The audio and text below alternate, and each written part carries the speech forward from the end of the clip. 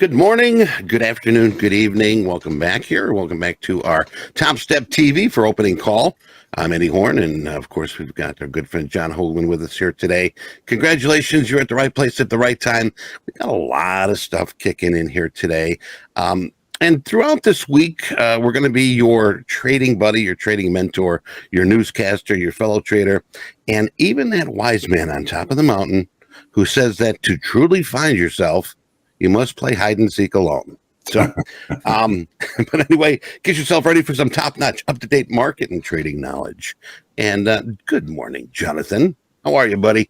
I'm doing okay, doing well. How's my buddy Eddie Horn doing? I'm doing good, John. I appreciate everything we got going on here today, and we got a lot. Power player. We've got Deanna with us today. We're going to have Jason Jenkins. You've got group coaching, and our coaches. I know they're going to be doing some stuff here for the evening session. So let's jump into the news here and fire up the machine. What do you say? Absolutely. Let's do it. All right. U.S. stock futures edged lower today as investors saw quarterly results from those tech giants, Microsoft and Alphabet. Now, one of the things here, the Alphabet did take a dump, but the major indices closed higher yesterday. U.S. Treasury yields eased off their Monday highs. The NASDAQ composite rose 0.9, S&P 0.7, and the blue chip up 0.6%. Mentioning that we've got a lot of things coming out today. Microsoft took the honors yesterday, reporting the quarter earnings for the tech company counted for the bulk of the S&P 10% year to gain. But like I mentioned, Microsoft stock rose about 4% pre-market, while Alphabet fell about 6%. Also, our friends in China announced plans late Tuesday to boost the economy. So they pulled out the checkbook and they're issuing 1 trillion yuan. That's about 137 billion George Washingtons of sovereign bonds designed to support the rebuilding of the disaster hit areas of the country and improve general infrastructure. Wink, wink. But anyway, Johnny, what do you got for us?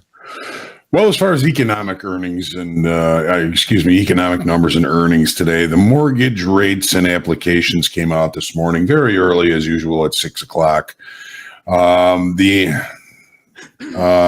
average rate went from 1.7% to 1.9% in the last week. A lot of folks really focusing on that 8% mortgage rate, which will not be a good thing. The applications last week, they dropped by 6.9%, but only by 1% in this past week. So 2 weeks ago, 6.9% drop, only 1% drop this time. As far as the economic numbers still due out today at 9 o'clock, we've got new home sales. The Bank of Canada is due to announce their rates. They're expected to maintain rates at 5%. Of course, we have the 9:30 EIA Petroleum Status Report. They're looking for a 239,000 barrel boost after the API, I think, announced a little bit more of a drop yesterday. Let me see what I got here. 2 million barrels. Yeah, 2.67 million barrels. So a drop by the API last night. We'll see what the EIA says today. We've got Powell speaking at 3:35 today. Now, he's going to be speaking at the 2023 Moynihan Lecture in Social Science and Public Policy in Washington. He will probably not be discussing economic policy during that time. So, as usual, there's about a 2-week moratorium for Fed speakers, all of them, to be talking about policy before the FOMC meeting, which is a week from today. Right. As far as earnings are concerned, some mixed numbers this morning. T-Mobile beat on earnings per share, but misses on revenues. Boeing, same thing, misses on earnings per share, but beats on revenues. ADP also mixed numbers. CME Group also mixed numbers. And the big ones we're looking for today, of course, Meta and IBM due out after the close. So we've got all of those things to be looking forward to. All right, Johnny. What you covered the oil, so I'm going to skip over that. But have you heard about this pilot in Alaska? This is goofy. Yes, if you're flying in Alaska, be very careful. Check your pilots. Make sure they're not doing mushrooms. Yes, psychedelic mushroom. But anyway, Joseph Emerson experimented with some psychedelic mushrooms, and it left him facing 83 counts of attempted murder because he was flying twice. He was flying on the mushrooms, and he was up in the air, and he decided that he wanted to turn the engines off because he thought he was dreaming. And it's a good thing he wasn't actually flying the plane. He was just catching a ride and decided, I guess, for the first time to take a whole bunch of mushrooms, and that kind of freaked him out a little bit, I guess. Yeah. So be careful. Be careful when you're flying Alaska Airlines. So anyway, it's going to be a big day today. A lot of opportunity. I'm hoping. But let's get to the charts. Let's see what Johnny's got for us in the charts. Johnny, what do you got for our contestants? All right. So starting in the S&Ps, and of course, our goal at this time is to try and find accurate context in the marketplace. Sometimes it's easier than others, but I think we do a really good job of putting context over these markets. And, of course, risk management is always top on our minds, as well as patience. So in the S&Ps, we're seeing a bit of a consolidation above an important inflection level. That 4240 level was rejected on Monday, rejected during the session yesterday, getting another test perhaps in the session today. We keep losing volume down here, which is not encouraging in either direction. The market seems to be seeking new data. That's what happens when the market is seeking data. It kind of falls into range-bound, low volume. We lost 4,600 in open interest yesterday. On an up day like yesterday, ended up sort of being, we might look at that and say maybe some short covering came into the marketplace. We've been a little bit concerned about being a little bit too short to continue this move to the downside. We got a little bit of relief from that yesterday.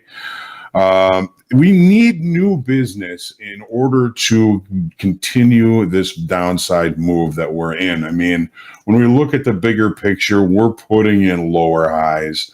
We're putting in lower lows. We've got some pretty stiff rejection below that weekly kickoff here on Monday, which may end up kind of giving us some excess to lean on down below that. Price got too cheap and was swiftly rejected. Sellers backed off.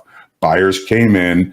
Those buyers aren't really present now. So I don't think that there's any major decisions that have been made at this important inflection level. Last week's low, 42.43.50.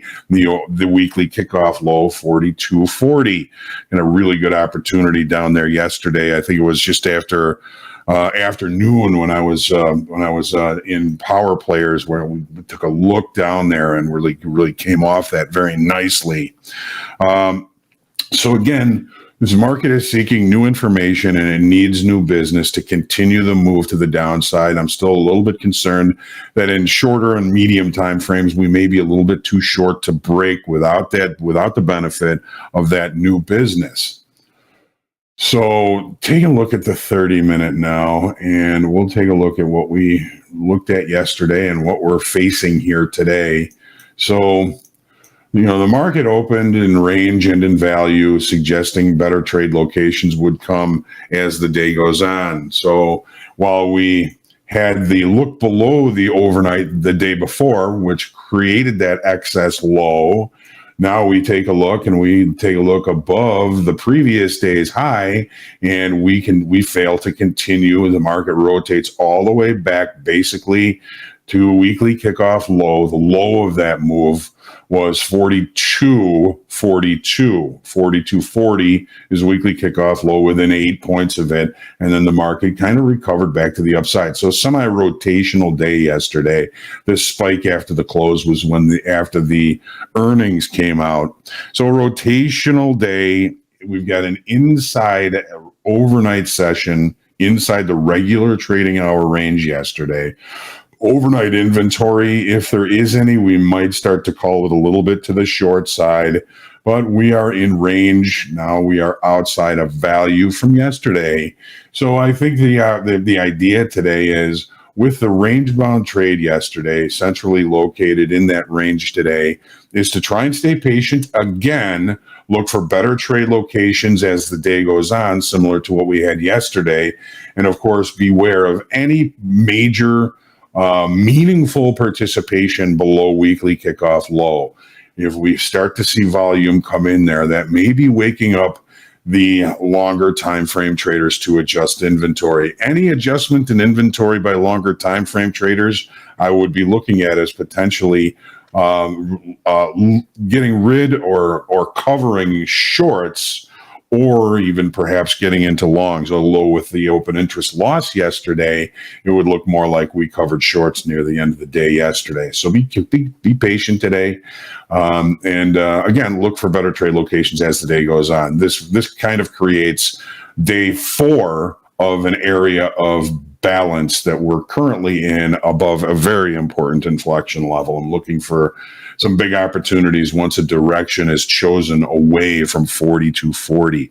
I don't see that it's become magnetic yet. It's been more repulsive, if you will. I mean, we repulsed below it. We rejected below it. We continued higher. We traded back to it, back away from it, back to it, away from it, back to it. This is rotational trade.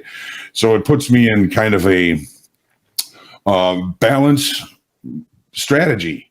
I'm looking to buy against the low. I'm looking to sell against the high until proven wrong. Any substantial and meaningful breakout outside of the range here so far, basically for this week, is something that I'll be monitoring and potentially going with. So range bound, fade extremes, breakouts, go with. The profile yesterday, normal variation, neutral day. This market may begin to start to seek new levels, new areas to facilitate trade.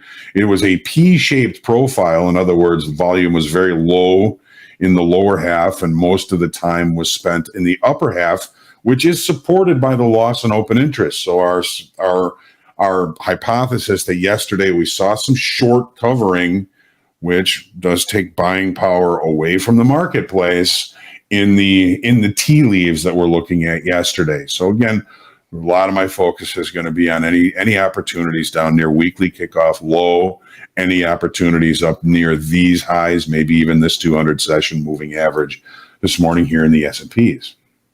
All right. What do we got in the NASDAQ?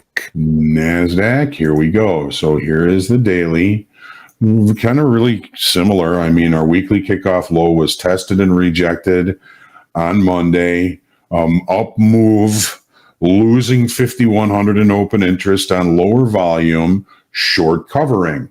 Short covering does take buying power away from the marketplace. If you think about it, if I'm short and I want to cover, I have to buy. That's going to take some of that buying power away from the marketplace. So volume lower, open interest lower on an up move. This isn't a very good upside auction. It's more of an auction that says, well, let's take off some of our shorts and take some of that money out, and then we'll see what happens from there. Again, we've got an inside extended trading hour range here in the NASDAQ. Again, really just no decision. Excess exists on both extremes of the current area of value. Excess on the low here Monday, excess on the high here Tuesday. Take a look at the 30-minute.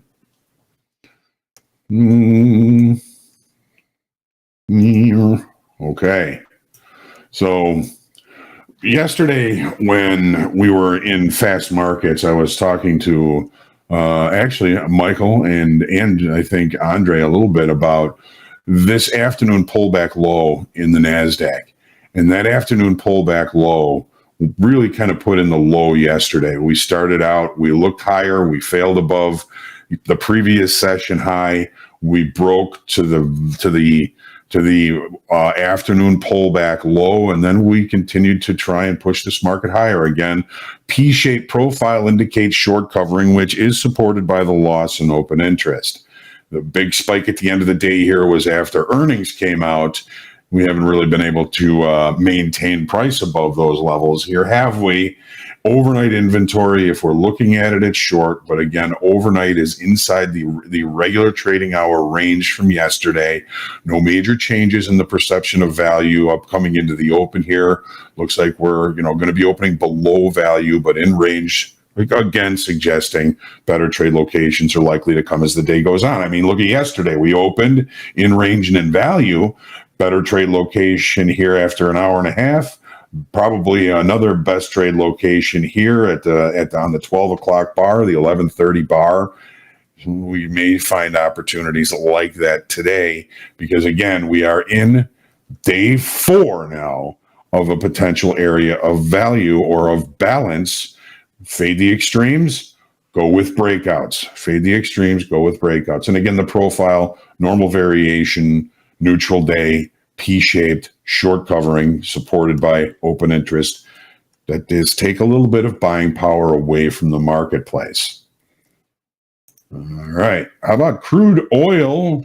Oil. Hanging around that settlement line, back and forth and back and forth. Yeah. So, I mean, on the daily chart, we've seen a pretty decent pullback here. So far, Friday, we left excess at the high. Two really good down days. Yesterday, we broke out below an important inflection level, that $8,500 level, $85 level on higher open interest. We lost on higher volume, I should say. We overall lost about 5,100. Hold on. We lost about 10,000, in open interest, but 6,600 of those were on the expiration of the November market. So one thing, we had higher volume. Another thing, we actually lost open interest on a breakout to the downside, which has now created 1, 2, 3, 4 points of contact on a trend line here. We know people that are basically depending on trend lines like this for their opportunities, and it may provide one for them today. Onto the 30-minute chart here.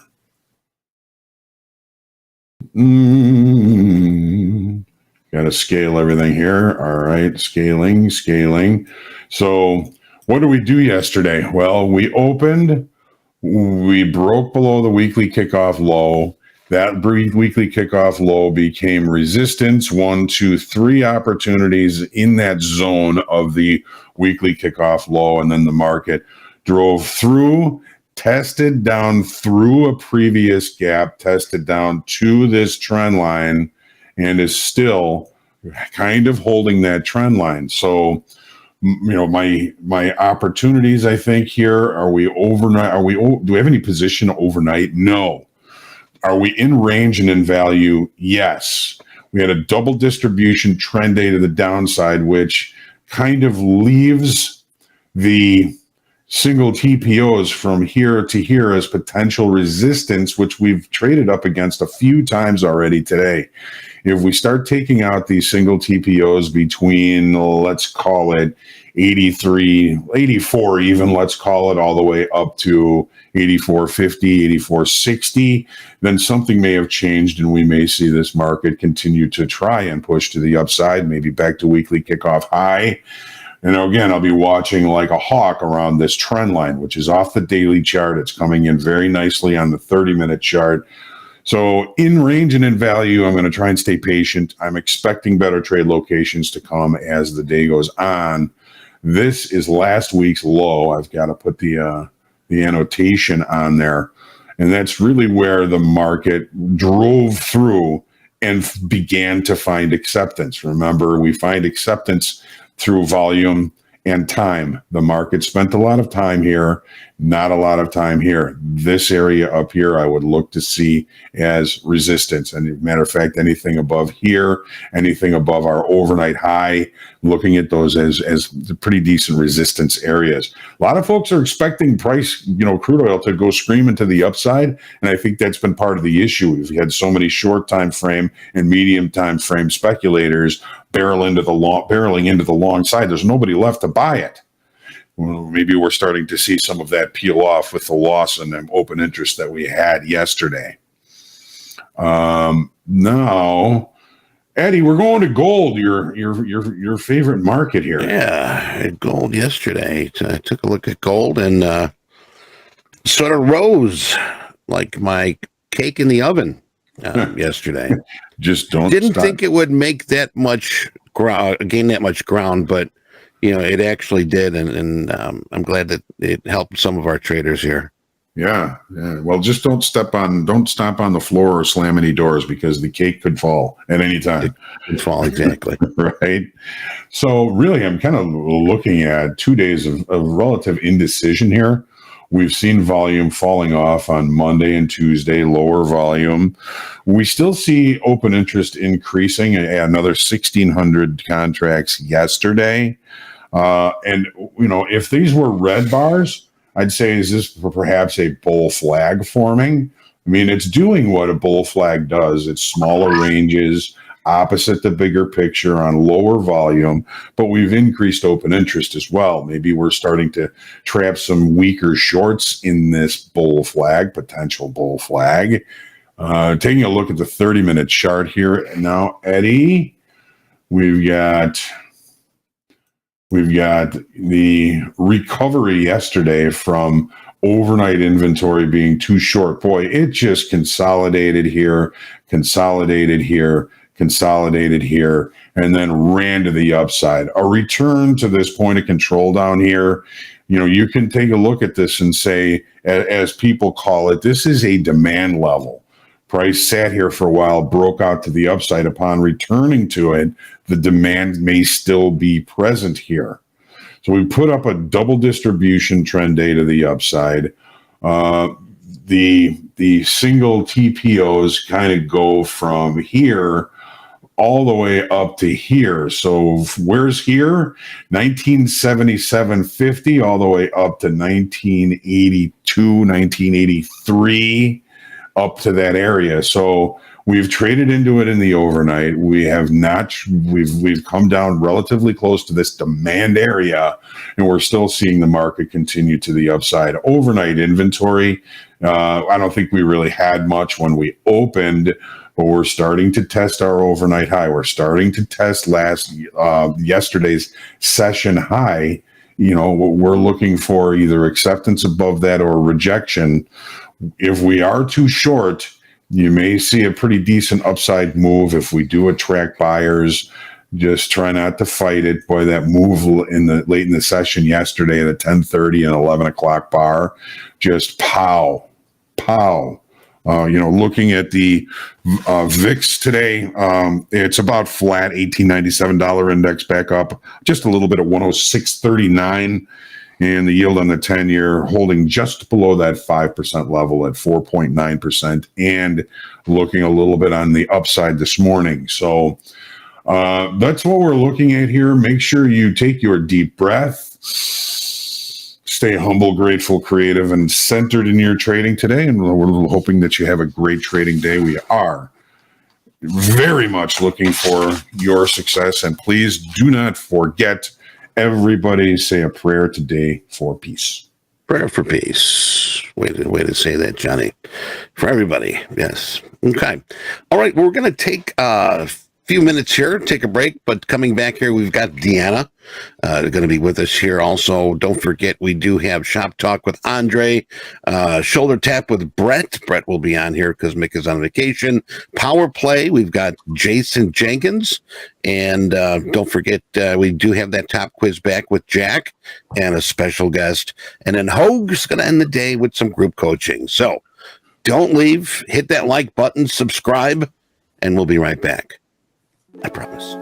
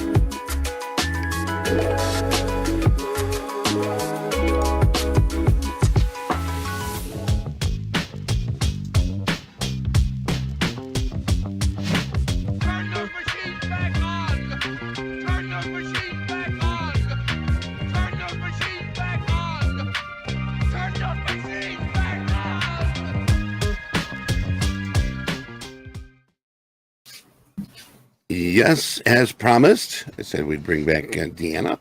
And of course, we got Michael. Good morning, Deanna, and good morning, Michael. How are you today? Good morning. Good morning. I'm feeling pretty well. Mike, how are you? I'm doing great. I just got off. I was just talking to you guys about it. I just got off 5 days of involuntary digital rehab. So I feel good.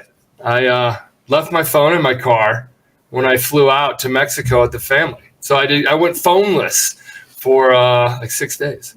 It's like Commando, right? It's like Commando, exactly. So free. I'm so freed. There you go. What do we got cooking today? Opportunity? Hopefully we do.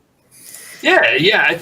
Deanna, exciting. What do you see in oil today? I know we got to get the horses in the gate. Yeah. And a couple of minutes. Here's Yeah, crude. I mean, we've got a couple of things on crude today. We've got the Canadian rate decision, obviously, so that is closely connected to crude oil, as well as the inventories. So we need to be patient a bit. I don't really like trading into those kind of events anyway.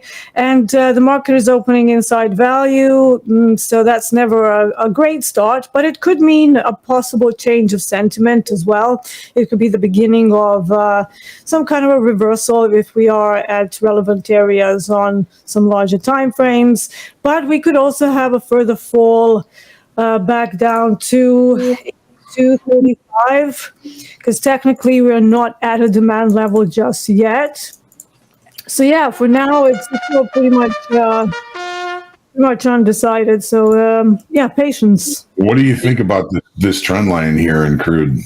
Yeah, I mean, it does line up. It does line up with something that I call a Q point. I like to take a swing extreme and then to sort of divide it in 4 different equal parts. And then I take the bottom and the top Q point as my levels of interest. Usually they have some sort of a demand overlapping there as well. But right now the demand is actually much lower down. Just lower than that. Okay. Yeah, right. Exactly. So anything can happen. We could test lower, and the open sentiment is not really telling me much because we're still inside value. So we could end up in a range bound day. It really depends. Johnny, what levels do you have around here in the NASDAQ? All right. We're We are opening range in play right now, just opening up. Michael, if you remember yesterday when we were talking, I was looking at this afternoon pullback low yesterday. We got pretty close to it before we started recovering and closing back to the upside. So our overnight low today looks kind of tasty for me. Which is what? Which is the overnight low last night was 713.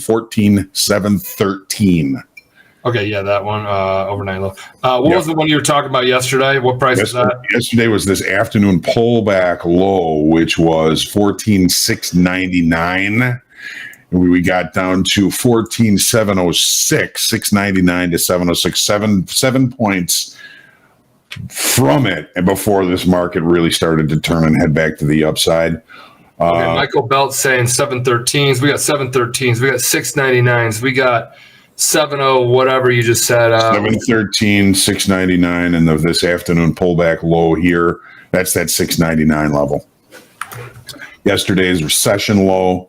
706. Right, yeah, we're right here right now. So right. So what I'm looking for is, if we take out the overnight low and we can't maintain price below that, that can be a long. Right now, I'm not buying it. Opening range is the dead ass high of the session. 6. The low of the opening range, 725. 725 opening, low of the opening range. Right. So where's our overnight low? 713. So opened, broke, took out the overnight low. I'm not buying it now. Well, it's also opening below value inside range, and that tends to increase the probability of a further downside unless the market goes up and accepts value. Right. So, if there's no value acceptance, then it's just down, down, down. Deanna, we've been talking about that quite a bit lately, right? We have, yeah. It does. The open sentiment of that sort does really help with the directional decisions. Not every day, obviously, it's not as clear cut, but it can give you a little nudge in the right direction on certain days. Yeah, so we've got opening range of the high of the day, rejecting range from yesterday, opening below value. I mean, right now the nuances are for continuation to the downside. Look at all the XFA folks that are short right now, big time in the money, up $2,000, up $2,000, up $2,000, up $2,000. They're all about short. In the Nasdaq, the 14,741s. We got Ruben twice. Okay, I don't know why that is. Shorts.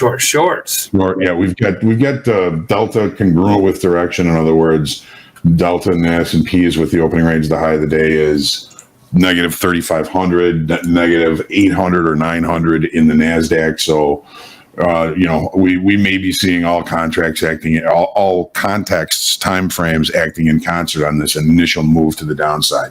We're coming up with Friday's close, John. I noticed that. Isn't Friday's settlement at the that would be here area?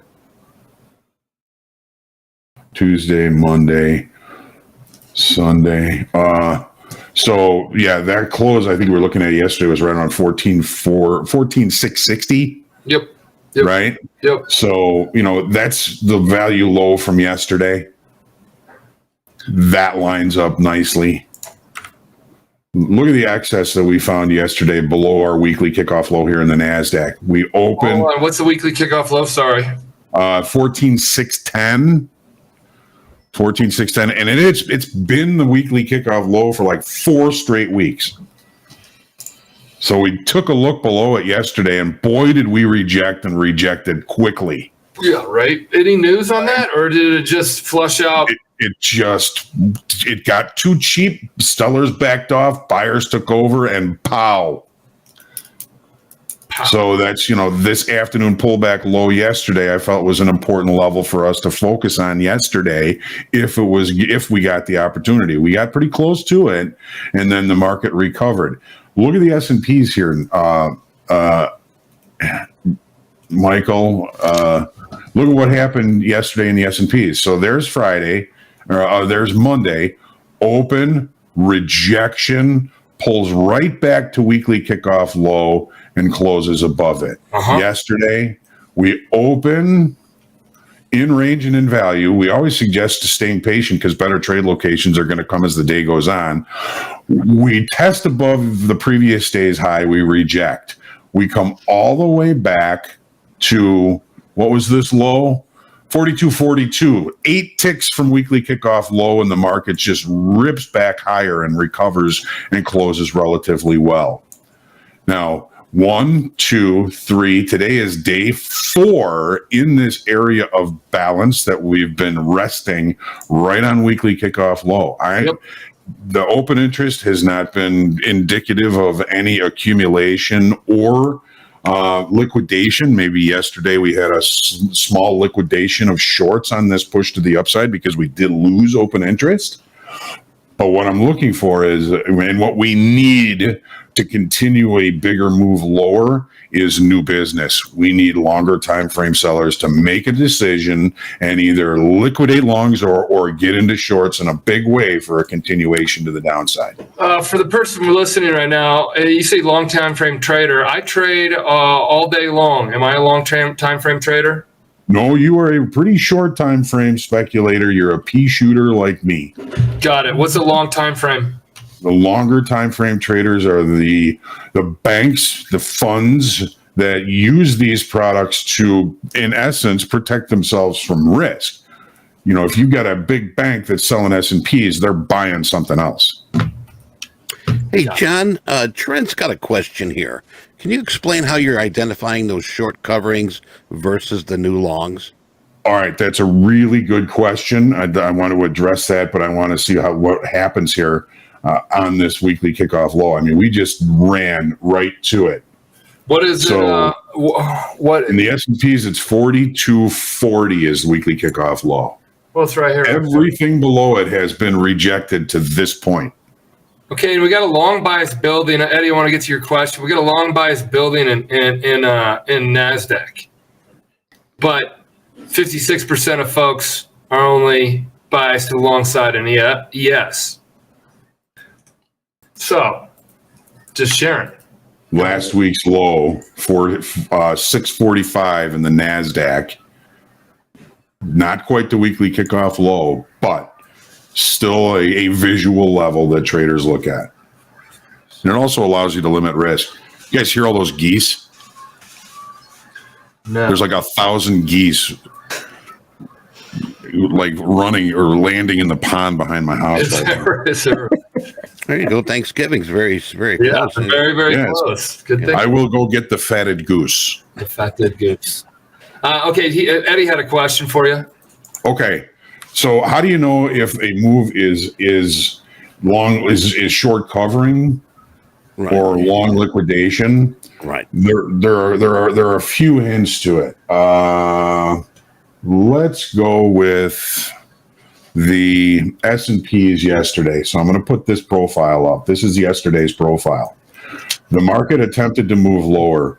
The value is up. What profile is that, John? Sorry. This is yesterday's regular trading hour profile in the S&Ps. S&P. Got it. Right.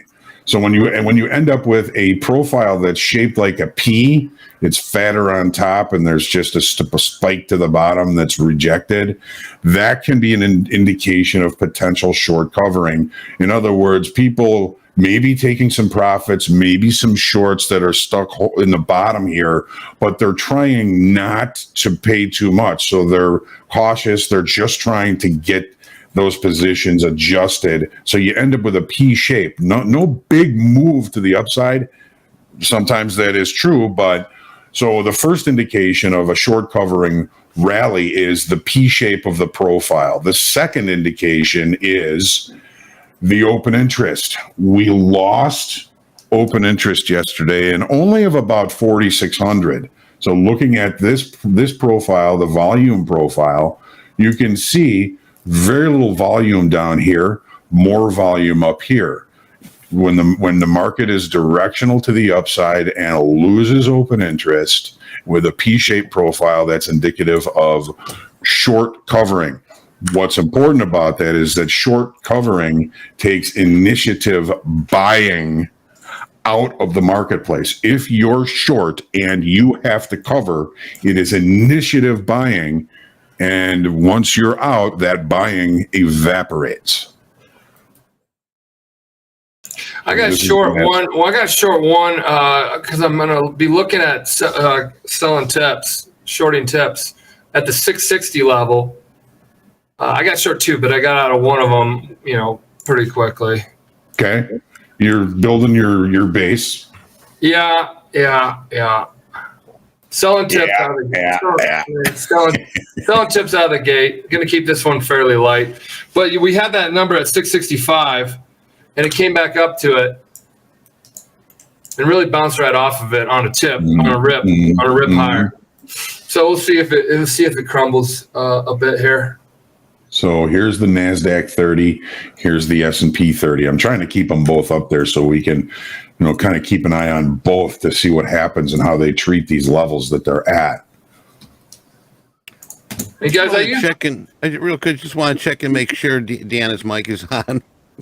Yeah, it is on. I'm just looking at the charts and stuff and trying to map everything out. And because obviously I don't look at NASDAQ that much, so I'm just kind of having a look to see whether I've got something there. And sometimes I get a little bit obsessed with that, and then I just look autistic, and I'm just like. Just checking. I'm here. Don't worry. I'm here. I'm just Still alive. The focus to do this is difficult when we're on screen. Here's crude oil. So, Deanna, we're still just kind of hanging out inside of value here. Nothing's happening. Nothing there yet. Yeah, nothing. Well, equities are starting to move nicely, and I do have a level in NASDAQ, which is my average daily low exhaustion. It's like a range, average range exhaustion areas, and that's at 145.85 half.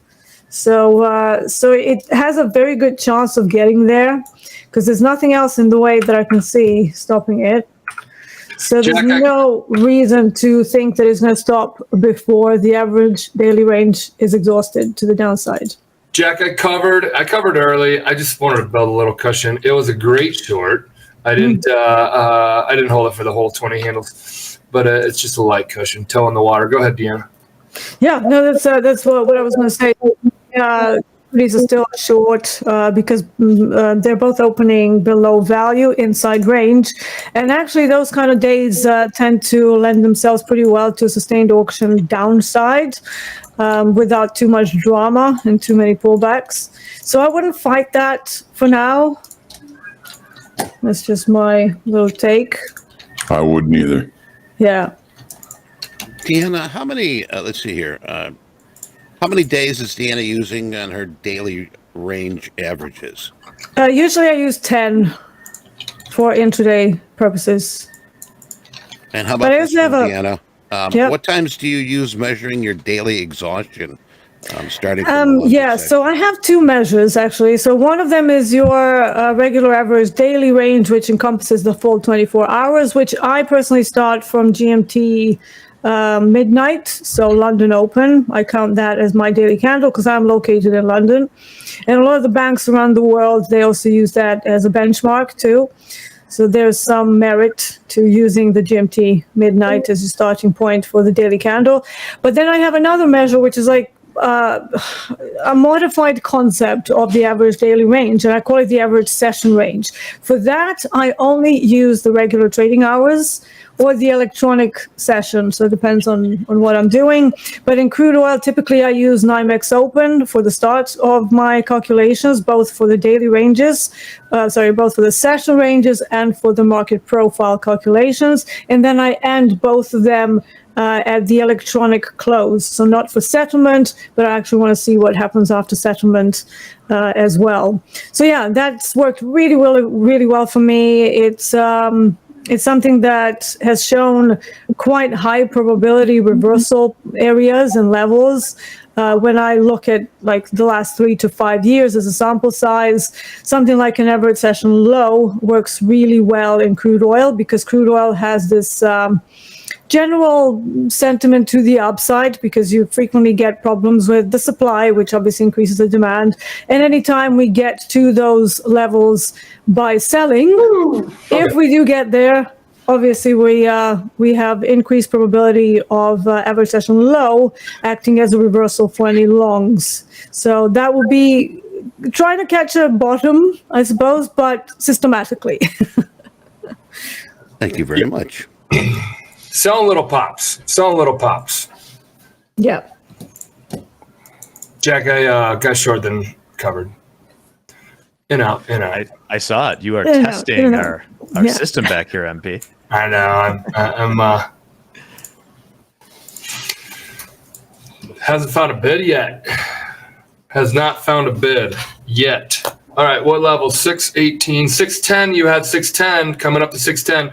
You're sitting your 40s ripped through 40s like butter on your S&P 4240s. Yep, and the opening range is still the high of the day, so I'm not looking for longs at this time. I'm looking at what it's going to do around the 610s if it wants to. Excuse me, if it wants to keep going. Where do we get the 610 number again? What was that? 610 is weekly kickoff. Oh God, that's a banger of a number. Yeah, that's a biggie. Speaking of biggie, Double A just passed the 50K combine. Good job. You're done. They're gonna go biggie small. Yeah, I thought for sure we were getting that. I thought so. The only freaking reason I did not take that opening range in the S&Ps is because I wasn't able to connect to the live account. Yeah, I know. Go figure. I'm taking a quick long. It's just gonna be really, really quick. If it comes down to 05s, I'm out. But it's your 10s, your weekly kickoff. Right. We've sold off. There's your 10s. Hit right on it. Yep. Hit right on it. Did you guys open up your weekly kickoff email? Did you open up your weekly kickoff email? It says the levels in there. Just they're good to know. They're good to have. So far, I quickly got 20 handles into this. Yeah, you got a nice bounce off that sucker, Got a didn't nice bounce off of it. And I will still see, because I want to see if this plays out. John's weekly kickoff levels have always been pretty good. And Deanna, you said scary correct or scary. Yes. Yeah. Sometimes, yeah, sometimes. All right, I'm out. Nice trade, Scary, Michael. I think I said scary good Very or good. something like that. Yeah. So it came right to it, touched it. You guys heard it. John mentioned it. He mentioned it 30 minutes ago. Mm-hmm. If you're Yeah, holding that was a nice trades longer, bounce off. if you're holding trades longer than I am today, you're doing much better. But I like the cushion I have. 17 minutes into the day, I may start upping some size because this is when I upsize it when I get to 700. And just a reminder, I'd like to thank Jeff also that coming up here in about 10 minutes, new home sales. Expecting around 680, just a little bit more than the previous of 675,000. So new home sales up here, top of the hour. I'll remind you. Yeah. Also, Canada rate decision is coming up around about the same time. Is Which is that? relevant. Yeah, it's relevant for crude oil because they're connected. Because Canada is one of the largest crude oil exporters, so it can be a little bit bouncy. I'll watch that also. Thank you for that one. Hey, John, this is the weekly kickoff level that you mentioned. And, it came and touched it. So Yep. it bounced off of it. Is it a huge move off of it yet? Not yet. But it's still an area of importance. We Yes. talked about areas of importance. We didn't call this a support level, did we? Gold No. heading up to the upside now. Gold's heading up to the Yeah, new highs here. It means probably the dollar is a little weak. So I like to pull back a few days. Let's go to the hourly. Pull back. Get another look. Stay fresh. Gold opened above value inside range, so this move would be pretty expected for gold. You guys can roll the gold. Roll to gold if you like. I did trade gold, just not recently. It's a bit, I don't like it recently. I did trade it yesterday purely because there was that mean reversion that went straight to value. So that was too juicy to pass up. But it's pretty range bound for a lot of the day. So I just got bored of it for this particular month. We had some good calls here in the chat. A lot of traders that are trading gold were looking for this move north. And we're seeing it pretty decent here. So hopefully that you took some profit on that. Yeah, let's when we're talking about gold, let's move to gold. I got nothing. Yeah. I got There's it. enough space. There's enough space here on the upside to go all the way to 2002. Yeah, there's a 'Cause naked that's money my- control up there around 2001. Okay. Yeah. Weekly kickoff high is 2010. Okay. I have an average session range high and average daily range high from 2002 all the way up to 2004, because they're obviously slightly different measures. They're not always at the same point. Depends on how much London moves. But today they just happen to be there, very similar. So yeah, whoever caught that move up, you still have some space there. Look at that. I am missing so much. FOMO. John, you're already getting the FOMO. No FOMO. No I know. FOMO. No, I'm practicing the joy of missing out. I finally able to get my teeth into an opening range trade, and I can't trade. What are you gonna do? There's always the next trade. Yep. Don't worry much. Always. It's an opportunity making machine, this market is. So don't go after everything that you think is an opportunity. Deanna may see something that I can't see. Hope may see something I can't see. You got to see what you can see. Talking to other traders allows you to see their perspective. But in the end, you're pulling the trigger. But no FOMO, no fear. Katrina, love it. Caesar's got a buy stop around the psychological 2000 level in gold. Keep an eye on that. Buy stop. So he wants to buy into that. Is that an entry? Yeah. I have a buy stop order in gold at That's a bit too late, mate. They would be buying the top there statistically, but good luck. Remember, guys, this is not swing trading. Intraday, these instruments that we're looking at, they are very double-sided, and this is why we like them. This is why Michael is saying it's opportunity, right? Because at any point of the day, if you sit down and you know what you're looking at, you're going to find a trade. But beware of buying tops at around statistical average ranges, because that's literally buying the top, and it might put you in a horrible position if this is not a single direction day today. Right. This is going to go right back where it came from. Speaking of right back where it came from, you're getting some opportunities in NASDAQ to, and John, you can speak on ES because I like to hear about ES, to get in on these little 10, 20 handle, little pops to stay in this falling knife. That level, right? Yeah, to stay in the falling knife. So it's not total reversal. I know somebody in here said, wait for the reversal. Well, if it's trending, if it's directional, then you want to, if it's a downtrend, selling tips. If it's an uptrend, buying dips. It's good opportunities if you think it's going to stay directional. Well, I like these levels because they're areas where you have knowledge of where the risk is. Yeah. If they don't always provide profitable opportunities, at least you can limit risk in and around. And I'm just noticing, here's the opening range from Monday in the NASDAQ. Here's the opening range. What's the low of that opening range? In the S&Ps, right to it. So, right to it. Yeah, right. You're right. So the NASDAQ is holding weekly kickoff low as an opportunity for longs. If with the S&Ps down here, somebody was asking, is this an opportunity for a long down here, or is it too heavy? Well, I'm not looking for longs because the opening range is the high of the day. We walked right through an important inflection level that has proven to be supportive several times. If I'm going to be looking for an opportunity, I want price to come back near that level so that I can use that level as a risk parameter and then look for a continuation to the downside. Now, we're getting some conflicting information here on the NASDAQ. The NASDAQ is holding that level. The low of that opening range, Michael, you were just asking, is 14,596.75, approximately. 96. Right. 14,596. Right. So, this is where Monday price opened. It looked around, it looked lower and swiftly rejected. Buyers came in real strong at this level. Are they still present?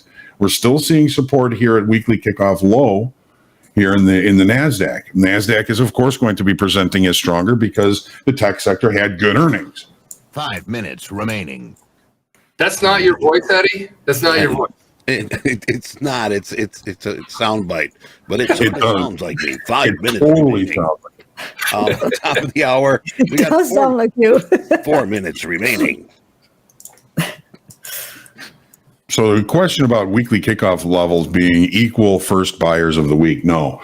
Weekly kickoff levels are levels that I calculate usually on Fridays after the close. It takes me quite a long time sometimes because they're based off technical levels, they're based off profile levels, they're based sometimes off of measured moves or technical patterns. Sometimes I use some tea leaves, and the rooster doesn't like it when I say sometimes it even involves chicken bones. Yeah.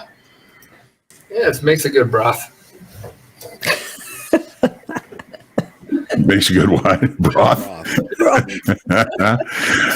Oh, rooster's like, don't say it. Don't say it. Oh, I don't like saying that word. Okay, so we're giving it a college try on this bounce.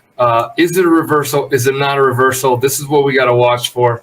We have the number coming up. Be careful if you're looking to get in a trade. I'm noticing we had another 500 to 800 people after the 30 minutes of the open happens. I challenge and all those folks that show up about 30 minutes after the open to tune in a little bit earlier. It kind of you get a good feel out of the gate. We talk about out of the gate. Just my little 2 cents before this number comes out. But to each its own on how you want to be a trader. How you want to trade. Okay. So John, we ripped through the 665s, and we have that volume node at the 55s ish. 55. You're right on it. Yeah, getting kind of curious. Well, it's 45s, 42s, right? No, I know. I'm saying you're right on that high volume node. Yeah. So 55. I'm looking at that one, but not now because 3 minutes till the number. I'm looking at that one as an area to possibly, depending on how. And guys, I watch the dome because I like the rhythm and rhyme. I like to get the feel for it, so that's what I'm watching the dome. That's why I do it. I've always watched the dome since 2002. Damn, that's 21 years. I just thought about that. I'm like, holy shit. I had that moment the other day. We have a friend who's around here, and we were talking about smoking and stuff. And I said, oh, yeah, I stopped a few years ago. And he goes, oh, when? And I said, 2018. And then I realized it wasn't 2018. It was 2008. I was off by a whole decade. And I was like, what the hell? I just lost 10 years of my life. Great. That happens to me a lot. Yeah. I mean, COVID put us in a wacky moment that there was everybody felt as though there was some warp speed that we did or backwards we did, in between time periods of life. Mm. No, James, not 1902. That would be more John's. John, I had to, Johnny. How about 1982? 1982. There you go. That was the year I graduated from high school. Yeah. I was 2 years old. 1972 was a good year. If you were into like some good rock and roll. Yeah. Good music. 1982 was the beginning of MTV when they actually still had music on it. Really? Hey guys, we're getting thin on the ladder or on the dome. I call it the ladder. Thin number coming out. Here's your 55s, John, up here. It's really thin. You can roll over to my screen if you want to do this. It's really thin. And you'll see how whippy it is. This is where you get your stops easily hit. So that's why I'm not a big fan of using or trading around this area, but I do like it from the short side right now. Oh shit, it's 80% long. I am looking to get short. It's 80% and the people are long as hell right now. I'm getting short. One. Do as I say, not as I do right now. You're coming in. The news is coming out here in less than a minute. I got to stop up here at 20 handles. I'm taking this risk. All right. I'm taking this risk. You got it. Right. Minimum sales here. Bank of Canada keeps 5%. Rates at 5%. Yeah, I got it. Yeah. 5%, nothing changed. Yep. And they're gonna blabber at the press conference in half an hour as well, I think, or in an hour. They're gonna blabber. I like it. Yeah, say a whole bunch of nothing in an hour. Okay. Yeah, I'm not sure I'm going to be trading before all of that is over today, so we'll see. Is that something really obvious? Once the inventories are done, then I may pop a trade in, but again, don't like when we have too many events. I like it when everything is done for the day, all the releases are over, and then I can look for my trades and not get caught up in stupid whipsaws. There you go, right? Got that short real quick. Low, it was up to my 55s. Oh, nice. Do as I say, not as I do. I traded on the number. I was up $700. I was okay being up $700 on a number that I really liked, and the whole world was long. Yeah. And Nice so one. it is what it is. Yeah. Yep. The whole world is long.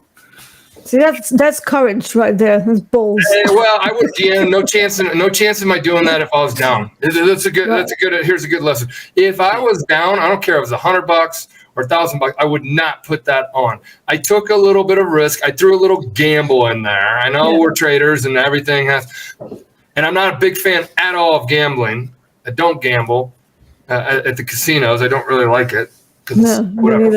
But yeah, if you trade long enough, it's not really something. Yeah, it's not a relaxing pastime. It's like this is like work. What the hell? Yeah, I'd rather I'm jonesing for trading rather than betting. Yeah. That was my little gamble. I was risking $200 on that. Actually $300. So you had a budget for the day to do a bit of a riskier trade, and it paid. That would be kind of like when I get out of the car and go into the casino. I usually have the money, and I leave my ATM card in the car, and then just play with that money. Yes, I was doing it right then and there. So Well, hey, we got new home sales. If you want to know about this one is way higher than expected. 759,000 versus the 680 they were looking for, and higher than expected. We should be taking this as a positive, bullish for the U.S. dollar. Nice. Good information. Thank you, Eddie, for that. Nice little tidbits, guys, that we get from Eddie. Jack jumps in here. We get these transitions that are in here telling us stuff. So this is all information. We'll bring you guys more breaking news. We'll bring you guys more besides with charts, besides what we're seeing. Hopefully you guys are digesting what we're sharing today. I think it's all pretty good stuff all the way across the board from gold to crude, S&P to NASDAQ. L short, great short. I took the short as well, you said. MP out here fading. I don't, Brandon. Reminder here, real quick, here inside a half an hour. Crude traders, we're going to have that oil inventories. So let's make sure that we're heads up on that. Yeah, Brandon, MP out here fading as a whole. I know you got an LOL in there. I'll just explain really quick. I don't fade. I go with the people that have a tougher decision to make. Majority of people, when you go with like 80% of people are doing something in the markets, you don't really want to go with those people. Typically, you don't really want to go with those people. It's not like, again, a democracy where it's like 80% of the people voted for this president. Doesn't always work out. A good way to put it. It's a really good way to put it, Michael, is I'm going with the people that have a tougher decision. Yeah. And we talk about that all the time, John. The good trades are the ones that are hardest to get into. And when you see a small percentage of people like, I like the lean on here. I'm leaning on that. I'm like, I like the 55s up there, the 655s. We just talked about a high volume node, blah, blah, blah. The only thing I didn't like was the number coming out. So there's that. So that was a check against my trading plan. But the check for my trading plan was that one, talking it out with you, John. And then also everybody and their sister was long. So.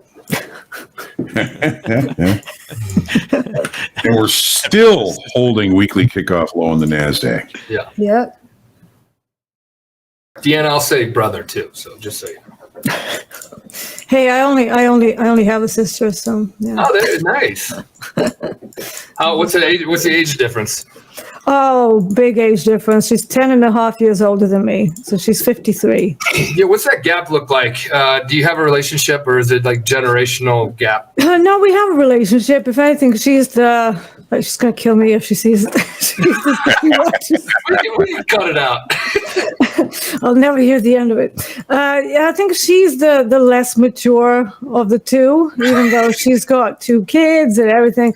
But she still plays video games and there's this crocheting and all that stuff. And yeah, I was the more ambitious one, always on the go, doing stuff like businesses, all of that. And yeah, she just enjoys her life. And we come from a pretty well-off background, and I think because she was the first kid, my parents gave her everything, like everything. Are you the baby? I am the baby, yeah. So it's just the two of us. And I think because of the big age difference, by the time I came along, Mom was like, we already made the other one survive, so you'll be all right.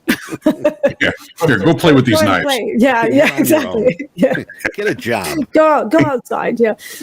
So, yeah, we are close. We do talk a lot, but we also argue a lot. So, yeah, typical sibling rivalry.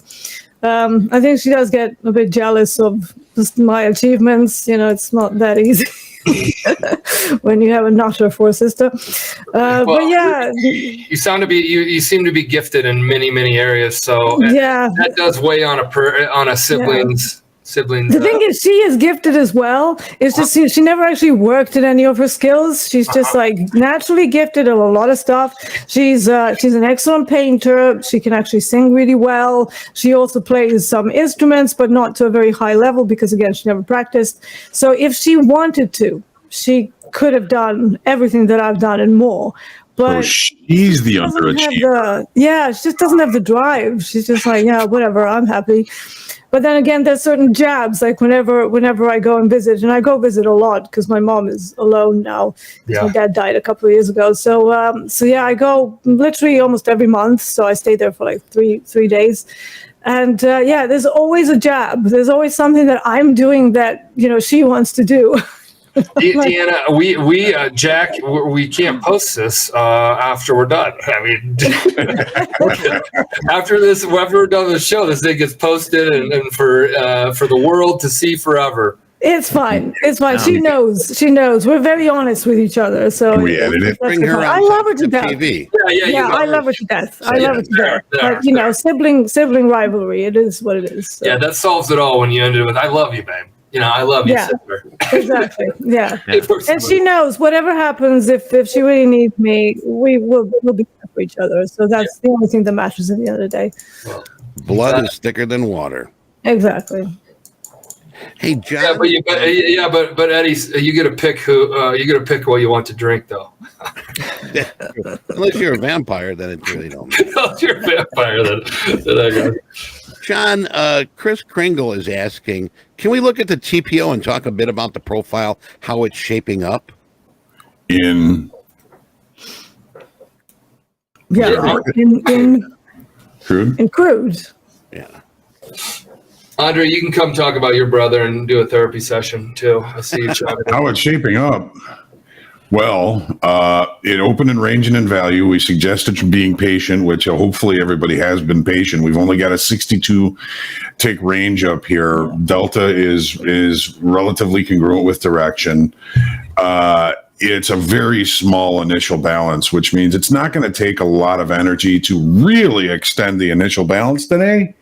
But I don't think we're going to be seeing much of anything till after 9:30 when this number comes out. But right now, All right. Go ahead, D.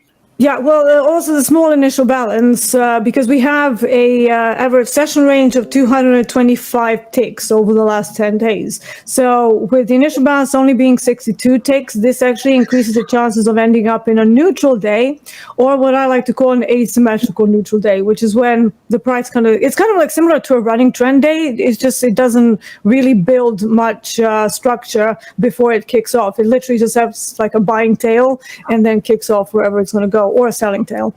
But because we're extending to the downside now, if it's going to go anywhere, it might go higher if we don't manage to stay below the initial balance range. And again, we do have the inventories, so it's still Right. very early days. But yeah, there's a very high chance that this ends up as a neutral day type, which means extensions on both sides of the profile, and ultimately a range-bound day, but one with a pretty nice range. So we might be able to play tops and bottoms, so using session highs and session lows as our turning points.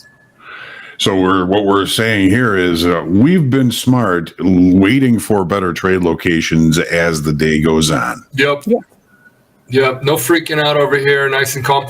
Now, when you're up money on the day, and I just want to talk about this because, like, you start to get into two things, in my opinion. I want to run this by John and Deanna. You're up money. Do you at what point do you start saying, I want to increase my size? I'm seeing it well, or do you start saying I need to protect and look to shut it down and go enjoy my day? It's like really because it's like a decision, like, or do you is it a P&L like milestone, or is it? No, for me, it's not a P&L milestone. It would be the number of trades that I've already done.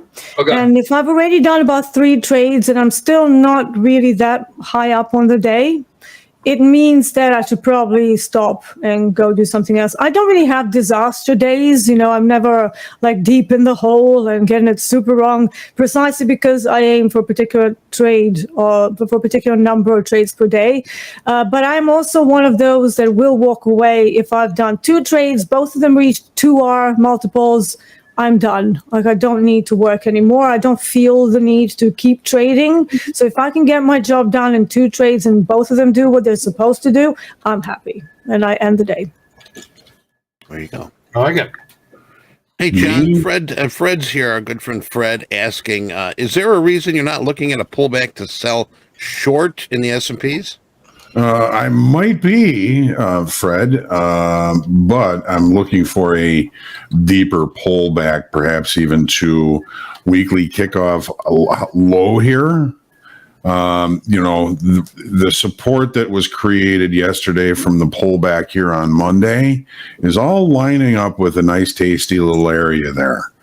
So that's kind of why I'm chilling, and just kind of the fact that I, wasn't able to participate in the opening range trade is of course a bummer, but I'm not going to let that upset me, and I'm not going to let it push me into something in the kind of fear of missing out realm.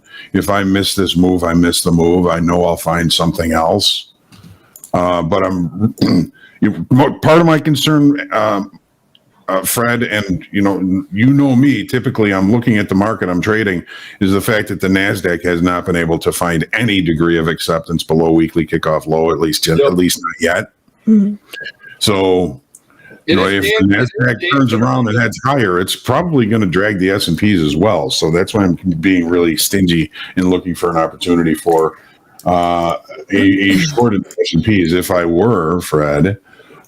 We've got a pretty toothy profile all the way back up to here, which is 4240, which is Toothy, John, toothy. Yes. Toothy. So you see high volume, low volume, high volume, low volume, high volume, low volume.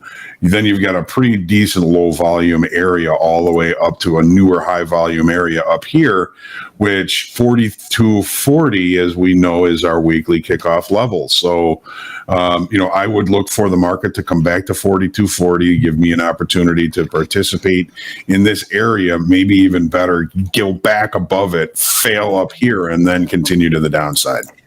Hey, real quick here, we got a poll in our chat, YouTube chat. What's your cue to quit trading for the day? P&L, numbers of trades, time restraints. Get your vote in there, and a little bit of all of it. Yeah, I love that poll. And if we do a third one, you could say all, or something like that. But like John just said, but yeah, that's great. What's it coming out at, Eddie? Thus far. Well, right now we've got 231 votes here. I might have a long in gold. Uh-oh. 68% P&L, 13% number of trades, and the balance time restraints, 20%. Got it. We got some alls in here too. Oh, how many options we can have? I'm long gold, 1987.9. Let's say 88. 88. So what happened is that we had a dive back to the initial balance, and also to the demand that is encompassing the value high where we came from initially for this move. So because it's such a massive move, I want to see if we can pull back the other way. And this is the reason for the trade. So it's not impulsive. The rest of my instruments are not looking right yet, but this makes a lot more sense to me. So we'll see whether this can do something. Not that happy with the entry, but if it doesn't work out pretty well, if it doesn't pull back up, I'm going to be out of it. So I'm not going to wait for -1R. As usual, we have the price velocity telling me whether I'm right or not. So we're going to wait for a minute or so. Let's see if it bounces off that bottom. It came down real strong. Yeah. I'm in with a couple of contracts now. Okay. Buying dips. Buying dips, yep. I've been selling rips, Deanna. Yep. That's There good. was a pilot that was doing trips on Alaska. Like to me, long gold, short equities on a day like this, when there's clearly some sort of a correlation between the two, you could say that it is a similar type trade, because gold up, equities down, buying gold, selling equities. It's very similar. So yeah. My actual demand level that I'm using for this trade as an orientation point is 1986. Basically settlement. Settlement, yeah. Yeah. And it's But exactly probably is that why it's your orientation point? So no, it's a couple of things. So it is settlement. It is a demand level that we started this move upwards from, and it's also around the value high from yesterday. So all of that usually brings another move in the same direction, especially when you have an extended move. So even if this continues, I would be very surprised to see it all the way down. But whether my entry is good enough remains to be seen. So 87.9 was my entry. So for now, I'm still sitting around the entry, which is usually a good sign. It means that I'm not totally off the mark timing wise. At least it's not running to your stop. Exactly. Yeah. And if it does, I just kill the trade. Like I don't even wait for it. I'm just like, right, I'm wrong. Goodbye. That's Right. very, like that very, too, you know. very Dalton-esque of you. Oh, really? Yeah, John, yeah, because just so those that don't know, Dalton is who? He is Jim the Dalton. godfather of market profile. that's There you right. go. The Godfather. Godfather, yeah. But he guys says, recommend you always have to put in a stop, but you should never hit it. You should know before it gets there that it's not right. Yeah. Can you guys recommend a book on that? Is there anything that you guys recommend? I love markets in profile. That was the one that Okay, here's the first one, right? Mind over markets. Mind over markets. There you go. If we want to throw a link to Amazon or something, I don't know. Markets and may help you. profile. Get right there, There you markets and profile. be on Amazon. Yeah. And my, John and Deanna talk about this quite a bit. I don't talk about it as much because I just leverage them and their knowledge because I kind of stay in my wheelhouse. I get too much going on. I jam up. this is actually signed by the author, James Ooh. Dalton. Oh. Uh-huh. Hey, congratulations, strong-minded guy. Today I passed my first Top Step 50K combine. Yeah. Nice. Way to go. Yeah. Yeah. Looking to see you on the list. Who's that? What's his name? What's their name? That was strong-minded guy. Strong-minded guy. Strong-minded guy. We update every day the funded traders and those that have the best P&Ls from yesterday, or balances, or total profits, See what happens, payouts. Yeah. Markets and profile. There you go. Thank you. Just to clarify, because this is gold and not crude oil, I can't actually keep this through the inventories because gold just doesn't really react to inventories of crude Yeah. oil. Yep. So I've had some traders who come to me and they're like, inventories, I closed my gold. And I'm like, Yeah, that's got nothing. why? And they're like, oh, I thought it was a high release. And I said, yeah, for crude oil. So you need to know which release will impact your product as well. So do a bit of research on that. It really helps to know that's things smart. like that. You know, like you mentioned, Deanna, watching that Canadian number Yeah. coming out. Yeah. I didn't know that. I mean, that was Yeah. something I didn't know, but that's very good information. Yeah, and actually, if you look at the Canadian dollar chart and you look at crude oil chart, you will find it has a pretty decent correlation, positive correlation between the two.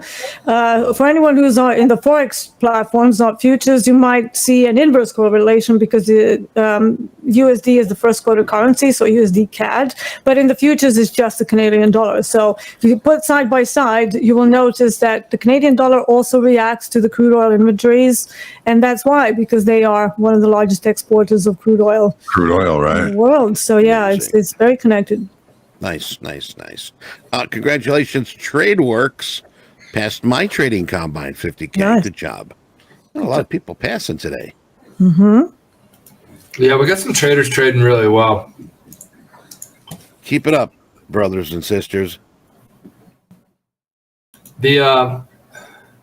About traders, we had some questions on tilt and talking about that, and I think we're gonna try to have a little bit of more of a focus on it, maybe next week or something like that. We're gonna email the whole community and say, hey, we're gonna be talking about how tilt could be added to your strategy if you wanted to use it. To each its own, again, but it's a pretty unique indicator, data set. That I do want the community to start getting. Why do I want you all to get good at it? Because we have traders that keep trading well, and they get brought up to the funded level, and they get brought up to the live prop level, and they're starting to crush it. I don't know what other companies do. I don't care, but I know we provide as much as we can to put you guys in a better spot. So hopefully you see that. Right. From Just Topstep. keep it running, and you know what we've got now. If we can, we got our hot streaks. Let's get our hot streaks up here. See who is en I fuego. love hot streaks. Uh-huh. Let's Is it at right 26? there. It is. All right. Wow, 26 day. Oh, we had a big fall off. Yep. Stevie Y, Steve Eiserman or Steve Yeager or Steve. 26, one more day, extending that record. 26 is the number. Very nice. George 15, Taylor 15, Kevin 15, Jonathan 14. Who was it that fell off? Was it Melissa Milano? Yeah. I thought I remembered it. Sorry if I just fudged your name. But I think it was Maximiliano. I think it was. Maximiliano. Very, very good. Thank you for saving my ass. Just you wait. I probably got it wrong too. Oh. Right. All right. There you go. And hey, coming up here in about 6 minutes, crude traders, get ready. Melissa Milano, huh? So crude is, as you can see, tested right down to that trend line off the daily chart and has taken a little bit of a bounce off it. It's going to be fun to watch this at 9:30 and see what happens. There are days on Wednesday's inventories when it's just a storm in a teacup, like a lot of ups and downs, whipsaws. Wait, what was that? Nothing. A storm in a teacup? Yeah, it's the same. You never heard that?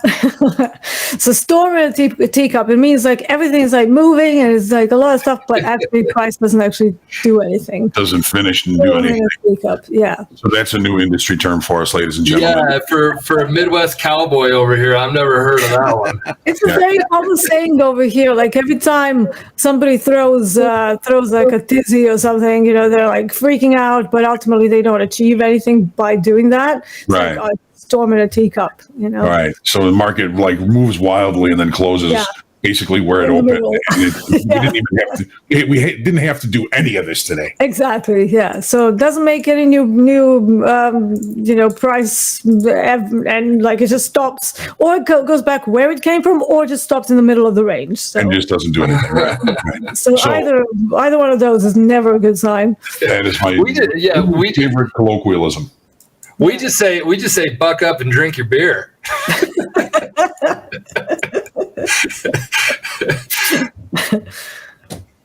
Just try not to step on any cow pies. Come on. Took it too far. Can't you take a joke?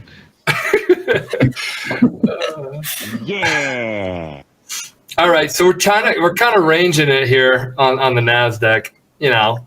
Short. Look at this. Look at the 5 minute on the NASDAQ. Yeah, that's what I'm looking at right now. I'm looking at it too. Yeah. When I say short, I'm just like on the there. 1, 2, 3, 4, 5, 6, 7, 8, 9, 12.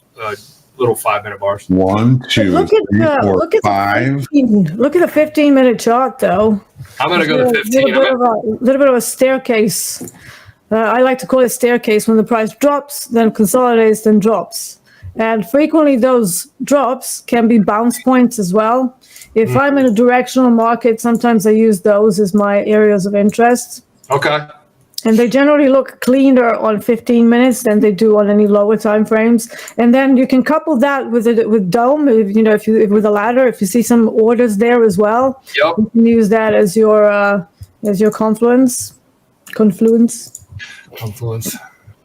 Inflection point is that? I don't ever use the word inflection point. I don't either. Yeah. That's something I use a lot. I mean, that's what I call weekly kickoff levels. They're important inflection points where decisions are likely to be made.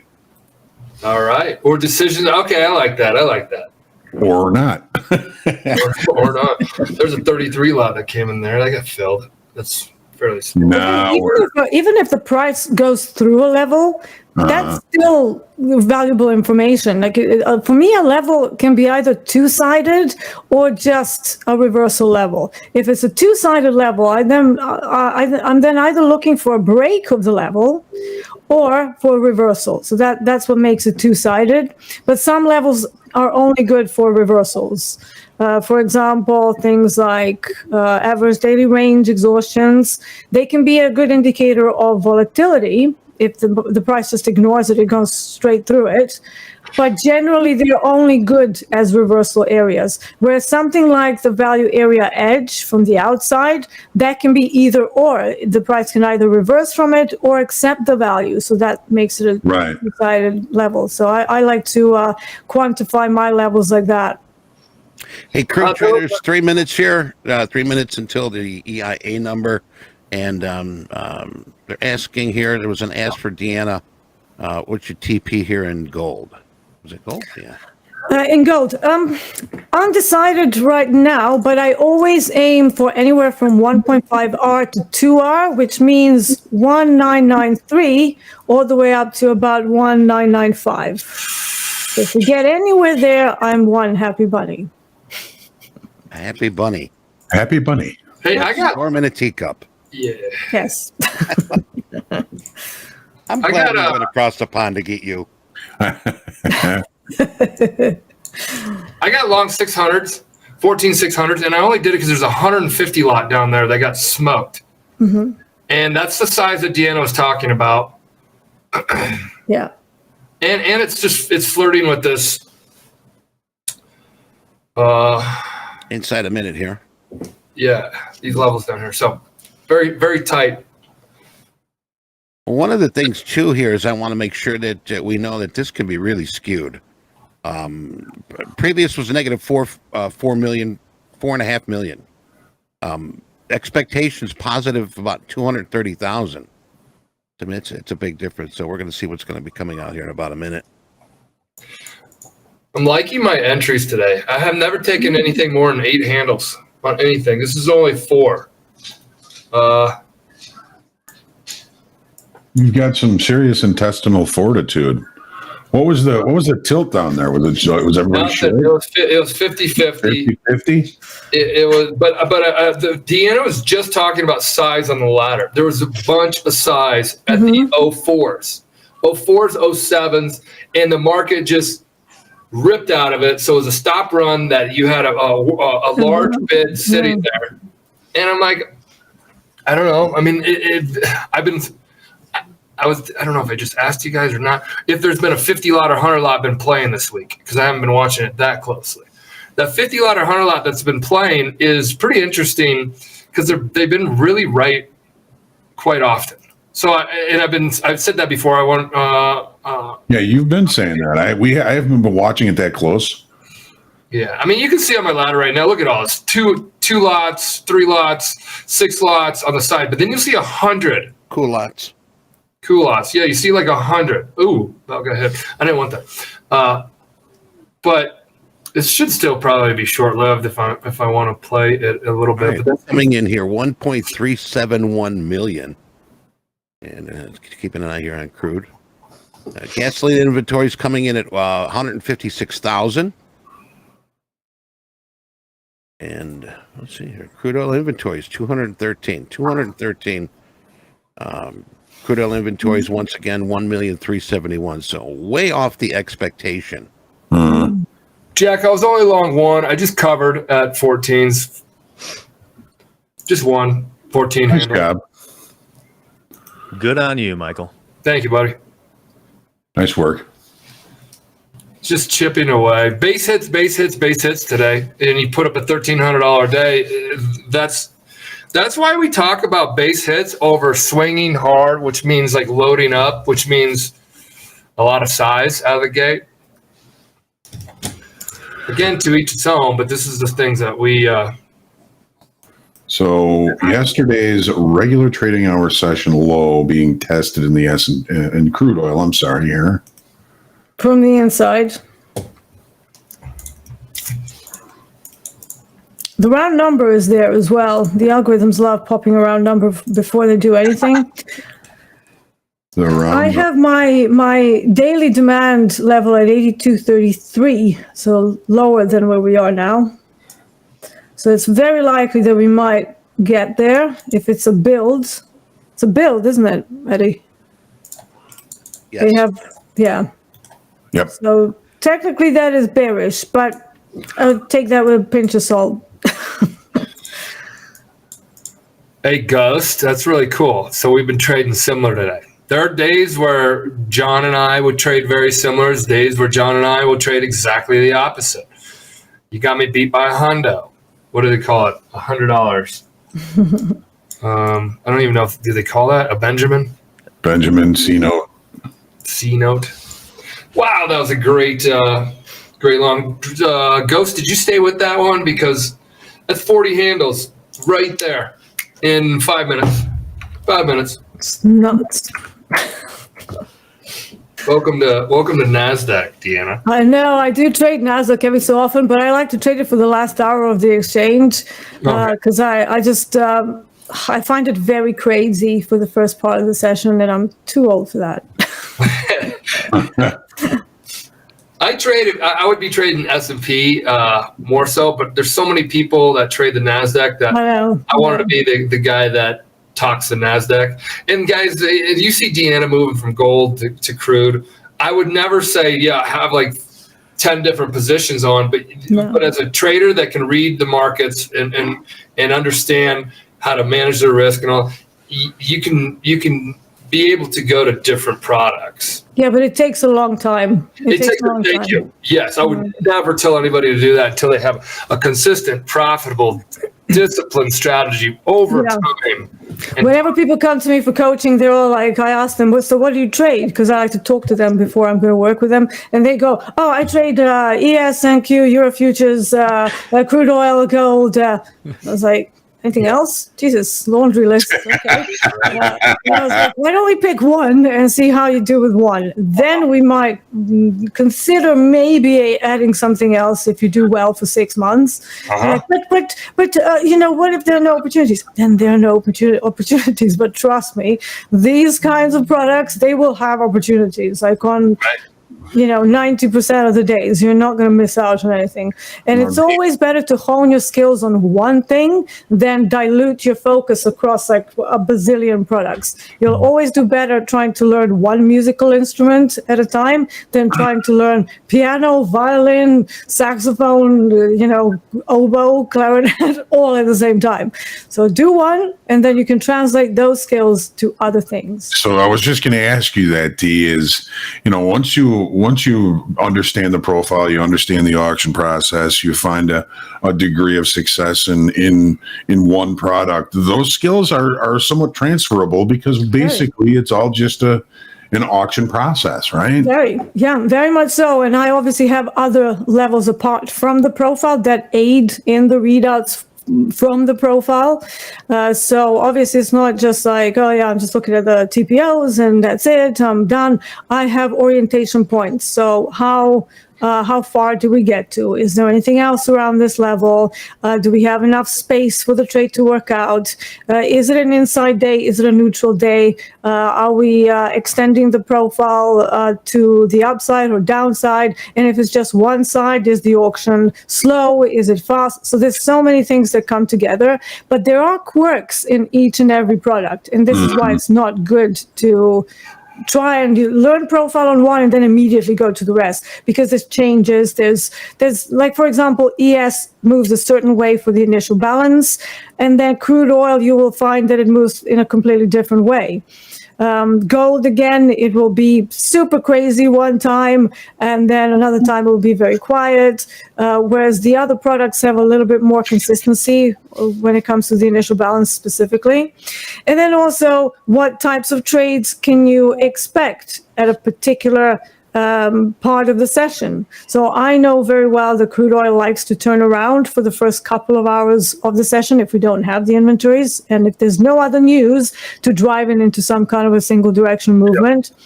I also know that gold likes to whip up and down quite frequently in very large ranges, which is why I'm in this trade right now. Anytime I see an overextended move in gold, that's usually a result of some sort of news or release. There is a very high probability that it's going to go back where it came from.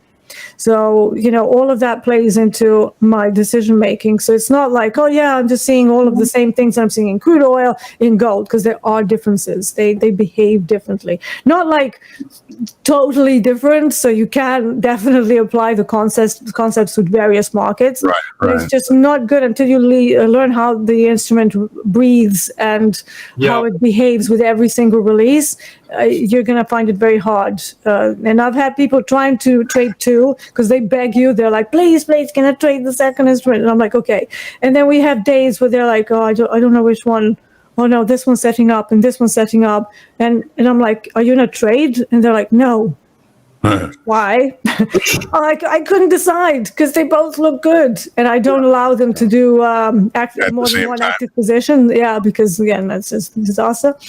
So they couldn't make a decision. Which one is the strongest setup? Which one has more chances? And I'm like, you see, no, let's do it my way. Let's go back to one, and then we can talk. Going back to one, somebody said in here, it's better to be a master of one than a jack of all trades. Right. Yeah. Well, hold on, Deanna, hold on. That used to be again, I got to go back to my roots. As a country kid, I'm like, I can do everything, but I'm not a master of anything. And I've always said that in my life. And I'm like, my wife would be like, how did you do that? You fixed the bathroom sink, blah, blah, blah. And then, oh, you did this as a trader. Oh, you started a company. Oh, you can do this, blah, blah, blah. Okay. So I've always said that. And I'm like, jack of all trades, master of none. I'm just jack of all trades, master of none. So now I'm on a flight with a buddy of mine who's actually our corporate attorney. And we're going to Bandon Dunes. And I'm sitting next to him. We both have drinks in our hand. And I'm like, said something about that, and I'm like, dude, I'm just a jack of all trades, not a master. I'm not a master of one. He's like, dude, do you know the whole line? I'm like, what? He's like, the whole line is a jack of all trades. It's better be jack of all trades, master of none, but oftentimes better than a master of one. And I'm like, what?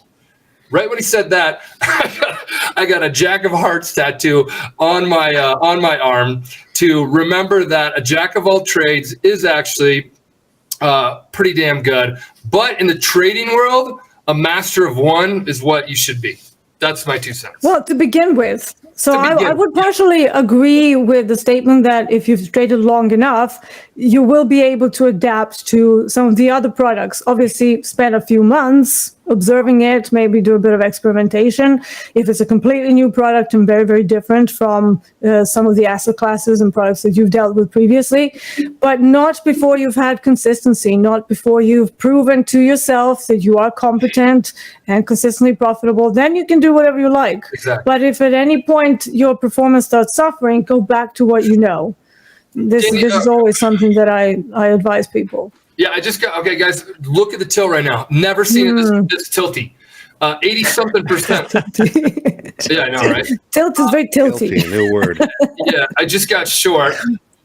I do want to get short another one, but I took heat on it. So 90% of people are short.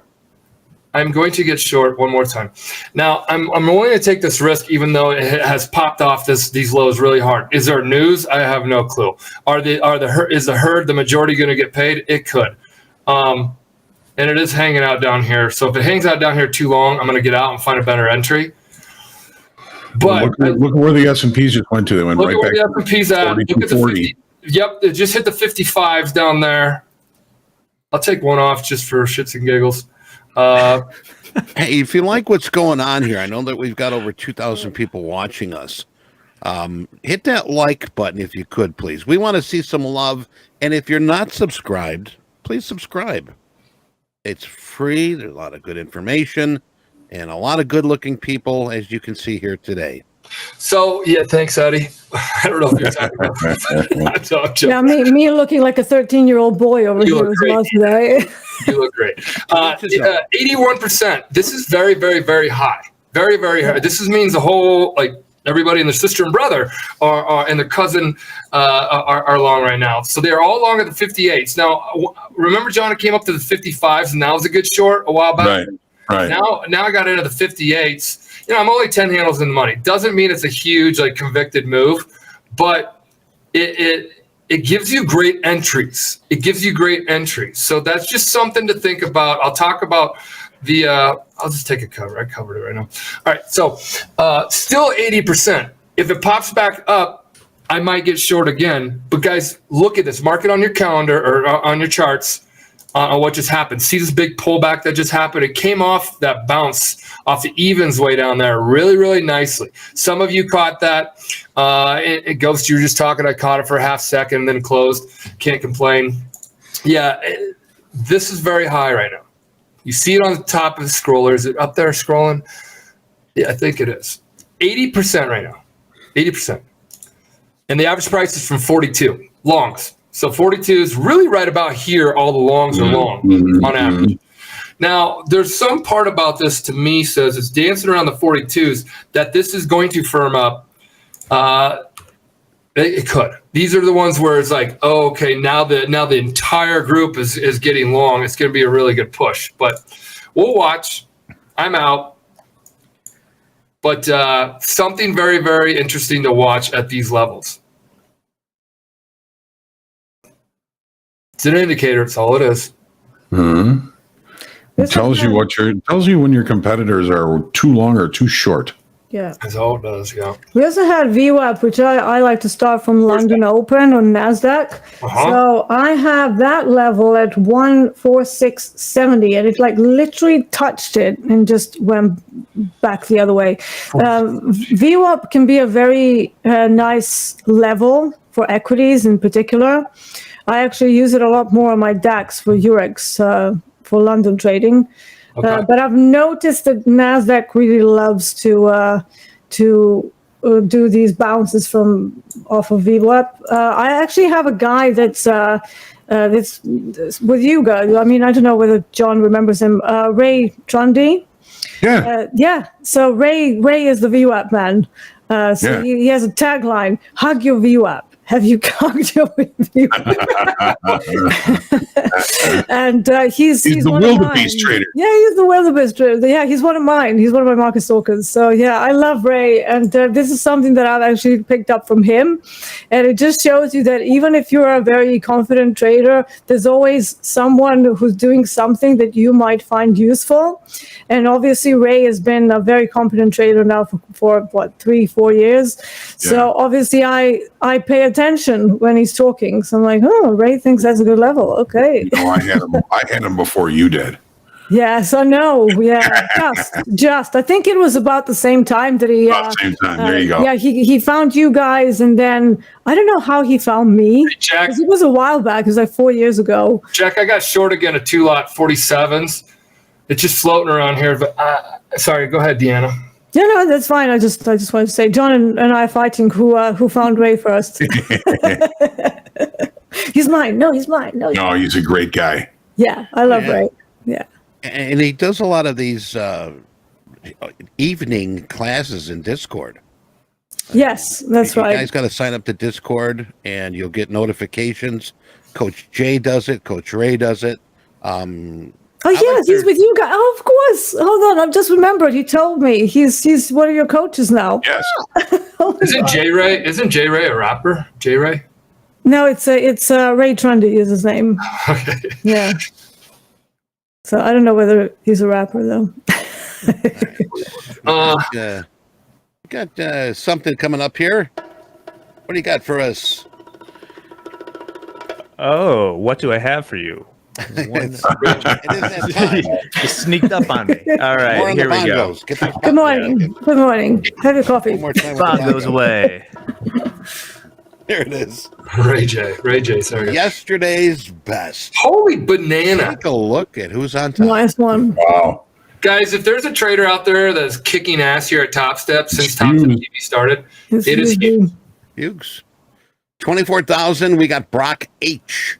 20,000. That's a damn good day. Pradeep with 10K. Michael T with 10K. And Jamie, number 5 at 10K. This is nice. This is really nice. Hughes is live.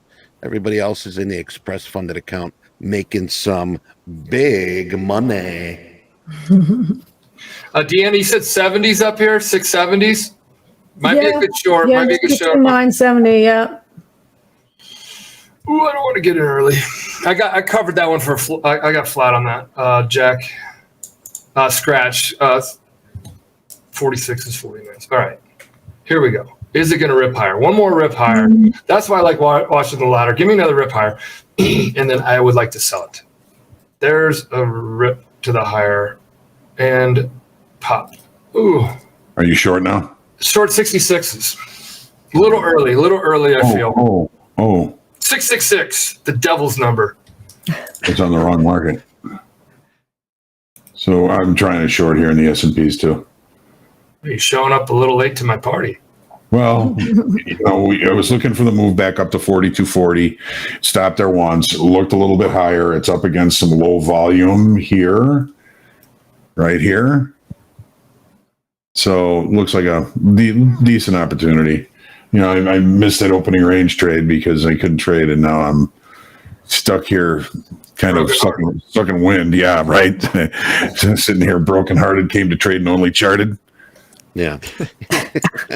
I'm going to like the Darren 88. Bull is asking if you went short. No, we got positions up top. If you look on top of the board, we've got Hogue, Deanna, and Michael. That's going to tell you if they are in a position, what market and at what price. That's and what. Are short. That's what I didn't like. This is 66 and 70s. 85s. Okay. This is where I might get caught getting long. Yeah. Getting short. Right when I did. It's a good entry, though. 84s, man. Yeah, I mean, it's what I was looking for. We went right to the kind of the pit of the low volume node at 43.75, 44. I'm too bullish. I'm out. If you're wondering where that tilt is, real quick here, it's the top scrolling banner. It's going to tell you what the market is, what the average entry price. What's the S&P? Where's it on the S&P or now? long? Where is it on the S&Ps now? 73%. Long. Yeah, long. They're long from 37s on average. The folks that are taking a little bit harder of a trade, taking heat by only a handle or two. Right. Longs got about 5 handles into their winners. Shorts are short at a fairly good price. There's his pop. There's a pop. Oh, don't get caught being long only biased, Michael, or short only biased, Michael. Mm-hmm. Well, then, I mean, the NASDAQ has held that weekly kickoff level. Then the S&Ps are back above that weekly kickoff level. It's been nothing but rejection down there ever since. Yep. I got a short. I put a short into enter. You guys might be able to see it right there. Yep. So I'm long, a short 3 from 70s. I do like this. This is really, really tough area because it's dancing. You just feel like it's going to rip your face off. Those are the hard trades to take. Those are the hard trades to take. And it's selling off really nicely thus far. I'll take one off when I take one off and I already got like 10 handles in the money, I think about that as moving my average price to up. So it doesn't do it here on T4, but Yeah. I like it from that. You've made money on the trade already, so you feel like you're. Yeah. Dad used to call that cutting a fat hog in the ass. Cutting a fat hog. I grew up. I was in a meatpacking family that did hogs. My dad's dad worked at Swift. My dad worked at a meatpacking company as well. Yeah, man, we did farmland and Swift contracts. Yeah. Oh, Yeah. Can you diagram what does it mean to cut a fat hog in the ass? I have no idea, but it just means that like you got out of a trade really, really luckily or good. Okay, I'm trading for a scratch now on my last one lot. This is a free trade in my world. So if it does run, guys, I missed a lot of runners today, but entries have been just like really happy about my entries. All right, so now I know where my stop needs to be. 70s. I'll take the Well, 20. boys and girls, coming up, we got Andre. Don't forget, Andre's going to be on with us. We've got Brett coming up with Shoulder Tap Power Play with Hogue, and Hogue's got a special guest. Deanna, you That's tomorrow. Yes. Deanna, you like those 70s up there. I went back and tested those. Yep. Yeah, overshot a little bit, but then Yep. came right But back. I don't think you had to take too much heat. No. You had to take about 5-6 handles of heat. So Deanna talked about the 70s that had touched it prior back here at this 5 minute. We talked about it, came up, ripped through it, but only 5 to 6 handles. So if you had a 10, 20, 30 handle stop, you would have still been okay in this 60s area. And look at the sell-off. The sell-off is down to 37s. I mean, if you guys are not making money today just talking about this, then you're fine. It's totally. But like we have been on all markets, kind of talking things out the best we can. And this is just 1 and 2 lot trading that we're doing. But hopefully you guys are gaining something from this. Mm-hmm. And I hope anybody at the funded level is banging out just an incredible day today if they're tuning in. And they're I gotta go jump out of screen for a second here. I gotta go turn on my ceiling fan. It's getting warm in here. It was like almost 80 degrees yesterday here in the burbs. That's crazy. So but anyway, aren't you guys supposed to be having a winter now? What's going on with weather? you getting snow in Colorado over there, Michael? They were talking about a big storm coming up. A lot in Montana. there's supposed to be 2 feet coming, but I don't know where it's. Yeah. It's one of the reasons why we cut out early from Mexico that we were down at. So you get home, right? Yeah, that we got to go to Moab tomorrow. Like it was like, I don't know why my wife did back-to-back trips, and the one tomorrow is with kids, my kids' friends, parents, and all that in Moab. Three different families. It's gonna be fun. Yeah. Leaving a lot on the table today. Well, we got power players here. We're going to be having our special guest, trader Jason Jenkins. Jack's going to have our top quiz with a special guest. And don't miss 12 o'clock high noon today with Hogue for group coaching. Nice one. Who's on the polls today on chat? JD or Jack or James? This is badass. You guys got good polls today. I think that's James or JD. Yes. Are you trading with Topstep traders or fading Topstep traders? Let us know. The vote is in. Trading with or fading. I know Roy's trading with me. Ghost is trading with me, I think.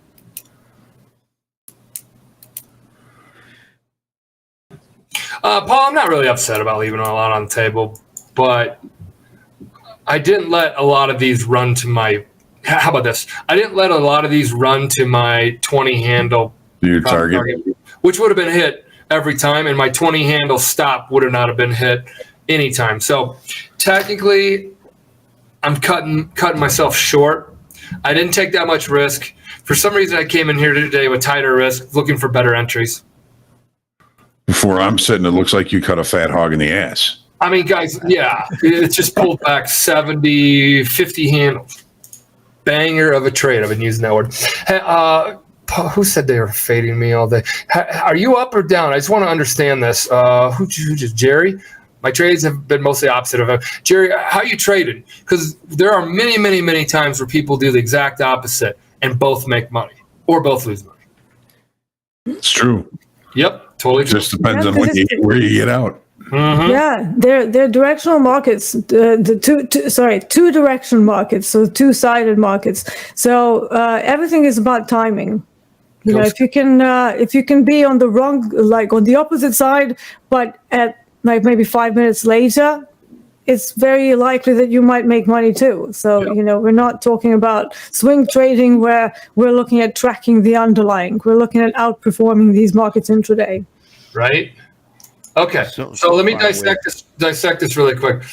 So the power of tilt. We showed it right here, but it also, there's this little range. This is 5 minute, guys, only 5 minutes. John and Deanna always talk about extensions out of the range. This is just a 5 minute, right, Deanna? And right, John? Mm-hmm. Yep. So it extended out of the range. Well, we're actually still inside the initial balance range, actually. We never left it. There you go, right on here. And it came to see these low, the volume nodes are starting to get lower, right, John? Mm-hmm. I was actually looking at this being an excellent area to get short. Yeah. Would have been 88. Yeah. But the reason why I took the 70s is because 88s is still a 20 handle like cushion. Like I would not have been hit if I got the 70s. I did get the 70s, but 7, 8, 9. It would have been 98. No, it would have been 90s. 7, 8, 9. Yeah, 90s and 88s would have been right around here. Now could have gotten hit, but I didn't. But I want to take that risk because I knew my stop would still be close enough to not to basically possibly keep me in the game right around here.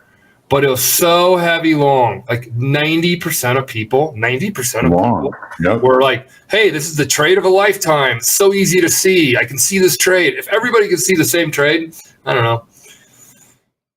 Just make note of it on your chart. I said that's famous last words. Yeah, right. Right. Make note of these on your chart. That's all we're gonna do. I'm gonna talk about the tilt, and then I'm gonna talk about volume profile and all that stuff with Deanna and Hogue. I'm gonna look at my moving averages, and then I'm gonna watch my dome. I don't know. Well, But- it's about 400 votes here. It's a 60-40. 60 trading with and 40 fading. Jam City. Thank you, buddy. Come on. Are you in a trade right now, Hogue? Yeah. Oh, did you get your live going? Yeah. There you Yeah. go. We're bud. short 40, 50. 20, 42, 40, 50. You guys are sneaking in these awesome fill entries. Yeah, I'm not real happy about it. I want the freaking NASDAQ to spend a little time below weekly kickoff low. Then I can marry this one, but Right. not really giving me much. And it's like you say, dancing, Michael. Dancing. It's dancing. So I'm not going to risk a lot on it. I've got to stop in at 47, but I'm not. It's not going to hit it. What's this? What's the slow dance? Is it the waltz? Yes, that's what the S&P does a waltz. Thank you. Yeah. Tango. Tango Yeah, does the tango, right? There you go. It's a dance, right around. Michael Floppy, do you pay for the dome? You have my yes, I pay for the dome. Anybody's like, oh, it's too expensive. I don't know. Man. Compared to I what it pay used for to all be. of mine. I pay for all of the level All 2 of it, CME yeah. products and Eurex products as well. Exactly. You can. There's a lot of people email in. This is expensive. I mean, go trade your real money. I don't know. Yeah, Like, exactly. that's Go fund yourself go and fund blow yourself. 10K in a week. Yeah. Think about what it took to go trade on the floor. Deanna, we used to have a softball team when Topstep first started. Go fund yourself. It was all of us on, some traders, and so it was co-ed too. Oh, They were like, "What should we come up with a that. name?" Like, go fund yourself. Go find yourself. Yeah. That's a big insult as well. Hey, it's just a joke. Yeah. Yeah, Yeah. you gotta have some fun. Yeah. Well, you're talking about that dome. I mean, I love trading on the dome. I mean, if you're a short-term trader, for sure, you're going to want to know what's above. And if you're looking to buy, you want to see what the volume is on the offers. Of course, if you're selling, you want to check out the bids. And I find it like a tug of war. Who's winning the tug of war here? But it's easier to look at the dome once you have an orientation level in mind. Obviously, Hogue has got profile. Michael has got moving averages. He always has an orientation level in mind, why you would consider looking at the dome around that level. Otherwise, context is really hard to get just from dome itself. I think it breeds over trading, and it will cause more trouble if you're not disciplined already. Right. And it's dome, depth of market, dom. It's actually dom. I don't call it the dom. I don't call it the dom. Look at John's dom. It's a ladder. I call it a ladder. Look, it's like you're climbing up, climbing down. We always called it the ladder in the trading pits, and then the retail world started seeing this, and they're like, oh, it's a dom. And then I think they did call it the dom. I don't know who called it the dom. Maybe trading platforms started calling it. Yeah, it's the trading platforms. Yeah, they came up with it. Do you remember the ladder, Deanna? Yeah, of course. I mean, the first company where I went to, they were kind of a market making, well, not kind of, they were a market making company, but they also had this apprenticeship program for new prop traders, which is what I went for. And the first two concepts that they were teaching us is how to read the ladder and volume profile. Yeah. So that was like before I found you guys, before I learned stuff about market profile. I was already a trader for about 5-6 years. I was trading my own money, but I was a swing trader on euro dollar exclusively. So I did that really well. Managed to get, in a couple of years, I managed to go from £2,000 up to about £240,000, but I thought that was too slow for me. So I'm like, oh, I need to do something. I need to become an intraday trader. And also in 2012, we had the European austerity measures. Yeah. So Forex markets were not really moving that much. So I knew something had to change. And as soon as I got in there, they were like, this is the ladder. This is what you do. You're looking for big orders. But I found it really tough before I actually put my levels in place. Then it started making more sense. But otherwise, I remember days when I was just staring at the time and sales window as well, along with the ladder. And I was like, I don't know. I have no idea what I'm looking at. Nowadays, you have tools that they can visualize the ladder much better. There's Bookmap. That's actually a pretty nice tool. You can see exactly what's happening. They also have like heat maps. So if you had large orders that got filled or disappeared, you can see that. Mike, I think you might enjoy Bookmap, actually. So many people have said that. We have something really special that we're going to be talking about here in the week or so that all people at Topstep can experience. And it's going to... it's not Bookmap, but it's it will eventually kind of incorporate a little bit of that. Bookmap is great for those that like it. You got to buy depth of market though, right? Yes. It doesn't work without level 2 data. So you have to have level 2. Yeah. Somebody's got to get the door, but really quickly, guys, just really quick while we got depth of market. Level 2, you can purchase at Topstep. And he was like, oh, it's $45. Yeah, I know. We pass it through. We make zero money. Actually, we lose money. When your credit card transaction takes like 4% that we actually lose money every time you update. We pass on data fees. We do we don't make money off data fees. And we got to pay for all the other stuff though. So pay $49. And then you get in there and I think it's like 45 or 38 or something like that. Oh, ouch. Okay. I'm sorry. I forgot about the press conference. I just got hit. Oh, is there? Oh, shit. Yeah, it's the press conference. So yeah, this is why we got stops, guys. So that if you forget a release, then you don't lose your shirt. I got out of my short because I just didn't like the price action. I made 4 ticks on it, but it was cutting a fat hog in the ass because look at it now. Yeah. All right, somebody's got to get the damn door. We're going to, I'm looking through it. I mean, should we let him in? I don't know. I think it's Andre. We're going to take a couple seconds here. We're going to let Andre in, and we'll be right back.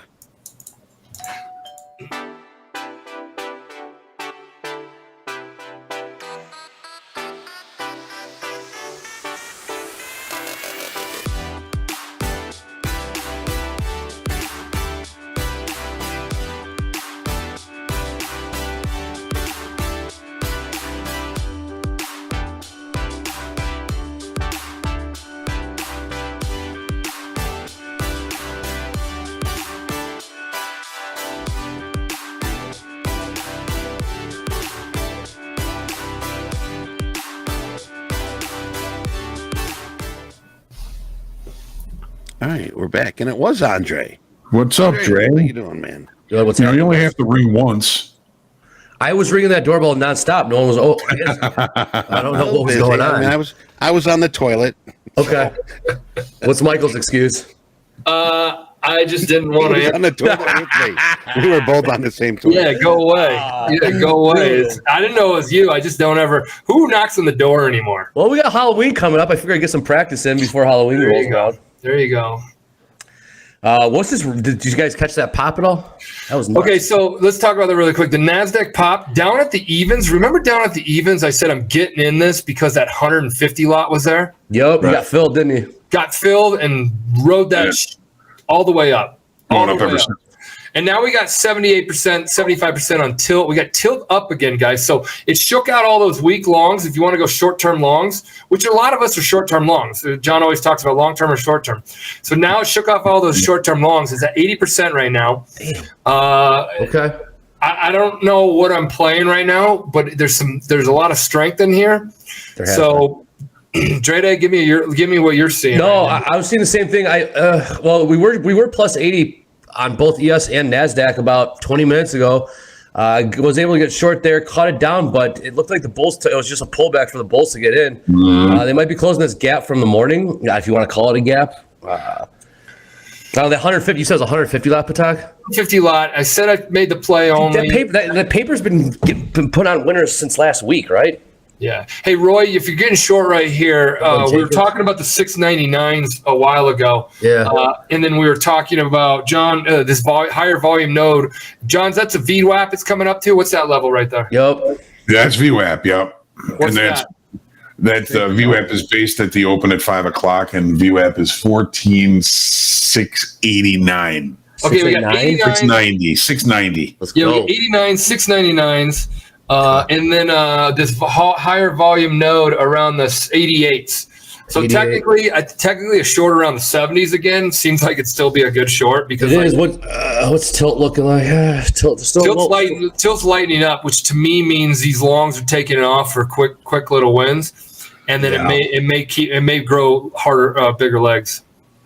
Yeah, short's been tough it's been tough to stay short. Not this morning. Well, not earlier off the open, but it's rallied back up. It's a tug of war, like Eddie always says. It's a tug of war right now. So we'll see.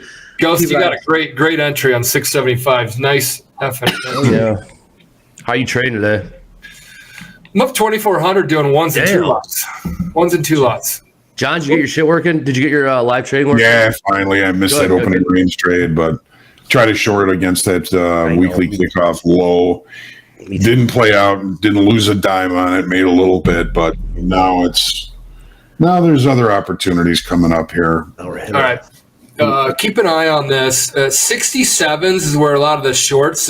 Only 25% of people are short, but they're short from 67. 6-7. So, yeah, some of you guys have better shorts in there at 70s and 75s. They're taking heat, right? The shorts are taking heat right now. Longs are in the money. They're long from 57, so they're almost 20 handles in the money. So if it goes 30 handles, if they go 30 handles in the money, I'm going to get short up here. Yeah, 5, 6, 7, 8, 87s. That's around the 88. So 75s is probably where I'll get short because my stop's 20 handles. That puts it at 90. That gives me enough cushion that I can get in a little early, not miss it. You working anything, or are you just going to go market order on that? I wait for the rip. I wait for these stupid rips. These stupid rips to happen in there. Stupid rips is the theme of the day. Yeah, and that's where I get the rhythm and rhyme by going to the dome, the ladder, or whatever. Yeah, I love. We've been going back and forth on what to call it all morning. I've been listening. It's the ladder, right? Yeah, I'm calling it the ladder, but I'm gonna get so many people like, "What's that?"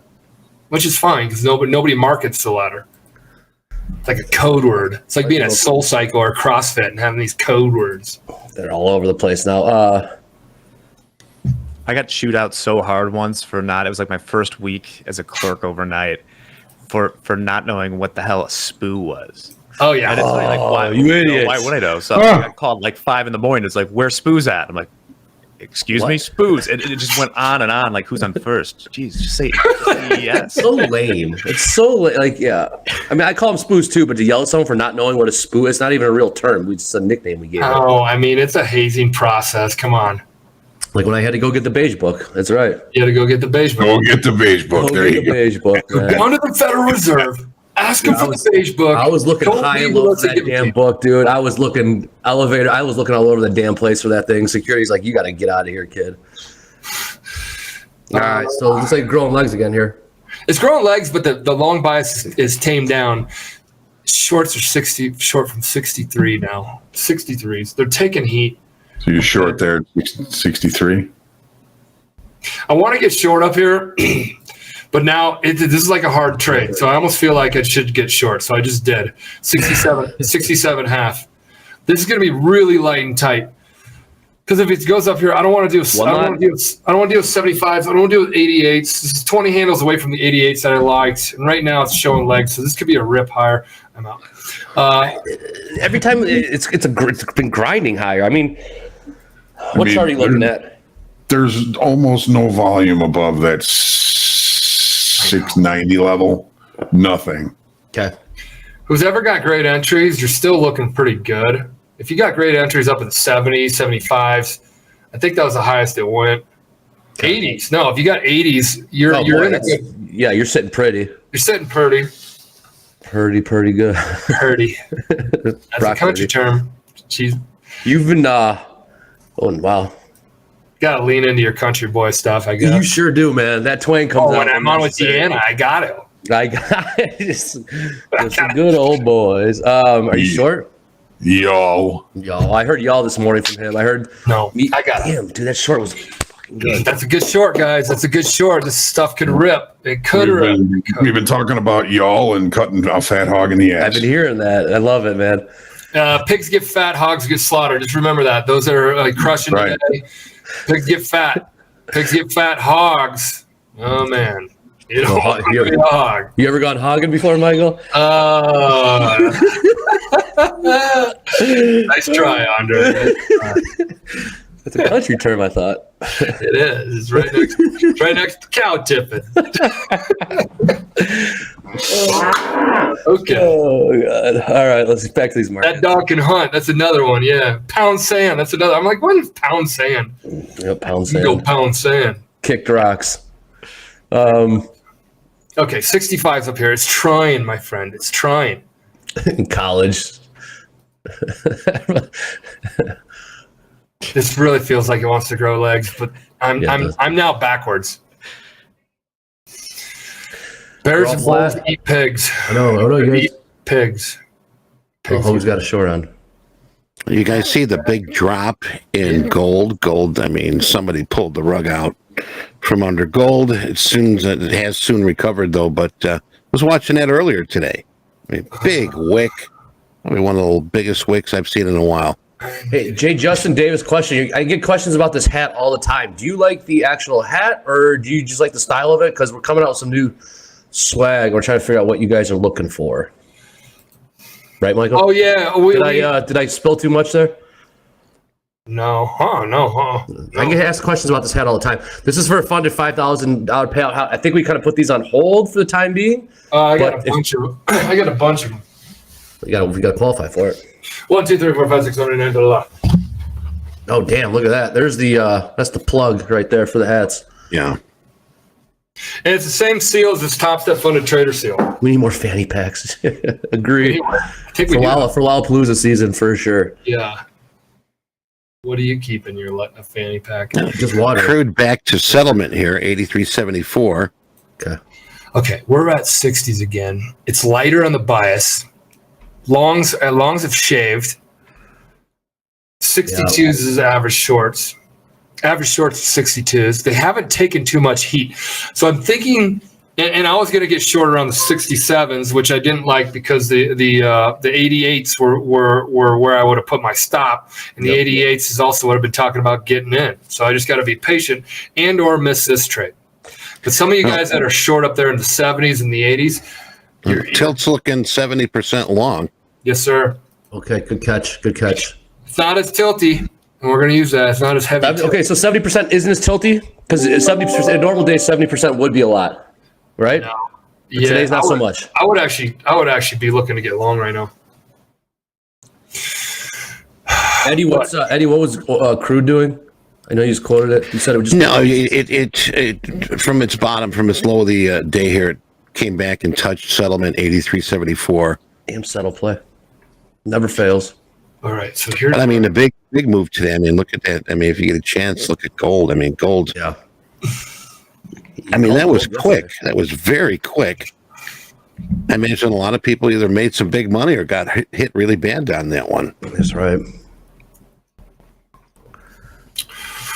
I'm really stuck on right it's now. All right. Hey, man, dude, we can sit on our hands. I know you're today's been a hell of a market. It's been a This great is just market. this is an inflection area, in my opinion. I don't like the word inflection, but this is an area that it's doing a real serious dance. It's also it's ready to compete in the dance, warmed up. Topstep backpacks will be fired. Yeah, I was just going to say that. Wallet just mentioned that. It's like you got to be an employee here. We do have them. We have them. They're pretty tight. They are tight. They're North Face. Yeah, no, we're designing Collab. ones for anybody. They have to fit a laptop and an extra screen. We're Practical Extra too. screen in Yeah. the backpack.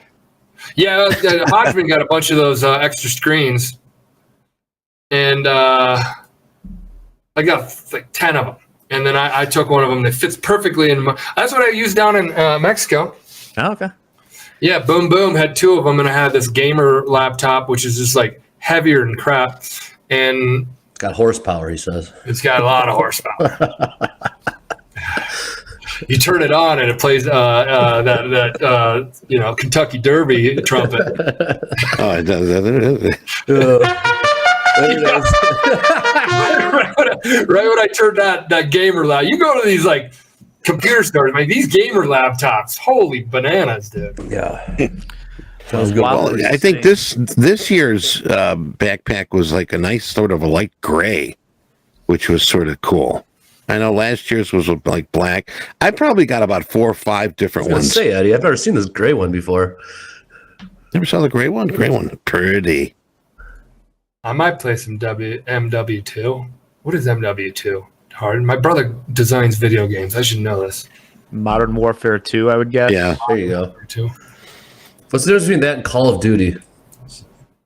I still played Mario Kart. Dropping bananas on the course. You gotta try Forza. Forza is badass. If you like driving, if you like cars, Yeah. Forza. Have you ever been in one of those car seats? No. When I was a baby, What were you saying? What kind of car seats? One of those driver things. You go to like again a gamer. Cruising USA. They have the whole thing. You feel like you're, oh yeah. the sensor. Oh, here's that sell off. Here's a bit of the sell off. Yeah, I know. Is it sell off or pullback? What's Yeah, well, it's 70. It's not 70. It's 30 handles. 4, 5, 6, 7. 30 handles off the highs. That would have been a good short. You had to hold that one. Yeah, you did. That was that.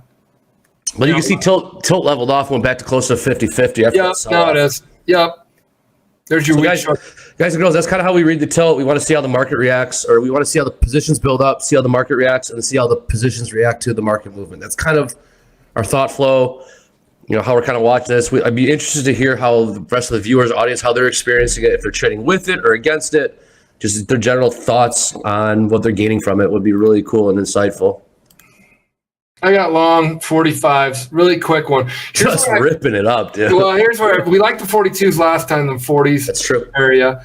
And I was looking to get short earlier, and I probably would have been roughly stopped out, long earlier, because I felt like it was growing legs. Now I feel like it got all the weak shorts out, and it wants to take it longer because it got the weak shorts out. And so far it is.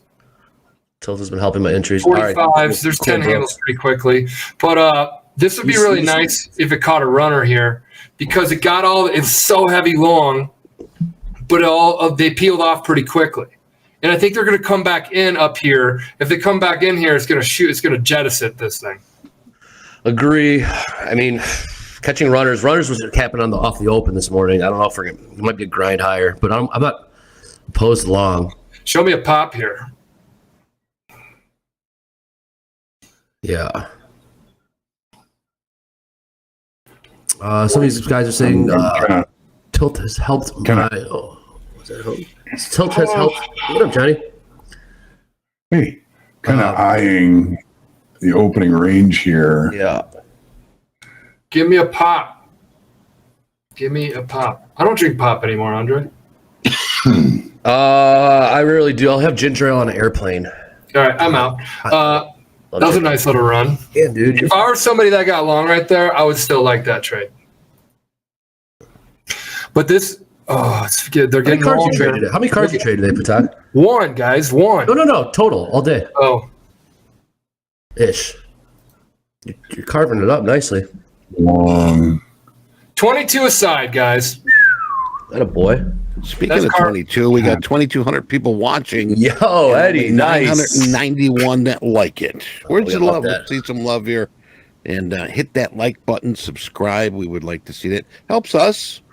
And then in the long run, it's going to be helping everybody. That's Yeah, almost people- a 20 handle move right there. That ginger ale stuff, man. Covered 59s, back at 58s, got in at 45s, back at 45s. This would have been a scratch one. So this is where it gets one of those DeAndre and Hogue when we talk about it, like letting them run or taking your base hits out of the market. Which is more likely? Would you give like a pie chart percentage wise? You're taking your base hits more than trying to catch a run. Market. Every day, base hits out of the market. If you're looking for big runners, then you're looking for big moves, and big moves do happen. Well, look at the chart today. Look at the chart today. There's been one big runner, two big runners, if you will, in the morning or off of the open. Everything else has been base hits, right? Yeah, no code dad. You like that one too? Yeah. Yeah, no code dad's the man. Green is green. G lines. Yeah. Well, I guess it's like, what do you mean by green is green? A winner's a winner. Well, I mean, Yes, but I mean, it's Yeah. to find a home run trade. It's like going up the bat. I mean, the World Series is what? I don't even know where it's at right now, but baseball. It's like going up the bat every time. And like, are you leaning on that back foot? Are you are you trying to swing as hard as you can because you're looking for a home run, or are you letting the pitch come to you? that's right. Looking at it and saying, "Hey, that's a slider. I don't hit sliders very well. Okay, I can hit that." And you just get on base. Then you load the base, and then next thing you know, you see the perfect pitch, the pitch that you hit really well, the setup that you hit really well. You hit it, and you have you let it run. That was a great sell-off Sure was. right there. Damn it. Congratulations, Hector, passing his first combine and Hector. awaiting his credentials for the XFA. Good job, man. Hell yeah. Well done. Hell yeah. So I was waiting for an opportunity for the S&Ps to come back into the opening range, which is right up here. It's not showing right now for some reason, What but price? here, I'll put it on this. Okay, I got you. So here's the opening range. It's the dead high of the day. The market just came up near it. Probably should have been a little bit more aggressive trying to get into that short because it's already halfway to the low. 21. NASDAQ, however, is a little bit different. Here's the NASDAQ. The opening range is all the way up here. But Michael, we talked about the idea that from here up, there's just no volume there. The market what's that? So this area here was like What area? 689. Our recent high was 684. So this whole area here was pretty prime for an opportunity for a short because there's no volume above, volume below. That's an upside down P, right? Yes, long liquidation. I know there's some folks that It's a got short V up. shape. At We call it a B shape. B. Okay. Well, B. Sorry. Yeah. It makes Yeah. more sense. I know there's a handful of you maybe that got short up there in the 670s. Nice short. Nice short. If you still got them, nice hold. It's choppy right now, so if you got to trade, you got to be nimble on these trades. There's a 37 lot at 2 evens right now. Just got filled. Damn, that's how you read a ladder, bro. Props to 20 Miguel, 20 evens, passing 20 his evens. combine. Nice job. Good to hear all these combines getting passed. Yeah. Let us know. Okay, guys, did you make note also when we got up there, everybody and their sister and brother and cousin was Long. long? Now it's selling That's off. true. Some days they'll get paid, the whole herd. Many days they won't. Again, another great indicator to let you know to help you get a better understanding where the entire universe of S&P and NASDAQ active traders may be getting overly long or overly short bias. Yep. It's not just Topstep. There's thousands of you trading here, thousands. And if we're all seeing that get one direction, you got to only think, well, hey, maybe everybody at Ninja Trader, maybe everybody at Trader, maybe everybody at Trader Station, maybe everybody that's actively trading the NASDAQ probably roughly have that position on too. Powerful, powerful information. Michael, why doesn't the tilt include practice accounts? Because you don't take that shit serious. You don't care. There's nothing to it. Asked and answered. You've Right, got to be. You got to have something in the game to be included in. How do you have something in the game? You have to be motivated to be correct. Yes. Every one of you that is in a trading combine, that is in an XFA, is 1,000%, unless you're just jerk, whatever. Well, playing around or whatever. Pounding sand. Pounding sand. Let's just pounding sand. All right. So, you're all taking it serious. Majority, 90-something% of you is taking it serious. And that information is extremely, extremely, extremely valuable. You know, I hear like, hey, I got a system that scrapes Twitter. And every time somebody talks about Coca-Cola, and if it gets so many people talking about Coca-Cola, I'm going to watch the Coca-Cola earnings or something, you know, like, this is more powerful than that.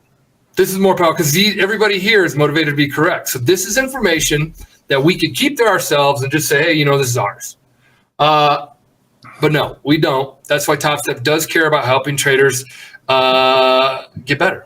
Hey, I say when we wrap up the free preview of Tilt, we can gain some feedback from some of the users or the viewers and stuff to see what they gathered from it. I think that'd be cool to see some outside perspective on how they perhaps used it, maybe differently than us, or see we had some blind spots using it. Damn, that S&P just turned around.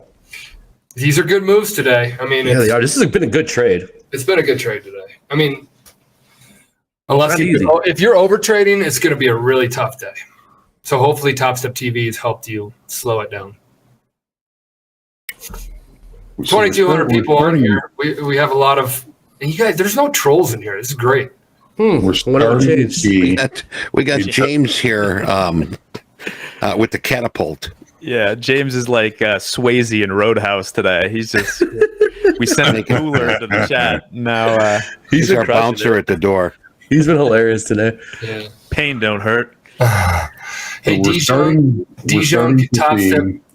Go ahead. I'm sorry, just a little information here. We're starting to see a potential delta divergence in the S&Ps. Okay.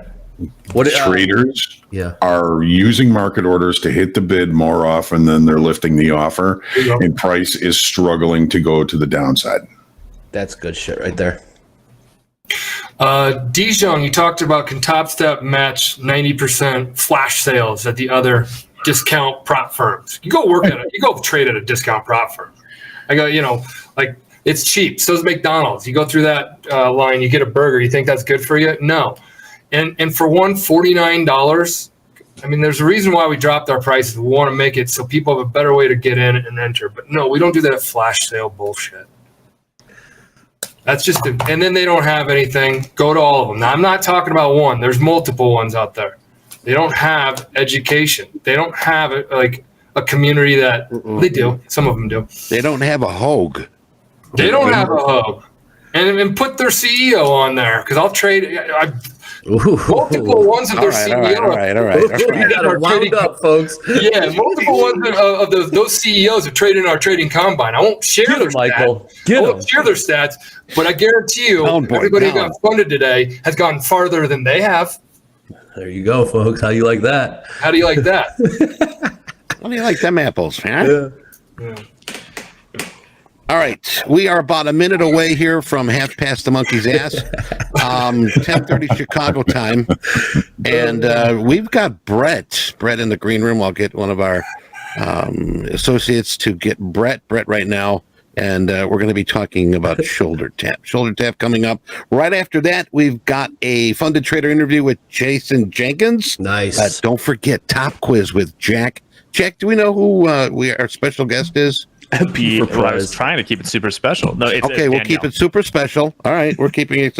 And then to end the day on a good point, Hogue with group coaching. So stick around. We'll be right back with Brett.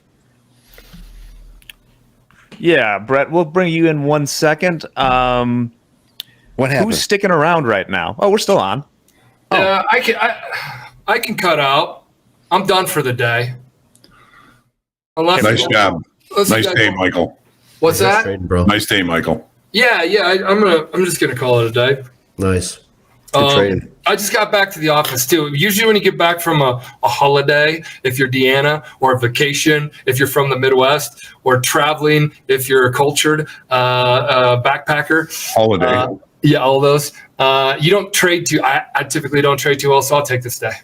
Right on. Good job. Go run a company. Grab it. All right, I'll let you guys do your thing. I'm off my rant. I know somebody. I get all these little rants. It doesn't mean it. I'm not upset. I just. wear it on a sleeve is what I do. All right, guys, I'll kick out.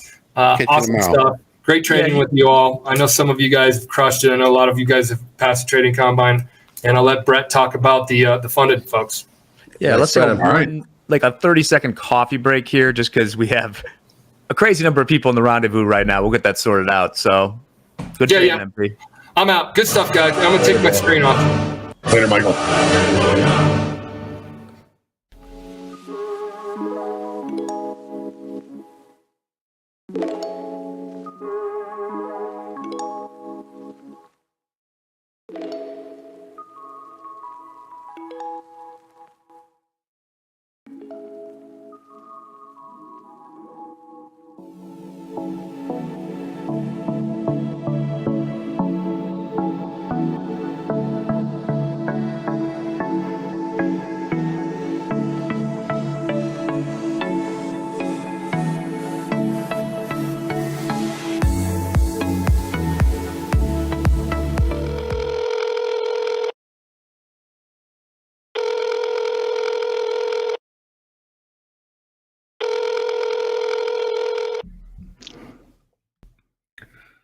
All right. It is time for shoulder tap. We have our risk manager, Brett, with us. How you doing today, Brett? I'm doing well. Good morning, Andre. Good morning, John. And good morning, good afternoon to everybody watching out there. That's right. It's good to see you. You're looking sharp today. I like your shirt. Thank you very much. I wasn't sure if the thin stripe would get messed up on camera or not, but think it works. Yeah, it looks pulling good it to me. You're pulling it off nicely. Yeah, markets. Man, Michael was chopping up the choppy markets today. I love to see it. He's Yeah, he was. pulled That out was a good one. $2,700 on a tough day. That was Yeah. a good one. Absolutely. Yeah, unfortunately, Brett, I wasn't able to trade today. I've been working the opening range trade just about every day, and today's the day I wasn't able to do it, and it's the day it worked. Oh, man. Go figure. That's always how it works. Always, Yeah. right? Well, I mean, that's like your portfolio manager. If they tell you to do something and it's wrong, it's their fault. Yeah. But if they tell you to do something and it's right, then you go back to them and it's like, well, I said yes. It was my Right. idea to actually do it. Uh-huh. And so it's just a Right. lose-lose. Right. Now, we'll get the next one. So what you got for us today? I got a few traders for us today. Awesome. The first one is Cameron, who is in an express funded account. He's been around since spring of 2022, trading the NASDAQ and the micro. Average daily P&L of about $1,100, 75% winning days. And the one thing I wanted to point out about Cameron's trading is he took a payout of $3,000 yesterday. Nice. Very nice. Love to see that. However, and he's also up $2,500 today. But the thing I really wanted to highlight about Cameron was that the number of contracts, when he starts out a little weak with some losses, it goes up about 5x versus if he just is profitable all day long, which is not easy to be profitable all day. Wait, can you say that again, Brett? What happens? He starts over trading when he accrues some losses, it looks like. Gotcha. So typically on a good day where he pulls out $1,000, $2,000, or $3,000, he'll have 50 contracts. On days that he pulls back, he'll have 250 to 300 contracts, and it just really goes up substantially. Yeah, overtrade, probably chase losses. Exactly. Yeah, I've been there. Yeah, and the good news is he's up $9,000 overall on his account, and he's able to take payouts. Nice. Just keep that over trading in check and keep it rolling. Very nice. Very nice. Why is it that losses always compromises discipline? It's that anger. It's the fact that you're gonna go into fight or flight. You don't think about what you're doing before you do it, and you just end up creating bigger problems. Yeah. Exactly. Absolutely. It hits your ego. It hurts your ego too. You know, it makes you start questioning stuff. I know, at least for me, you start questioning yourself, your intuition, your thought. Am I cut out for this? So yeah, it's all the thoughts start running once the losses start kicking in. Absolutely. And it's so easy to do. It happens to everybody. And the last trader I'm going to talk about, I'm going to highlight that discipline again on. Cool. Before we talk about that trader, I wanted to mention Nicholas in their XFA. Nicholas has 3 XFAs, but I'm going to talk about this as though he's trade copying between the 3, which is fine. Got it. And I'm going to talk about it as one account, though. But I'm not going to add everything up. So he's been in all 3 XFAs for 3 days now. Mm-hmm. He's up 2,500 for today and pretty much stopped trading. The thing I love about Nicholas's trading is over the first 3 days in the trading account, he's had 15 round turns. That's 15 buy contracts that he bought and 15 that he sold in a total of 5 trades. And Nicholas's P&L average on the day is $3,500. Beautiful. So Pretty efficient trading right there. Absolutely. I mean, Wow. man, to trade that little and profit like that, that Respect, is yeah. admirable. Very nice. Huh. Okay, good. That's sniper stuff right there. Good to see. Nicholas Reminds me of how I used to be. You beat yourself up, Johnny. Oh, come on. The markets used to be so much easier yesteryear. Oh, right. Back in the day, it was always easier back when it was good. I'll get it straightened out. All right. Nice job, Nicholas. Absolutely. Keep it No up, Nicholas. No weaknesses so far. That's what I like to see. We need more of those cards. Oh, Yeah. we got Duffy. We got Duffy I talking. got a whole list of weaknesses. Oh, Duffy's talking to shareholders again? Duffy's or what? talking to CMBC. He's talking on the CNBC right now. Sorry, I'll let you go in. Oh, okay. Oh, yeah, their earnings came out today. How were they? Duffy's there for the shareholder. Right. Earnings. And then Michael is not Michael Patak, our fearless leader, but Michael in the 150,000 XFA. They have been trading for quite a while in the account. S&P, their average daily P&L is small, but their average losing day is small as well. I don't have that in front of me right now, but what I do have is they've only had 2 losing days in the account.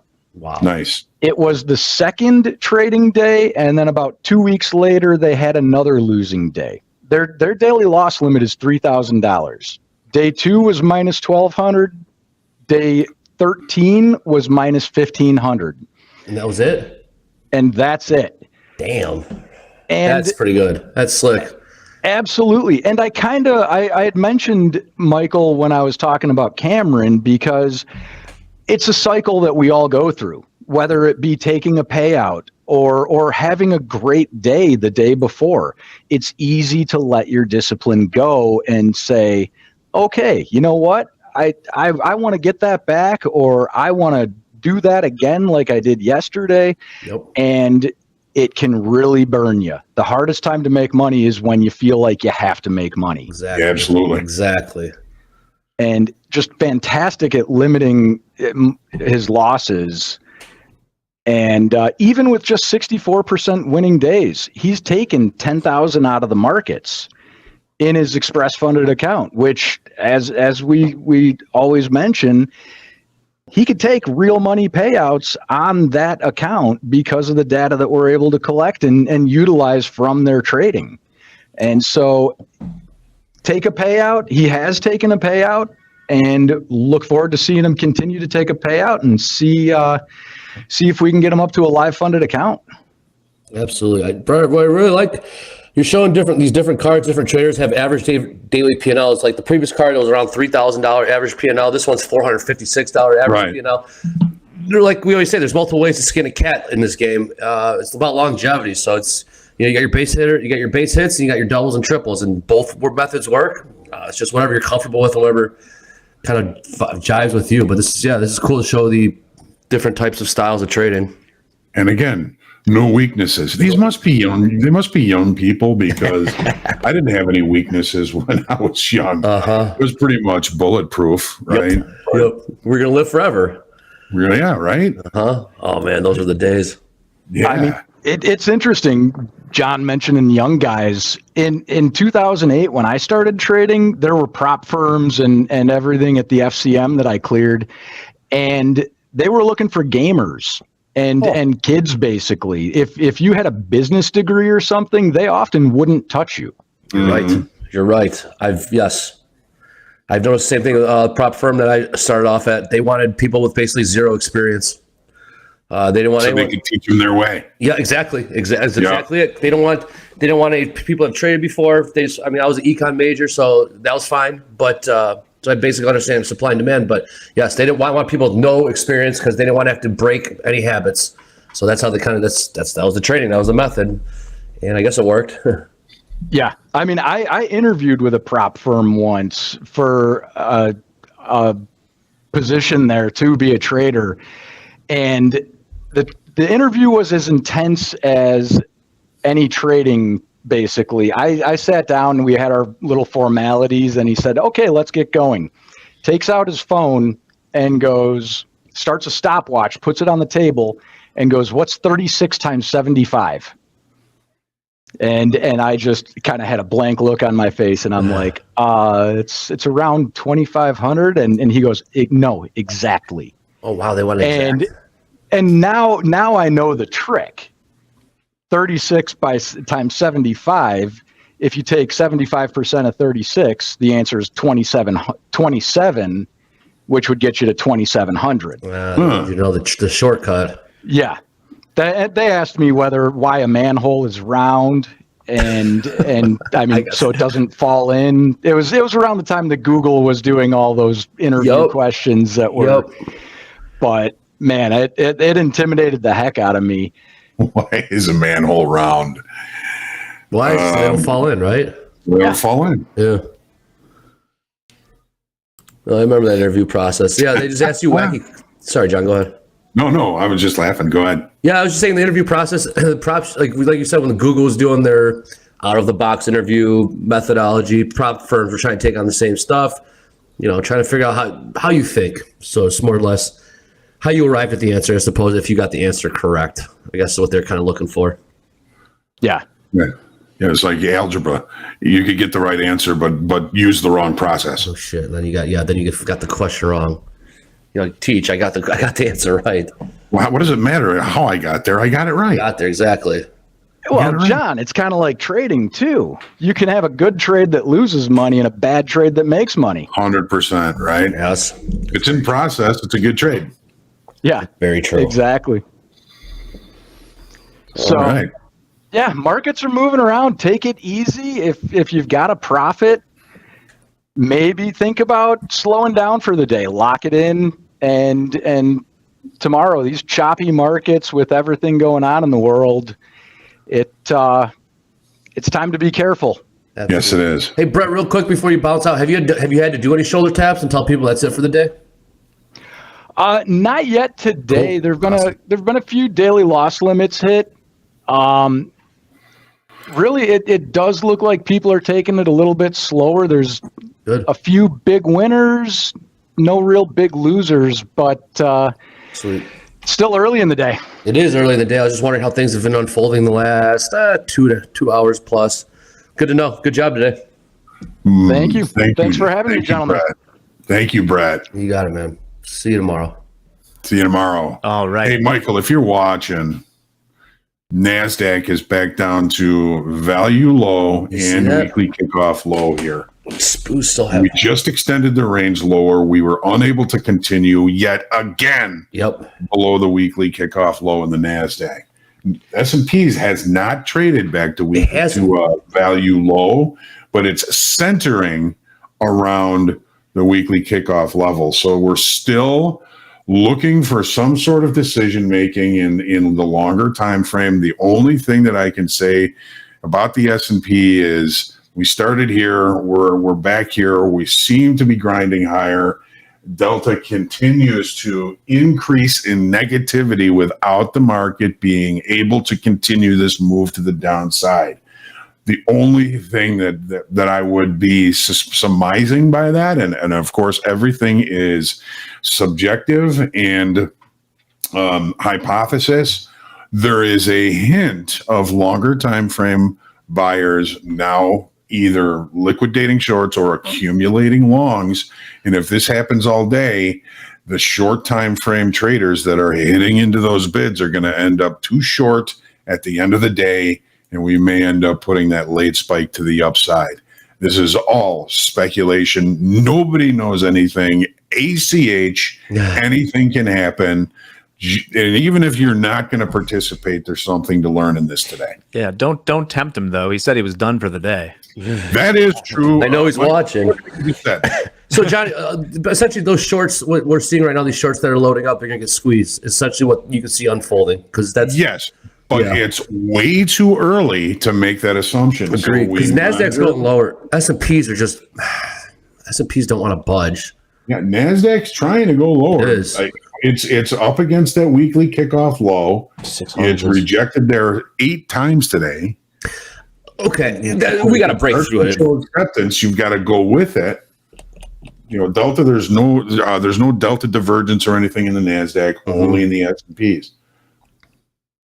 Wait, there is no Delta divergence in the Nasdaq? No Delta divergence in the Nasdaq. Thank you for clearing Delta that is up. Okay. basically even. It's at 220 minus 214. So the short squeeze would come on the S&Ps then. If it comes, if it were to play out. If it comes, yes. But Gotcha. it's, you know, these are things that happen very late in the day. I mean, this is a 5-minute chart. If we're going to have that late squeeze at the end of the day, the longer time frame is going to have to continue to place bids. Delta is going to have to continue to decrease in value or increase in negativity. Okay. And then we watch at the end of the day. We see if we get that late spike at the end of the day. But, you know, anything can happen. This thing could tank and continue this push to the downside. A lot of it, I think, depends on the NASDAQ maintaining price and building momentum and volume below the weekly kickoff low. All right, here goes the NASDAQ. Here goes Right nothing. there. Well, right there. What you got a 5-minute up? Now, what's difficult about this, 30 and I know you know this, Andre, is the volume is always occurring in the first hour or two, in the last hour or two. So what is going to represent good volume if price continues to hold or continue below the weekly kickoff low in the NASDAQ? Question. What's gonna represent good volume? It's a good question. How do we determine that? It's subjective. It There is. was one person I was working with a while back Yeah. who coded a moving average of volume at specific times of the day. He could code average volume on the 10-10 bar over a long period of time. So you would be able to look at that moving average and say, wow, you know what? The volume is higher than it normally is here at 10:45 below the weekly kickoff low. That increasing volume might be telling you something. Now, where is we're 54% short in the NASDAQ. Oh yeah, let's take a look. We're 57% short in the S&Ps. Not a big number. It's not like we're getting way too short down here for it to continue in short time frame. So this coder, he would overlap, or he would compare time frame versus time frame from previous days. He would take, let's say on a 5-minute chart. Yeah, There was a moving average that he would have for each 5-minute period during the day. So he could look at it and say, okay, well, the volume on this bar, 5-minute bar, was 8,771, and the next bar was greater than that and above the moving average of volume for that time period in a given day, and he would be able to say, yeah, that's looking more like continuation than anything else. So that's all right. So now in the NASDAQ, I mean, we've tested this weekly kickoff low 1, 2, 3, 4, 5, 6, 7, 8 times on the 5-minute chart. we're finally seeing some possible continuation to the downside. Volume is, of course, is in question because of the time of day. Right. You know, we're extending the range lower. How many range extensions do create movement in longer time frame? One thing we do have with us is our opening range is still the high of the session. Yes, it is. We're testing to an important, like what Michael says, I don't like inflection level, but we're testing to an important level. He just doesn't like the word inflection. There's definitely value in inflection points. Right. So, well, I mean, we could just call it a level, right? Yes, Important level. It's the terminology with it. There's that. So why are the SPOs dragging? Why are they lagging so much? The or S&Ps, I should say. Sorry, S&Ps are not following the Nasdaq as hard. But are they? Take a look. Okay, well here it looks like. I mean, it's grinding. Weekly kickoff low is all the way up here. Price has largely been centering around it, where it's been the low in the Nasdaq.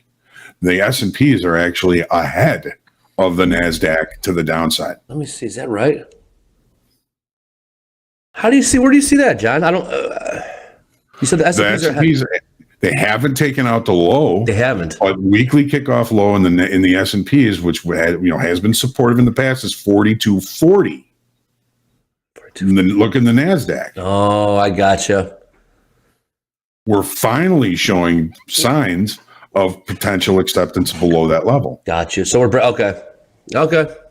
So the Nasdaq has held up better than the S&Ps, but the S&Ps are actually ahead in the longer time frame of showing acceptance below this important level. Tilt. Are people getting short with this move? Tilts, they're a little short, 60% short in both Nasdaq and S&Ps.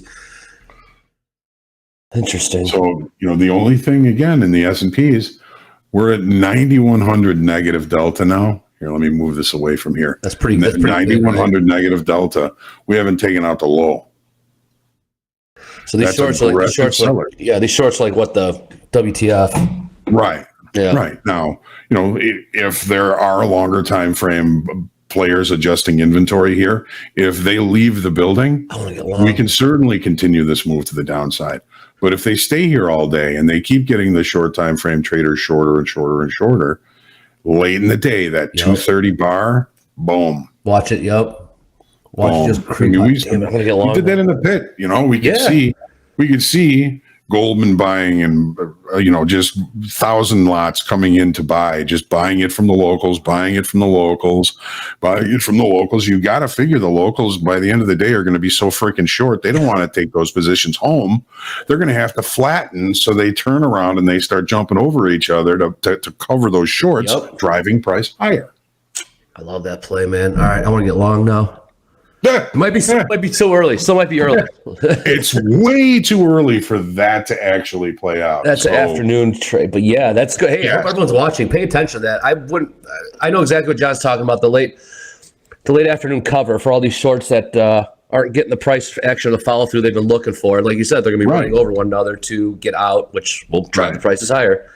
Right, and this low right here is the low of the initial balance in the Nasdaq. So right now, this spike to the downside, if it remains, is excess. Price got too cheap. Sellers wouldn't sell it anymore. Buyers took over, and price started to move higher. Now that's if price leaves this area and never returns. I love that, man. God, yeah. Now you got me. All right. So all of this information is useful, and are you able to use it? Are you able to respond? Are you able to have a strategy or a hypothesis that's going to lead you into profitability with it? 100%. I think we're laying out a plan for the afternoon. We're going to monitor this price action. I know we got to cut out here in a couple of minutes, but we're going to monitor this price action. If we see the sell-off get a little too overextended, right. If we see that, I'm sure heck we'll be getting long. So something to keep an eye on. If you watch that delta, if the delta in the S&Ps continues to get more and more negative, and when price can't take out the lows, if it can't continue to the downside, watch at the end of the day. Even if you don't participate, watch and see what happens. Absolutely. Let's squeeze them. Now that I've said all this, it's never going to happen. It will. I have faith. Make a liar out. That's it. I'm buying one lot right now in MOC. Marking on. Hey, sure. Don't do that on my account. I'm kidding. No, I love it though. That's spot on. What else you got on today? You have power players or? No, I've got group coaching, and we're going to be kind of talking about a little bit of what we've been talking about here, the auction process. I'm going to show everybody an example that happened in, I think it was 22 in gold, where open interest and delta was either keeping us out of trading the wrong direction or telling us that this move that we're under at that time is very strong and you got to find a way in. It was a $200 move in crude oil inside of a month. When was I'm going to show you how you can, number one, stay the hell out of the way, and number two, look for opportunities to buy into something like that. All right, that's coming up at noon. That's awesome. I'll definitely be tuning in for that. I hope everyone else, because just these sessions that John's putting on, he doesn't have to be doing this. This stuff is gold. I know it's been met with a real super positive response. Let's keep that up because it's putting money in people's pockets. Damn, this sell-off is still going, John. All right, I'm gonna let the sell-off. I'm gonna let the sell-off exhaust itself. Yeah, can't really find a way to find an entry to get in, but don't fight it. Don't fight it. The Nasdaq. I mean, this is a potential substantial break of market structure to the downside. Okay, so you're saying there could be some follow through. Do that late day cover though, man. I've seen it play out so many damn times. Yep. S&Ps failed to put in a new low. You still can't do it. Delta is negative 9,200. It continues to increase in negativity. You know, when you're talking, it's kind of hard when you're talking about negative numbers. A bigger negative number is actually a decrease in quality or quantity, right? A bigger negative number. So like going from negative 9,000 to negative 10,000 is a reduction in value, right? I don't follow. Help me. So negative 9,000 is a bigger number than negative 10,000.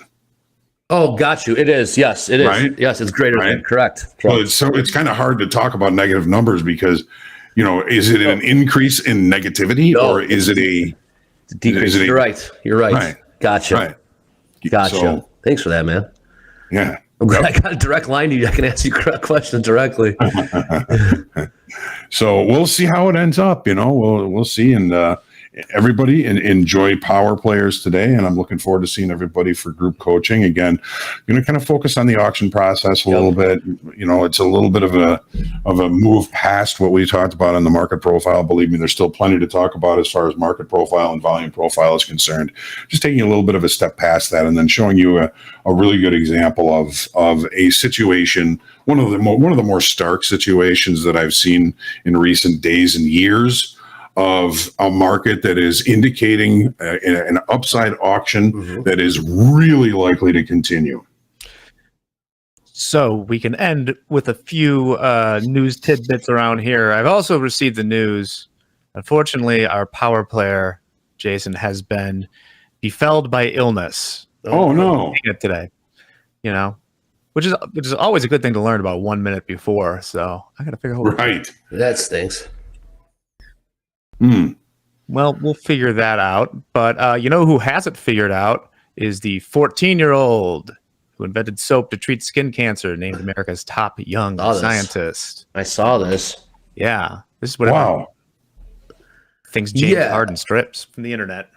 No, I did see this. This is wild. I mean, how much money did he get for R&D into this? I got a lot of questions. Wow. I mean, that's... We're so people have been trying to cure cancer for years and years. And this 14-year-old just came up with a bar of soap and just can't. All right. Andre, ever the cynic. Not bad, man. It's like we got Pfizer, you got all these GlaxoSmithKline pumping billions and billions of dollars, and you got this 14-year-old that just comes up with a solution. I don't know, man. Call me crazy. Right. Something's up there. It's got. Sorry. It's got to be. It was a science project that just. I know. Science fair was right. All right. Hey, it's good. It's for the better. It's for the greater good. Speaking of soap or the lack thereof, the French intelligence agencies are Go figure. suspecting the Russian behind a bedbug hysteria. I actually like the mechanism of this. Apparently, the these bots or whatever were being like, well, the only effective chemical to treat bedbugs is made in Russia. It's like, okay, that's a little. Oh my goodness. I doubt it. Yeah, there's a lot there. It's just so Russia. I know, right? It's just so Russia. I'm Russian, so yes, I'm Russian. But I've been there. I've got family there, and it is just so Russian. Let's put it that way. Yes, indeed. What else we we got? got here? Well, Jack, if we if we have to, I mean, I can move group coaching up. Just give me 10 or 15 minutes to kind of get everything prepared for it. Polish and Russian, Vlad. Yeah, I've been to Russia once. Cool. Yeah, I don't think I'll be able to go. I don't think I'll be going back anytime soon. But yeah, it was super cool. me and you both. Yeah. On this day, you can tell we're definitely not stalling for time right now. The British rock band Rolling Stones made its first appearance cool. on the Ed Sullivan Show. And old Mick still, they got a new song out. I've been hearing on XRT a ton. Yeah, they got a whole album out. Stones do? Yeah. You gotta really love it. Yeah, good for them, man. Yeah. They're still pumping out good music. Yeah, I think the name of the album is Octogenarian. No, come on. Is that true or are you just goofing? No, that's not. Oh, okay. You got me, man. I hope and pray that when I'm 80, I am as in good a shape as Mick Jagger is. Seriously, he's still doing it. Still doing it. Keith Richards, I'm sure, is already dead. He's just a zombie. I mean, he's hanging on. Hey, man, we're grinding lower here, Johnny. Yes, we are. Don't step in front of it. I ain't getting in front of it, but I can't get in on it either. If there's anything to do with it, it's going to be later in the day if you're not in it already. Don't forget that opening range is still the high of the day. That's an indication of seller control. S&Ps too, but now we're at negative 10,400 in Delta, and we still haven't taken out the new low. It's growing. Typically, group coaching is at noon, but we've kind of had a cancellation for power players, so I can always move it up if we need to. And well, let me bring Eddie in because he was ready to do the interview. Cool. Let's have a little quick discussion here. All right, let's have a show meeting. Yeah, show meeting. Going Our guy behind the curtain here. Yeah, we'll get some. Hello, Eddie. Hello. How are you today? Oh, there's a Russian Any friend. bed bugs for you, no? We have bed bugs too, ready to go. Okay. Only our great chemicals of the motherland can defeat them. Wild, man. That's it's just so Russian. So, guys, yeah. What's the thing is like, Hogue, when would you be set to do group coaching? 5 or 10 minutes. Like 10 minutes. Yeah. Okay. Andre and Eddie, are you available for 10 minutes? I'm available for 10 minutes. Do we just want to let Hogue do his things and you guys can take questions for 10 minutes? And then hey, let's do a Q&A. Yeah, hell yeah, let's do a Q&A. AMA. Ask and then me anything. And then we'll end the day with the quiz whenever that is. Okay. We're doing it on the fly, man. Like, let's do it. Bill On O'Reilly the back in fly. the day. F it, we're doing it live. Thought I was Hispanic. I've forgotten that before. That's what we're doing. Someone thought I was Hispanic. Well, you know what? We could talk about the Diamondbacks going to be playing the Rangers in the World Series. They won last night 4-2, beating the Phillies. And I know Philadelphia has had a tough time here in sports lately. Not as tough as Chicago, but still a tough time. The drummer, this is a deep cut. I was looking at Twitter this morning. The drummer from Jimmy Eats World is a huge Diamondbacks fan and also just a ruthless troll online. And he's really? And like, I could not do this. I could not go 1 versus 1,000,000 against Philadelphia. That would be but he is just getting into it with everyone. It's pretty fun. That's great. Watch the Bill Burr stand-up special about Philadelphia, where he just rips on Philadelphia in Philadelphia. Oh wow, that takes balls. He's If got anybody them. could He's do it, got Bill like, I Burr think, could. 6 of them. Do you remember a while back there was a theft? Thieves stealing dimes. You ever see the picture of that sort of aftermath where dimes all in a parking lot and they broke into Dimes? Dimes. Coin? Yeah, dimes. Yeah.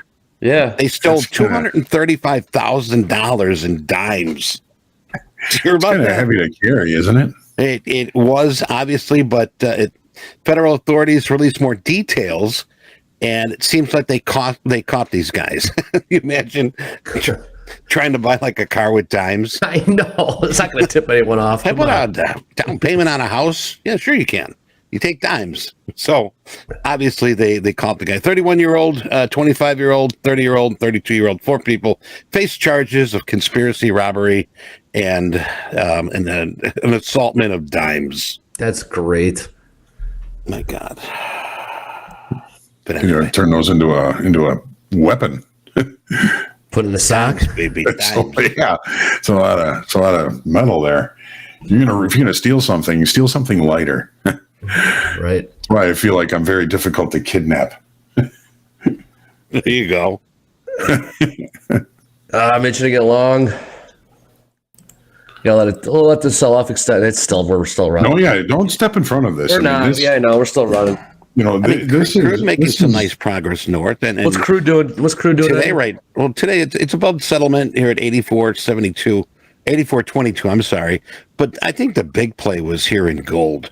I mean, if you look at the swing it took, and you were on the right side of that trade, I mean, you are just sort of raking in the dimes.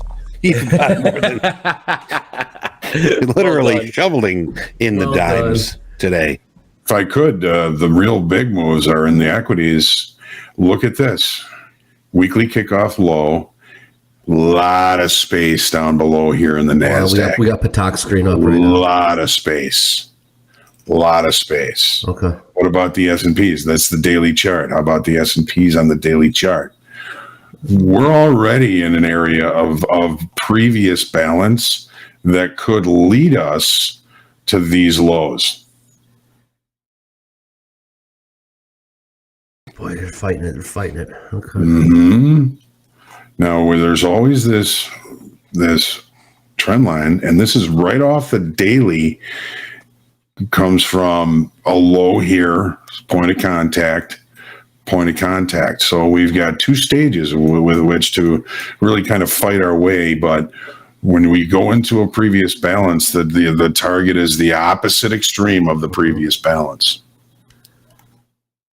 This is that same space in the NASDAQ Right. that we've already been through in the S&Ps. That's that same space. That's what we were just talking about. Right. Yes. Right. So the NASDAQ has been holding up much better technically, but is it going to break and take us down to the next area of balance? Quite possibly. Hey, did we get a reason or I missed the headline. I haven't seen a reason what this big sell off in the on the open was that about? Big sell off on the open in the equities. And equities. Yeah, sorry about that. Yeah, equities. Was there? Did you get anything? Well, no. I mean, I don't think it was necessarily any news or anything like that. I mean, Just more sellers. the opening range. I mean, sellers just took control right off the open. Gotcha. They just took control, and in the S&Ps here, this move back to the opening range was a golden opportunity for a short. Hey, we got your screen up there, John, because we're not showing your screen. Oh yeah, it looks like we're showing Patak. Yeah. Oh, Check Slack. Sorry about that, folks. Hey, Rick's in the house. Brother, Hey, brother Rick. Hello, brother Rick. my brother, Yeah. Randolph. You got a good brother. Randolph. He's a trader. I love it. Runs in the blood. I wish my brother would watch. Come on, Rich. Where are you at? There's What's a question out there about me trading. And at some point, I mean, my priority job is sort of monitor, keep the show moving forward, watching questions. But if I got some advice, and I'll share it. But yeah, eventually I'll jump in here. Because Nebraska's in a trade. It says he's long one NASDAQ. Okay. Careful. There's his. He's got his P&L up there. He's flat. No position now. Okay. Careful. I see you, Michael. I know you're out there. We've got our first 30-minute close below weekly kickoff low here. I must have moved that because 14,610 is weekly kickoff low. Yep. That somehow got moved. There it is. So we got our first 30-minute bar closing below that. Be careful. We were just talking, Michael, about the potential. If we accept below that level, a lot of space down below. Takes us all the way down to 13,600. 13,600. What's not today, of course, but what? What's Delta looking like on the S&Ps? The S&P Delta negative 11,800. Okay. So aggressive sellers. Yeah, are they successful at continuing to move to the downside? So far, so good. They are, right? So far, so good, right? But yeah, I haven't really. 11,000 is a pretty big number, right? I've seen 34,000 in negative delta by the end of the day. Good to know. Yep. Yeah. So, all right. Should I get ready for group coaching? Yeah, Hogue, why don't you dip for a few minutes, get ready for group coaching, let us know when you're back, and You can leave the charts on. I don't need them. Yeah, we'll leave them up. MP has promised now that he's done trading for the day. I know someone's calling him out on that one. I saw that. All right. Ian's asking, what's the best prank you pulled on somebody on the floor? No, that's for you, Eddie. I don't think I can say it. The shark fin, right? Yeah, no, that was an easy one. I mean, ready when you are. I think one of the better ones was the ink pad on the phone headset. How'd that go? Nice black ink. You'd sort of roll it in ink, and then they'd put the headset on. God. And then they'd take the headset off and go to lunch, and their ear would be like either black or red. That's pretty good. They wouldn't know unless they went to a mirror, right? Right. They wouldn't, or unless somebody told them. And usually people didn't say anything. They just they said, see that? Check that out. Look at it. Another one was the Spurs. I know that we'd make Spurs out of trading cards and put them on the back of somebody's shoe. And they'd go to lunch and come back from lunch with these. I mean, and they were, we really made them so they looked like Spurs. We had some time there. That's great. I don't know, some of the other pranks. I mean, there's a lot of pranks. The gum bomb. Another one, if the market was dead, I think I mentioned this one before. You'd put like a 5 or a 20 or something, but you'd have it on a fishing line. And you throw it in the aisle, and you got to think. I mean, these aisles, they were like the floor was like a black rubber. Okay, yeah, it was. But midday, you wouldn't be able to see the black anymore because it was filled with, dupes, paper orders, garbage, newspaper. I mean, the thing is, they really never had any garbage cans. No, they didn't. You could never find one. That's for sure. You would, I mean, there'd be some, but the thing is, the poor guys at the end of the day, they'd have like an army of guys with big brooms and they'd sweep and clean the floor, and they'd do like a great job. But you'd tape a 20 on a fishing line, and you throw it in the aisle. And people walking over it, they're not really looking for it, but you get these like new kids, runners.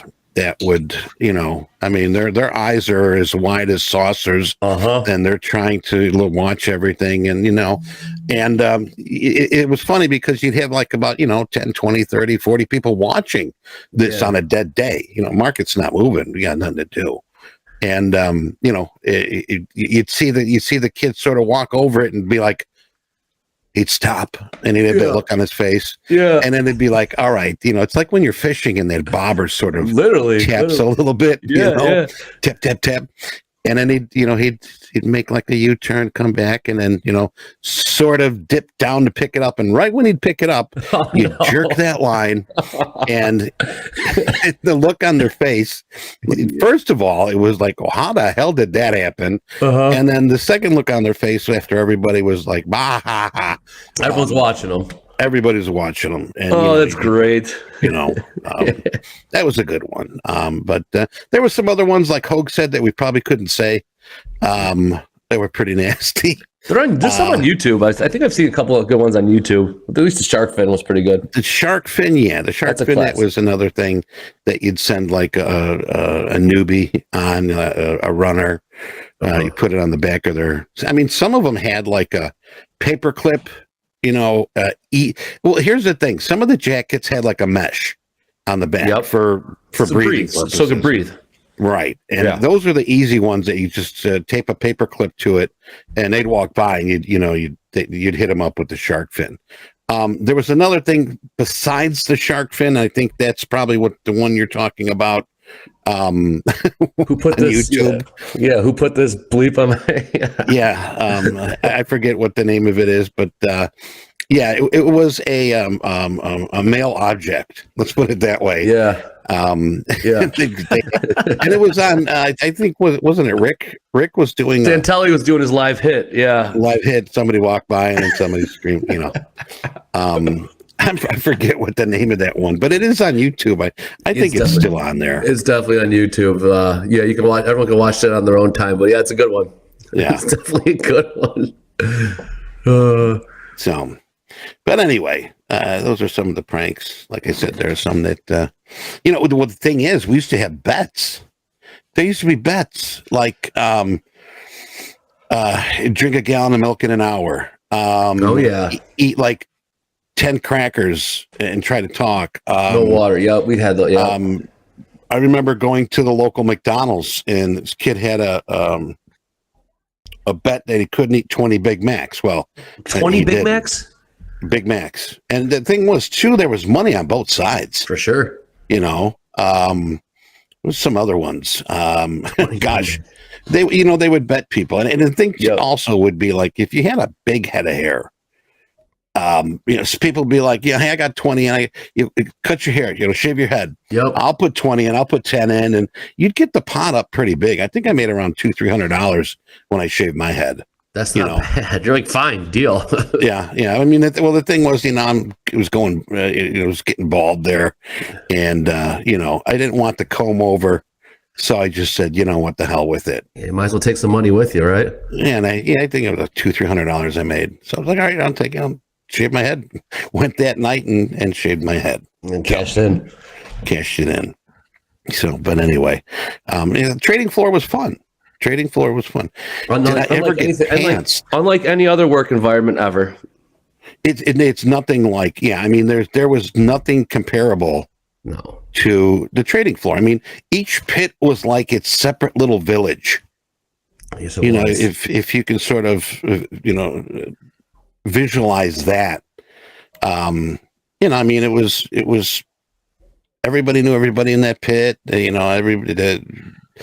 If there was something passed around, everybody in that pit had it. But no, Ian, I never got pantsed. I don't think they did that. Not so much pants. Yeah, once you made physical contact, you couldn't really make physical contact. That wasn't too. The one funny thing was they used to have water bottles, like these little squirty water bottles. And this is probably the worst one that was done. And, the pits were raised above the floor. I'd say maybe about 2-3 feet. Yep. And, people would lean against the rail.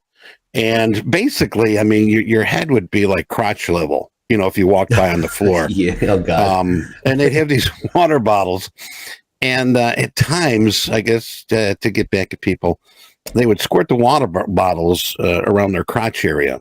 And you wouldn't know it. You wouldn't know it until somebody said, "What'd you do? Pee your pants?" So you can't really hide that one. That one was the tough one, but that was probably one of the worst ones. Hey, Eddie, they're asking what for L Short. What pit did you two spend most of your time in? I was a clerk in the soybeans pit. So this was early 2000s. I was a clerk in the soybeans pit. Eddie, what pit were you in? I was in the bond pit. I was in the Deutschmark. I was in the yen option pit. I was in the yen. There you go. I was in the S&P. I was in the Dow. Yes, I was a trading tramp. But a lot of it was, you know, when I was done, you know, when I went to First Chicago, and that was like, okay, you know what, less stress, you know, get good money. There's bonuses and so forth. Oh yeah. And I trade their money. Yep. And that's when I went to the S&Ps. Blue Gator says, how'd you decide which pit to go to? Well, it'd be like, you know, when I was doing the Deutschmark, First Chicago came up to me and said, hey, you want a job with the bank? I'm like, wow, job with the bank. Yes. And the thing is too, when you worked with like a filling broker, some of these guys were on their own. And they would not take taxes out. There was no 401. There was no insurance. And, you know, once you get an opportunity on the floor to work with a company that had all this, it was like, oh, goodness, you know, more money, 401, insurance. Yeah. They take taxes out. It's like a real job. A real job, right? Yeah. Right. But, you know, when you're working for a filling broker, it was, you know, just them. You know, they'd give you a check, you'd have to take the money out. And by that time, you know, when taxes came around, it's like, oh, damn, I owe $3,000, you know, because I'm a party monster. I remember. Yeah. Yeah. You just get a check and you got to figure out what to do with it from there. Right. But yeah, I'll short. Yeah, I caught the pretty much the tail end of the pits in the early 2000s. I used to work for First Chicago. I remember them.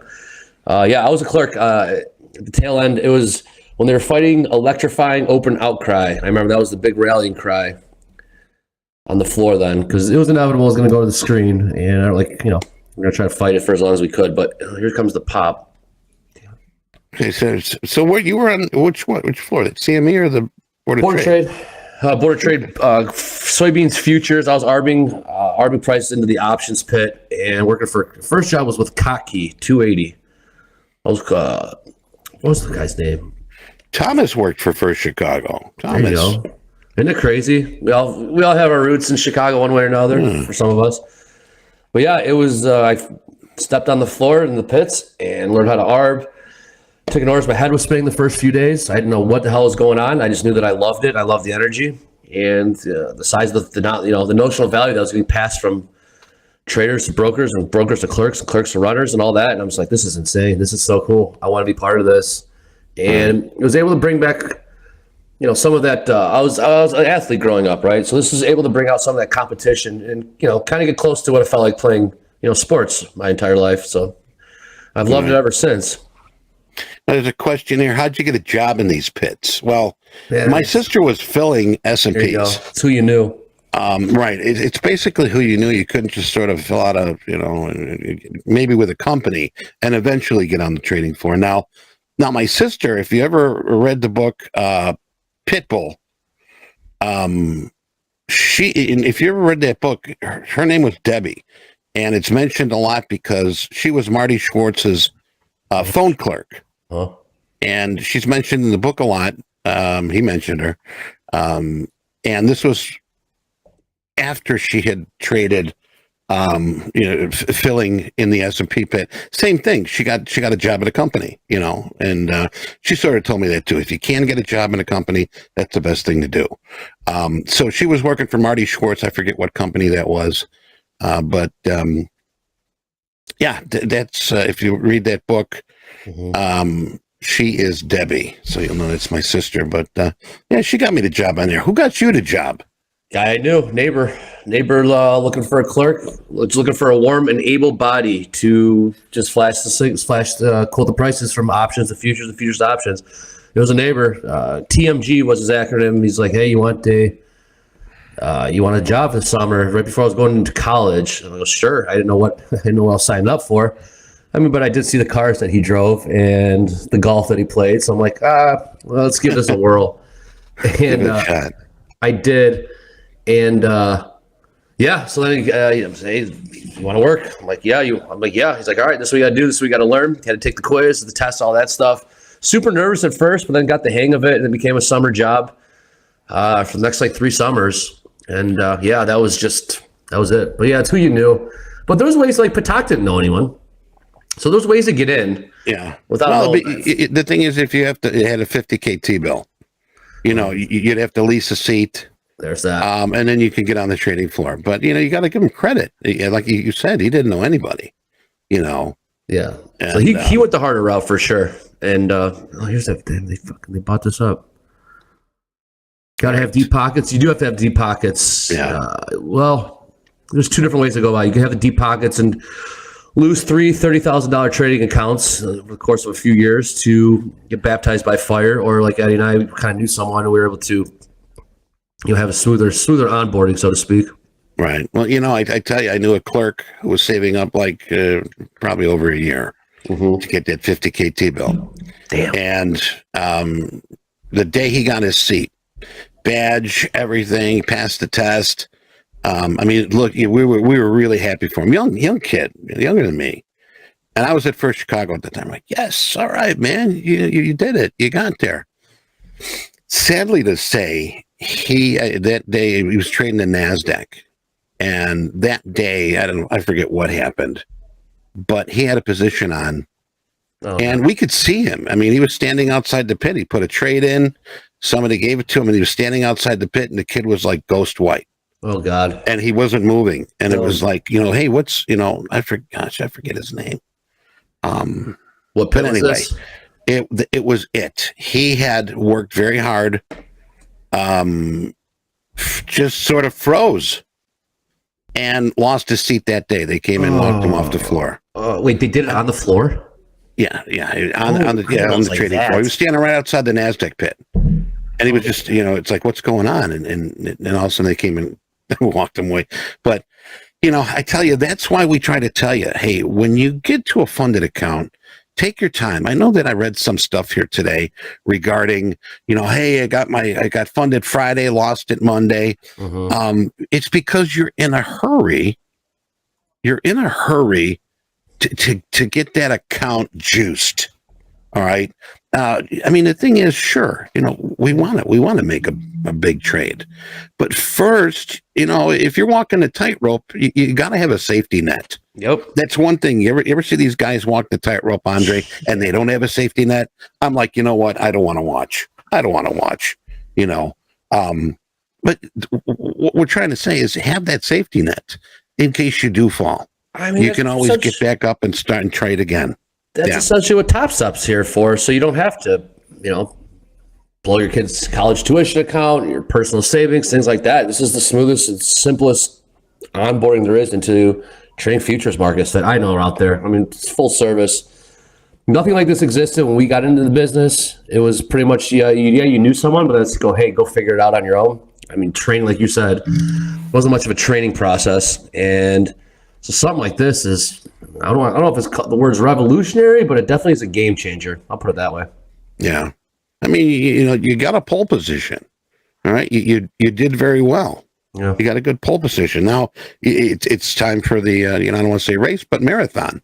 It is a marathon. Take your time, build up that safety net until you can say, okay, you know what? If I have a bad day and I lose this, I'm not going to lose the account. The most important thing, Eddie, don't lose the account. Once you lose the account, you're back to square one, and it's going to take time, emotional. It's going to be emotional. You're going to be frustrated. You got to save the account at all costs. Save the account. Yeah, you might have a bad trading day. You might put on some done trades. You might have overtraded, but you got to save the account. If you don't have the account, what's the point? Right. Like Daruma says here, Daruma trades. You still got to put in the work, learn to trade. Lots of people looking for that moonshot. And that's exactly what it is. Yeah. It's okay. Hey, real money now. Boom, boom, boom. Let's pull out the home run bat. Yeah. Like Mike said earlier, like Michael said, base hit, base hit, base hit, base hit. You're scoring runs. Exactly. And trust me, we're all trying to look for that moonshot. Trust me. The market's got to provide it. You need to see, back when COVID trading, those were moonshot trades. When the markets were just ripping, no pullbacks, just get on board, close your eyes. When's the last time we saw a trade like that? They just simply don't exist. Not that they don't exist, they're just few and far between. Few and far. Few and far. Like today, it's been a good trade today, but by no means is this moonshot trading. You know, it comes around maybe once a year. So, you know, yell at the market when we're ripping 50 handles in a move. Okay, fine. Yeah, there's your moonshot. But how often does that really happen? Right. Well, hey, Andre, you'll be with us back tomorrow, correct? I will be with us back tomorrow. I will be doing fast markets through Talking Shop. Yeah. Awesome. So I will jump on after opening call. And today was a really good day. Good trade. Everyone keeping an eye out for that reversal, late day reversal like Hogue was talking about. I'll definitely keep an eye on that, and we'll see if that comes out to fruition. But good show today, Adi. That was awesome. All right, cool. Appreciate that. Likewise. And hey, if you haven't liked or subscribed and you're new here, please don't forget that. Show a little love here. We put out a lot of effort, and we share a lot of knowledge, and we have a lot of fun. I mean, I like that. I like having fun. Fun's my middle name. So anyway, right, Eddie? Yeah, Eddie Funhorn. Yeah, Eddie Funhorn. All right, well, thank you guys. I'll sign off for now. I'm going to join my mother for lunch in about a half hour. Right. So I'm looking Come on, we said hi. We'll do. Thank you guys. All right, awesome. You guys are awesome. Hey, good trading, Patak. All right, we'll be back here. We're going to take just a few minutes, and we're going to get Johnny on for the group coaching. So stick around.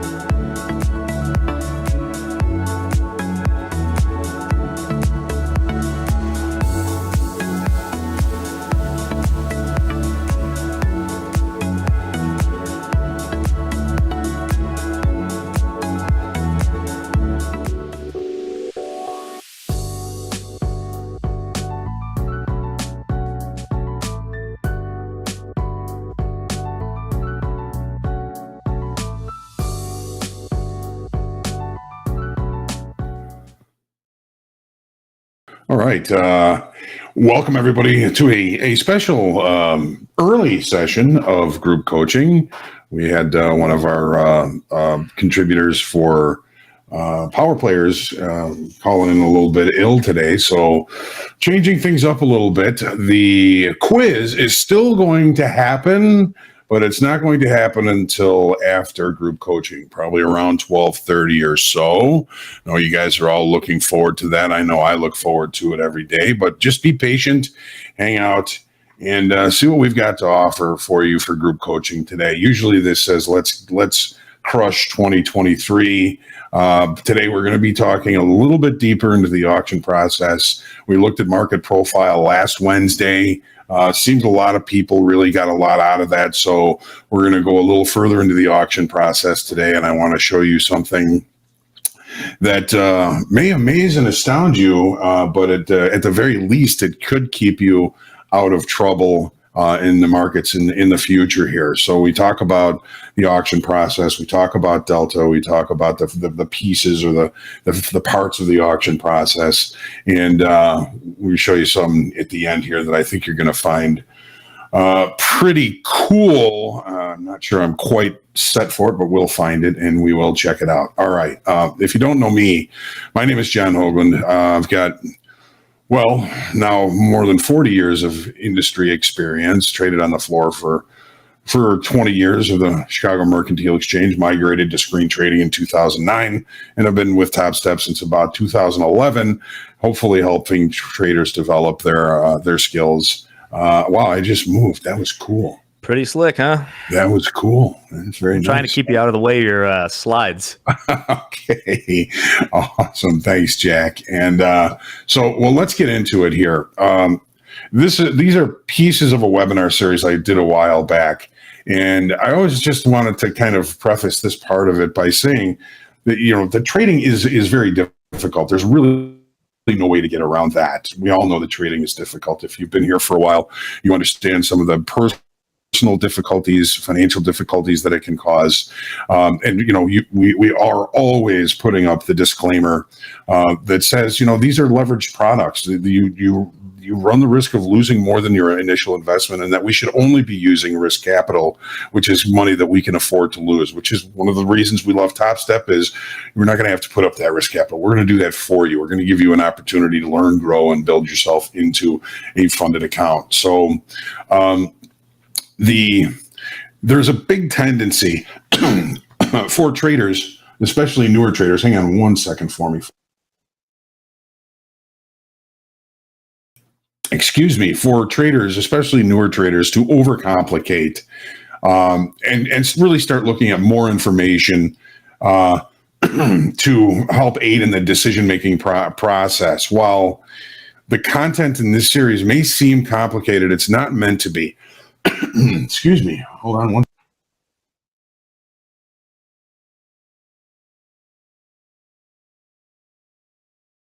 The last thing I'm attempting to do is overcomplicate things. But I believe that there are certain things in the market profile part of this, as well as the auction process part of this, that as general knowledge are so important to know, no matter what tool you're using, time frame, product, anything like that. It's just important to understand the auction process and how the auction, however you market, anything that can be bought or sold is basically part of a longer time frame auction process. This is to hopefully create in you the ability to build muscle memory in and around what the auction process may be telling us, allowing you to absorb certain information quickly. The market profile sometimes offers very drastic changes in the market state in real time. The market profile isn't necessarily a lagging indicator. It's not even necessarily an indicator. It is a tool to organize the market's information. And when we're organizing the market's information, what are we really organizing? We're organizing the auction process. So what we're trying to do is kind of let you absorb this information while keeping your windshield relatively simple and clear. Your windshield meaning your charts. However you view the market, whatever lens you choose, again, I hope this helps you see in depth, more like a 3-dimensional than just 2 dimensions on a chart. Much of your ability to see is in your preparation, right? And looking at more than just charts. I do not wish to complicate, only to, enlighten and to expand the amount of information you can digest with less time and less effort in the ways to make the choice of what you see, So looking at the auction process, what is a market anyways? Every futures market is a never-ending two-way auction that occurs in just about infinite time frames. The job of the market is to facilitate trade. You guys probably hear me say that a lot. And how does the market facilitate trade? The market seeks equilibrium where buyers and sellers can freely transact business. If I were to equate this to a hardware store selling shovels before a snowstorm, right?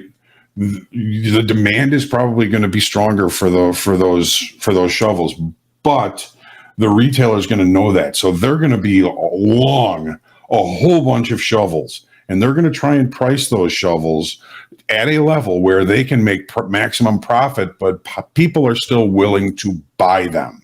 down the street, if somebody overprices those shovels, nobody's going to buy them from them. They're going to buy them from you. If you underprice those shovels, you will be removed of your inventory before you even have the chance to refill it. So that's really what the facilitation of trade is: finding the fair price of a product. Prices are going to search higher in search of sellers. The upside auction is going to end. A new downside auction is going to begin, and then price will continue to look lower in search of buyers. And again, the auction lives in every time frame. You can look at a monthly chart, a weekly chart, a daily chart, a 30-minute chart, a 15-minute chart, and a 5-minute chart, and see different time frame auctions in each one of those charts. Now, there's the English auction, which is typically when, let's say we're at an art auction, they're going to offer the price. They're going to offer the piece at a price that they think might be fair, but they're hoping they're going to create some sort of a buzz. Maybe they take this piece of artwork and they open the bidding at $1,000, and if nobody bids for it, that auction is going to begin to the downside. If we're going to sell it, we may have to lower the price to $950. We lower the price to $900. Finally, somebody says, yeah, I'll take it at $900. Everybody else in the room is going to think, you got that on a downtick. I think you bought that really cheap. So I'm going to bid for that and see if I can't get it bought, but not overpay for it. So the downside auction has ended. The auctioneer is going to say, now, do I hear $950? Somebody says, yes, I'll take it for $950. Do I hear $1,000? Yes, I'll take it for $1,000. Well, more and more people are going to kind of feel competitive about trying to get this piece bought. You're going to have more and more people coming into the auction process. Price is going to move higher relatively quickly because there's a lot of people interested in this piece of artwork all of a sudden. So as more and more people bid for this product, the faster price is going to continue to move to the upside. As price gets a little more expensive, you're going to see more people pull back. They're not going to bid for it anymore until finally the last person buys this piece of art for $1,800. Okay, you bought the piece of art for $1,800. If you were to stand up and say, I just got this piece, I know a lot of people were trying to get this piece, and I'll sell it to you right now for $1,900. He's going to try and make $100. Do you think anybody's going to buy that from him? No. He just bought the high tick. If he wants to sell it that day, he's going to have to auction price lower until finally somebody comes to buy it from him. The Dutch auction, which sometimes markets feel a lot alike, is the Dutch auction is priced way too expensive and price is lowered until the first person says, I'll take it. That's the Dutch auction. That's kind of why markets get higher and drop when things go the other direction. So when we're looking at the auction process, I view it as kind of a table, a four-legged table.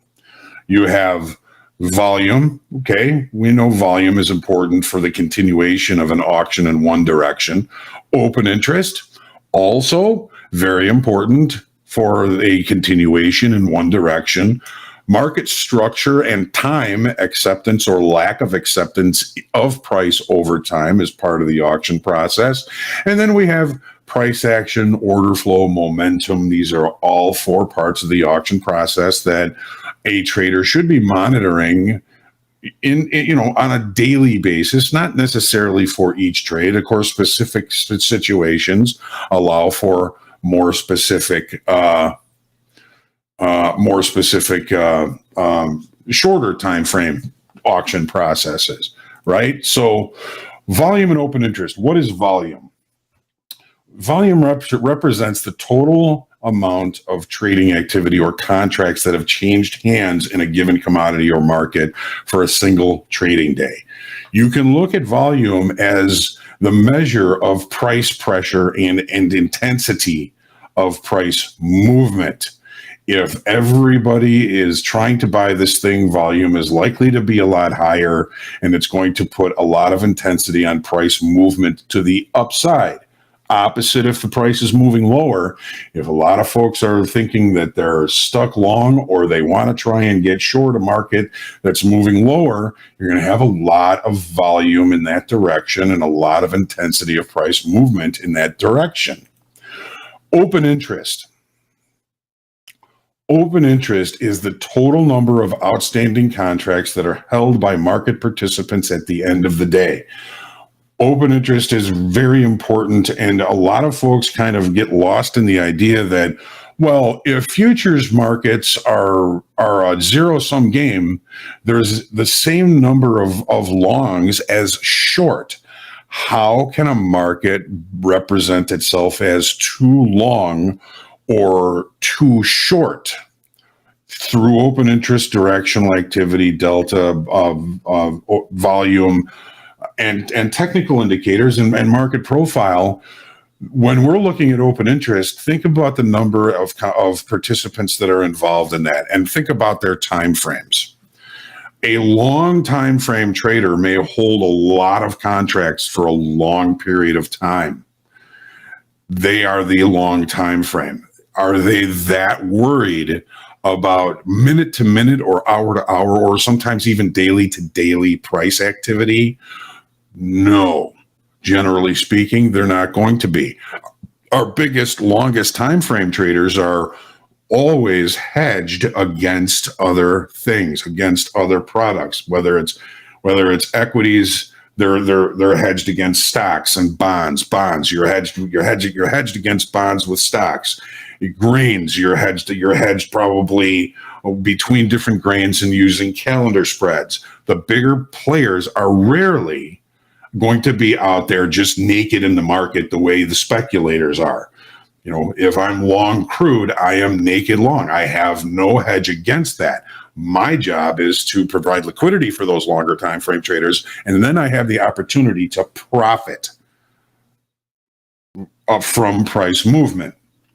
So when we say that the market is too long to continue to rally or too short to continue to break, we are talking more about shorter time frame participants that are opposite the longer time frame participants. The longer time frame participants have the big dollars. They're the ones that really move these markets, other than the algos. A lot of people complain about that, but the algos can adjust. They can manipulate price for very short periods of time.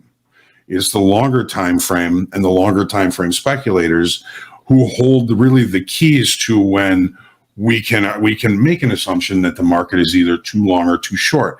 This is another concept that is based in time frames. Longer time frame traders aren't worried about daily activity. Day traders are very concerned about daily activity.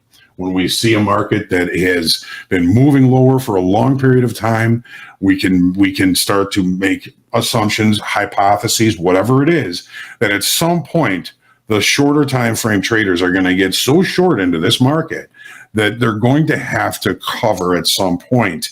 And that's when we get those big opposite fast moves in the opposite direction. So open interest, some game. For every dollar made, there's a dollar lost. Where we end up with inventory adjustments and inventory, what's the word I'm looking for? And inventory swelling in one time frame or another, that is where we come up with the idea of being too long or too short. Okay? All right.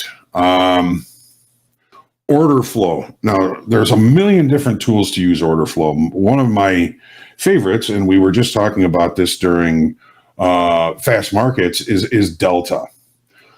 Delta is the sum of contracts that trade on the offer, positive delta, and these are contracts, not actual trades. The number of contracts that trade on the offer minus the contracts that trade on the bid.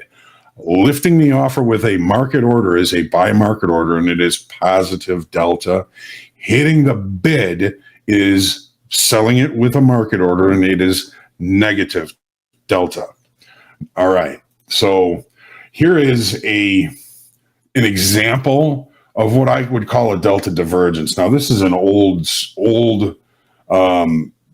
chart, and this is cumulative delta. So when we see a market that is increasing in negativity throughout this entire session, price continues to move higher and higher throughout the entire session, while delta increases in negativity or decreases in value, whichever way you want to put it. This is what we were talking about. It was a possibility today for the S&Ps. I think that we're in a longer time frame situation where this is probably not going to happen, but we don't know. The market's moving lower. It's got negative delta. It seems to be now congruent with direction. So I'm not looking, I don't think, for any big pop at the end of the day. But when the market does move higher over day on decreasing delta, by the end of the day here, we end up with negative 7,700 in delta. This is the 9th of April, 2021. That's how old this chart is. But you see what happens as price continues to push higher, the sellers continue to sell into stronger bids. Those bids are moved up once they get exhausted. They can't get any more bought here. They'll move them up.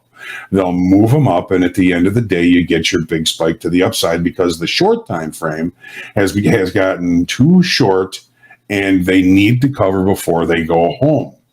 Okay, there is a tool that you can adjust on Tradeovate. Delta is unfortunately not available on a lot of platforms, which is something that I complain about, and I try and have these platforms at it. They don't listen to me very much, but if you go on the indicators, go to Tiki Tools, explore community indicators, get the Tiki cumulative delta line. Now that's going to tell you from the beginning of the chart where delta is over a long period of time. If you want to look at day time frame delta, you can go type session, start hour 8 o'clock in Central Time. You got to start it a half an hour before the market actually opens. I don't know why. Save it, and then you'll be able to see, hopefully, consistent and correct delta. Sometimes the Tradeovate platform does not necessarily do that, and we can talk more about how to get this set up as we get further into the session today. Many of you have seen this table. Many of you. This is a general view of price, volume, open interest, and strength in the auction process. If we see price rising on increasing volume over time and increasing open interest, this is a market that is likely to continue in the upward direction. We have price rising, volume increasing, money still coming into the long side. We know that because open interest is increasing on rising prices. That's a strong market. That's a market that I don't want to fight. I want to see if I can't buy a pullback. I'm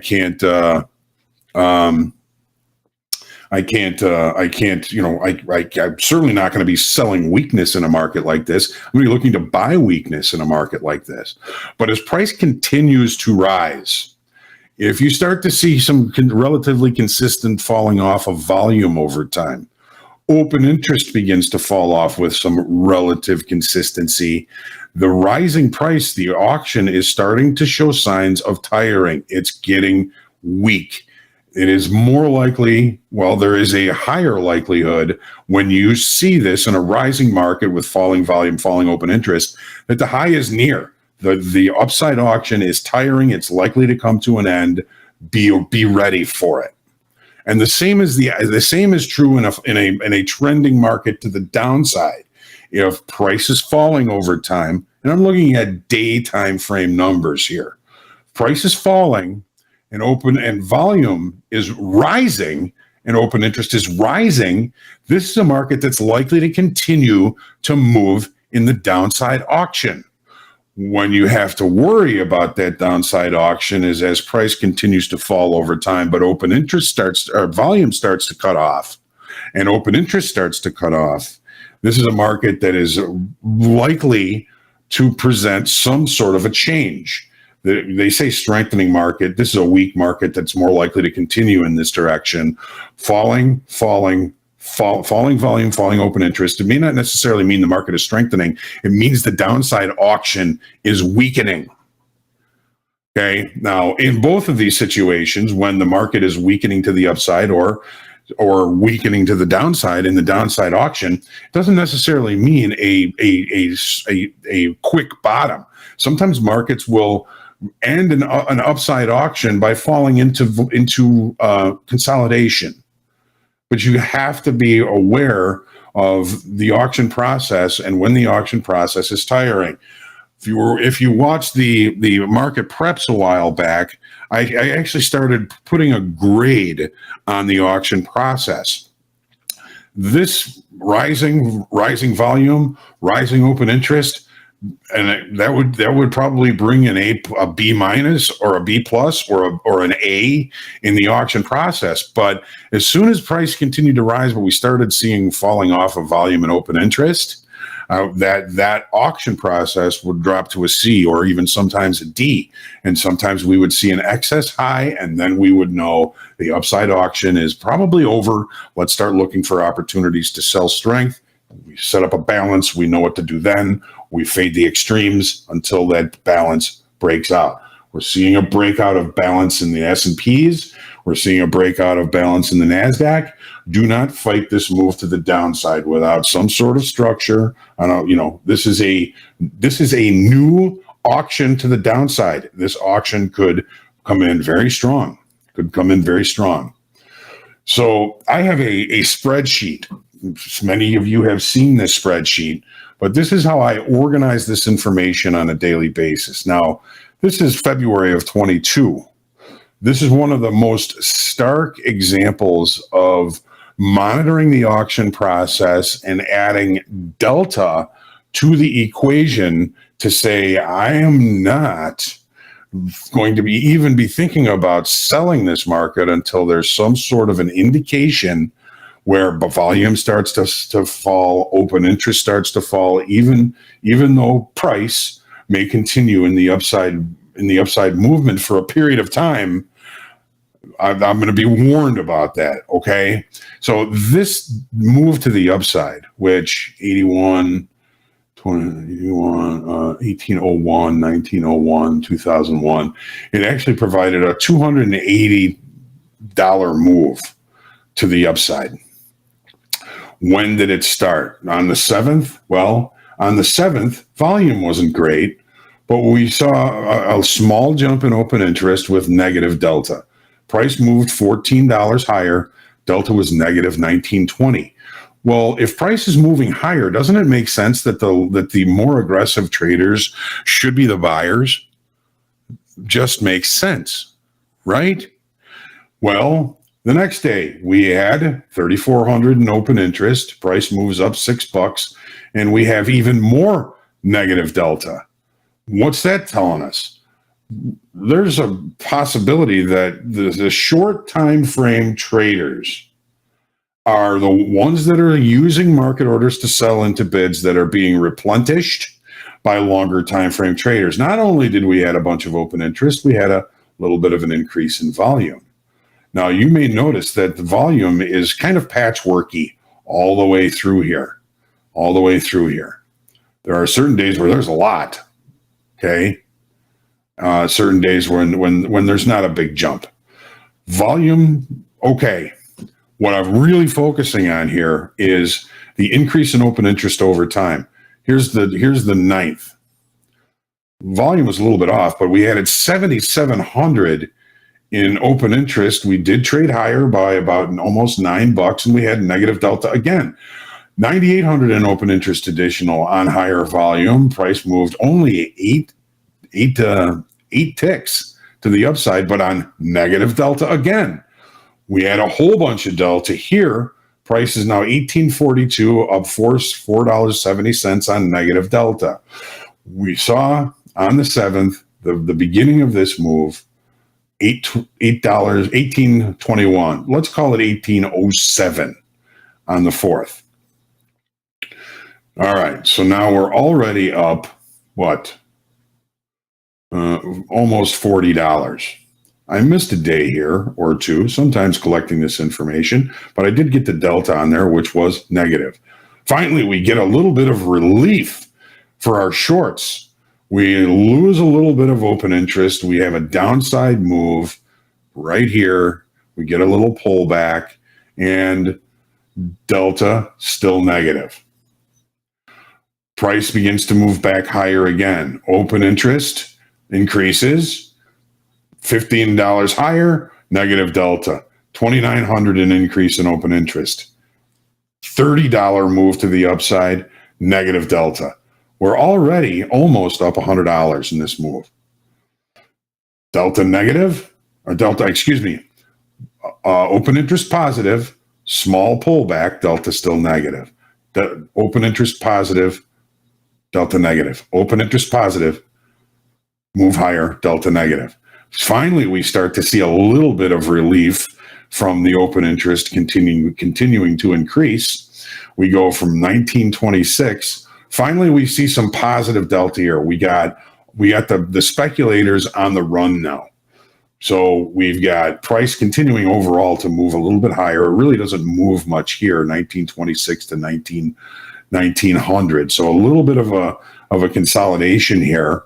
Then we see open interest come back in, negative delta, open interest coming in. Finally, we're getting the short time frame, figuring out that, hey, you know what? Maybe we should try the long side. They continue to push price higher and higher until we get to a close here of 2043. We start to see some negative delta, some negative open interest, positive delta. And then from that point forward, this market just kind of falls off, centers, consolidates, and then continues the next move.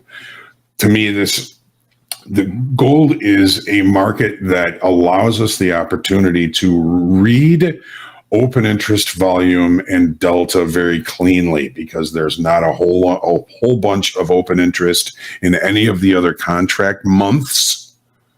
S&Ps are kind of similar to that, but this is one of the more clear markets. If you're going to be using this for crude oil, it's more difficult because crude oil has so much open interest out 10 years into the future. It's difficult to be able to recognize in the shorter time frame or longer time frame who is involved in that.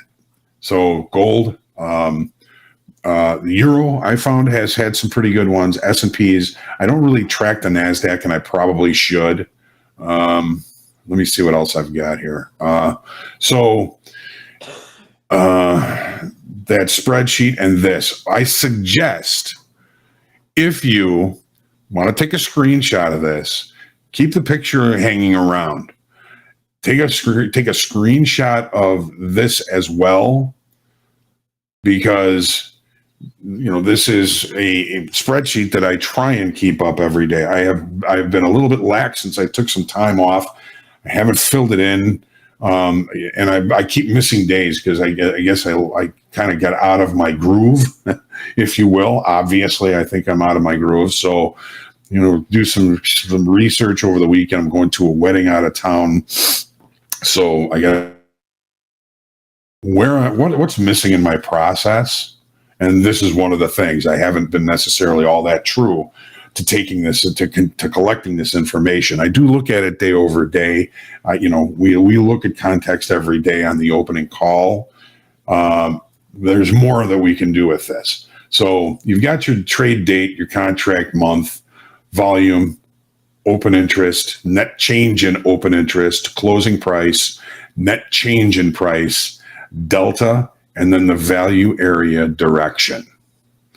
Value area direction. We know value area is market profile information, correct?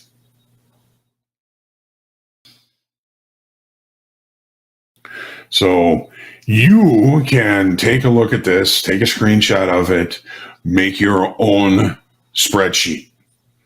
Make your own spreadsheet of it. Now, there are going to be periods of time, and I think maybe this is one of the reasons I haven't been as true to collecting this information every day, is there's going to be long periods of time probably where you're not going to be able to glean a whole lot of information out of this. but there is going to be, I would have to say, depending on the market, maybe 6 times a year, where this tells you something so important that you are able to really get into some decent trades, and at the very least stay out of some bad trades. And I think that is, of course, staying out of bad trades is important as getting into good trades. Okay, so a little bit of dad wisdom for you. I've got some time. I do have one emailed in question that I want to answer, and then we can answer questions from the chat. And again, I apologize if I miss a whole lot of the questions in the chat. I do my best to answer as much as I can. Nobody knows everything, of course. I certainly don't, but we're going to see what we can answer. This was one of my dad's things. If I had a bad period of time, if I had a series of losses, I wasn't feeling good about trading, this, that, the other thing, and he always used to just tell me, well, the beatings will continue until morale improves. All right. So the question that I got emailed in, and I think it's a really good question. I'm going to take this off so we can watch the markets, look at what's going on. Just continuation to the downside. This is an important level. Don't fight it. We're starting to see some pretty negative delta here, negative 13,000, but now it's more direct. Now it's more congruent with direction. Don't fight this downside move, please. Don't fight it. Here's this week's low. We're coming up to it. Is that structure? Maybe, maybe not. So Mugda's question, I do well trading in trending markets, but really lose my temper, I should say, in consolidating markets. This has been an issue the last 2 days as I trade gold. How do I stay away from consolidation? Well, Mugda, one of the most important things of being able to stay away from consolidating markets is the recognition of a consolidating market. Now, you mentioned a couple of rough days in gold. Let's take a quick look. So I would certainly see this as a consolidating market. But how do you recognize the probability that it's going to be a consolidating market? Well, initial balance can be one way. The opening range was not. There might have been some expectation for this market to really push to the downside. But once the early range has been established, you can kind of look at that and say, okay, unless we break out of this current balance that we're in, I'm going to avoid the market. But Mugda, you can also learn to trade a consolidating market. So if you think about it, there's two real, for the two basic market states, range bound, consolidation, and directional or trending. Range bound markets, we fade the extremes until proven wrong. Directional markets, we only trade in the direction of the trend. So I think the question really, Mugda, is more about how you're going to be able to recognize when a market is range bound and in what time frame. We can look at let me see how far this goes back. Let's look at the monthly. I don't know if this is going to go back far enough, but no. How about the weekly on this? Okay. Would you call this area on the weekly chart consolidation in the weekly time frame? I know I would. So after we put in this low and put in this high, those extremes become the more important levels for me to look for opportunities. I understand this is on a weekly chart, but what's it look like on a daily chart? That's going to take us back to September. Okay, on a daily chart. Okay, we put in this low, we put in this high. Anytime we get near either of them, that gives me opportunities. And you can look at this on a 5-minute chart. And if you see a consolidation, fade the extremes until you get a significant breakout away from those levels. So without really knowing the time frames and the tools that you're using, it's not necessarily that you're not able to trade range bound or consolidating markets. It's more in the recognition of when you are in a consolidation or a consolidating market. Take a look at the S&Ps. This is the 30-minute chart. Okay, we have this range and this low. Okay, does that create the possibility for range bound trade? It did. It's always easy looking backwards, right? So we have the low here. We traded up to here. We traded back to here. We traded back to the high. Now we're trading back to the low. You could be looking at this whole area as an area of consolidation or range. It's established the low. It's established the high. Do we look to buy this down here? I mean, it lets us limit risk. But are we starting a new trend to the downside on the longer time frame? Here's what we're looking at here. So we were range bound. 1, 2, 3 full swings, breaking out below. The target would be to the low of this previous area of balance. Takes us down to about 41.40, 41.45, 41.40. But are we going to continue the directional move below the previous area of balance? I mean, we could be coming into a decent trend down to the downside, down to this level. But how do you recognize it? How do you see it?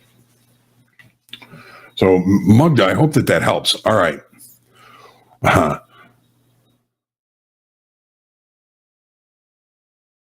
You're here, Mugda. Good. Good, Jenner. It's my pleasure. Yes, you can look for longer time frames to recognize consolidation in the longer time frame, and you can trade against those levels using shorter time frame trades for failure or continuation at those levels. JP, can a poor low happen not on a low of the day? For example, if we have a low of the day in A, but intraday we see a poor low on F and G. Yes, you can. You can see those. Nice job. I am proud of you. I am proud of you. You traded, succeeded in the combine. We're all proud of you. So, yes, I mean, you can. See if we can't find, well, you know what? I know we saw one in the NASDAQ recently.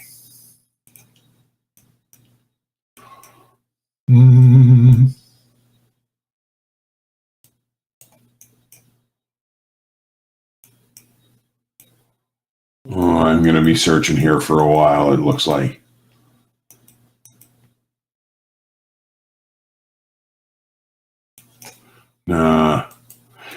Okay, so I don't want to waste too much time searching for one, but yeah, they can be poor lows in shorter time frame.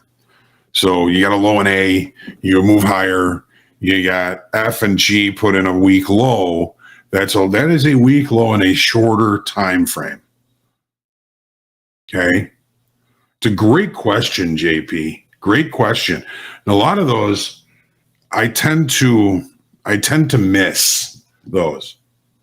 I know that there are some really good traders here.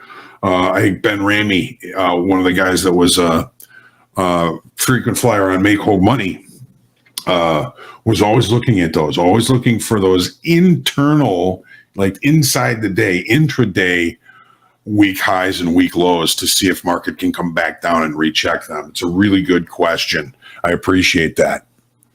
All right.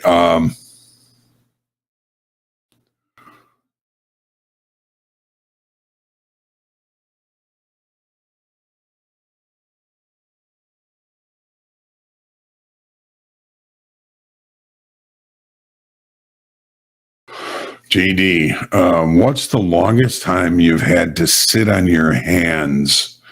I'm 0 for 10 on my funded pain. I'm sorry to hear that, JD, but sit on your hands until you really give yourself a thorough review of what you might be missing. Your markets change, and it's difficult to get all the information. I've sat on my hands. I've walked away from trading 1,000 times, but I've always come back. It's a really, really kind of a good question. The longest time I've had to sit on my hands.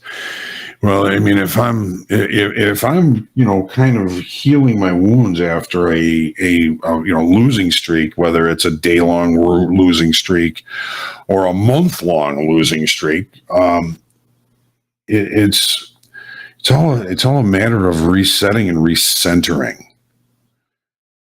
I've got some kind of study to do because I've missed so many good trades since trying to do this on screen. My performance before this, I was very pleased with the way the year was going so far, and I haven't been able to really do much since I've been doing this on screen. So I've got to go back and I got to review. Okay, what changed? What's missing? What's different? What's missing? I can figure out. What's different? I already know.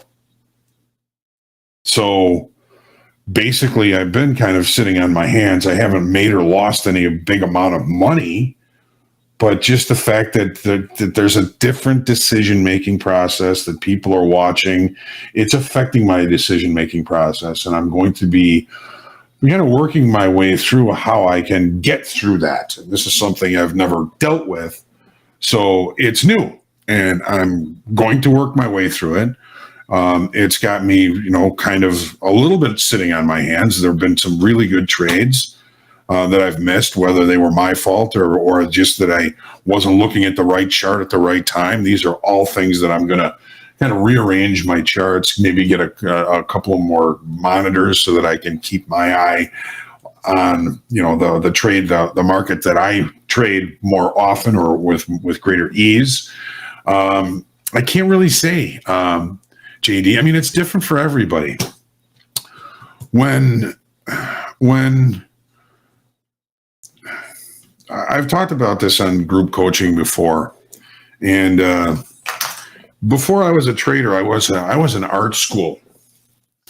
I was learning to become a professional potter. I mean, I was already a really good potter, and I was getting into photography school and all that stuff. My dad was at the Board of Trade for 40 years, and while I'm in art school, I decided, I'm going to just get a job on the floor because I can manage that between school and work, and so I got my job on the trading floor, and the whole world just seemed to open up to me. There was something about it. Maybe it was just the fun, maybe it was the social aspects of it at the very beginning, but I really became fascinated in a way that my father was never able to kind of get me that interested in it, And the more I learned about it, and the more I learned about the life of an artist, I mean, I said, I really like doing this, but I don't want to starve for my art. So I got deeper and deeper into trading, and I, proved to have an aptitude for it. So I just went right up the ladder, and I've been in the industry ever since. Has it been easy?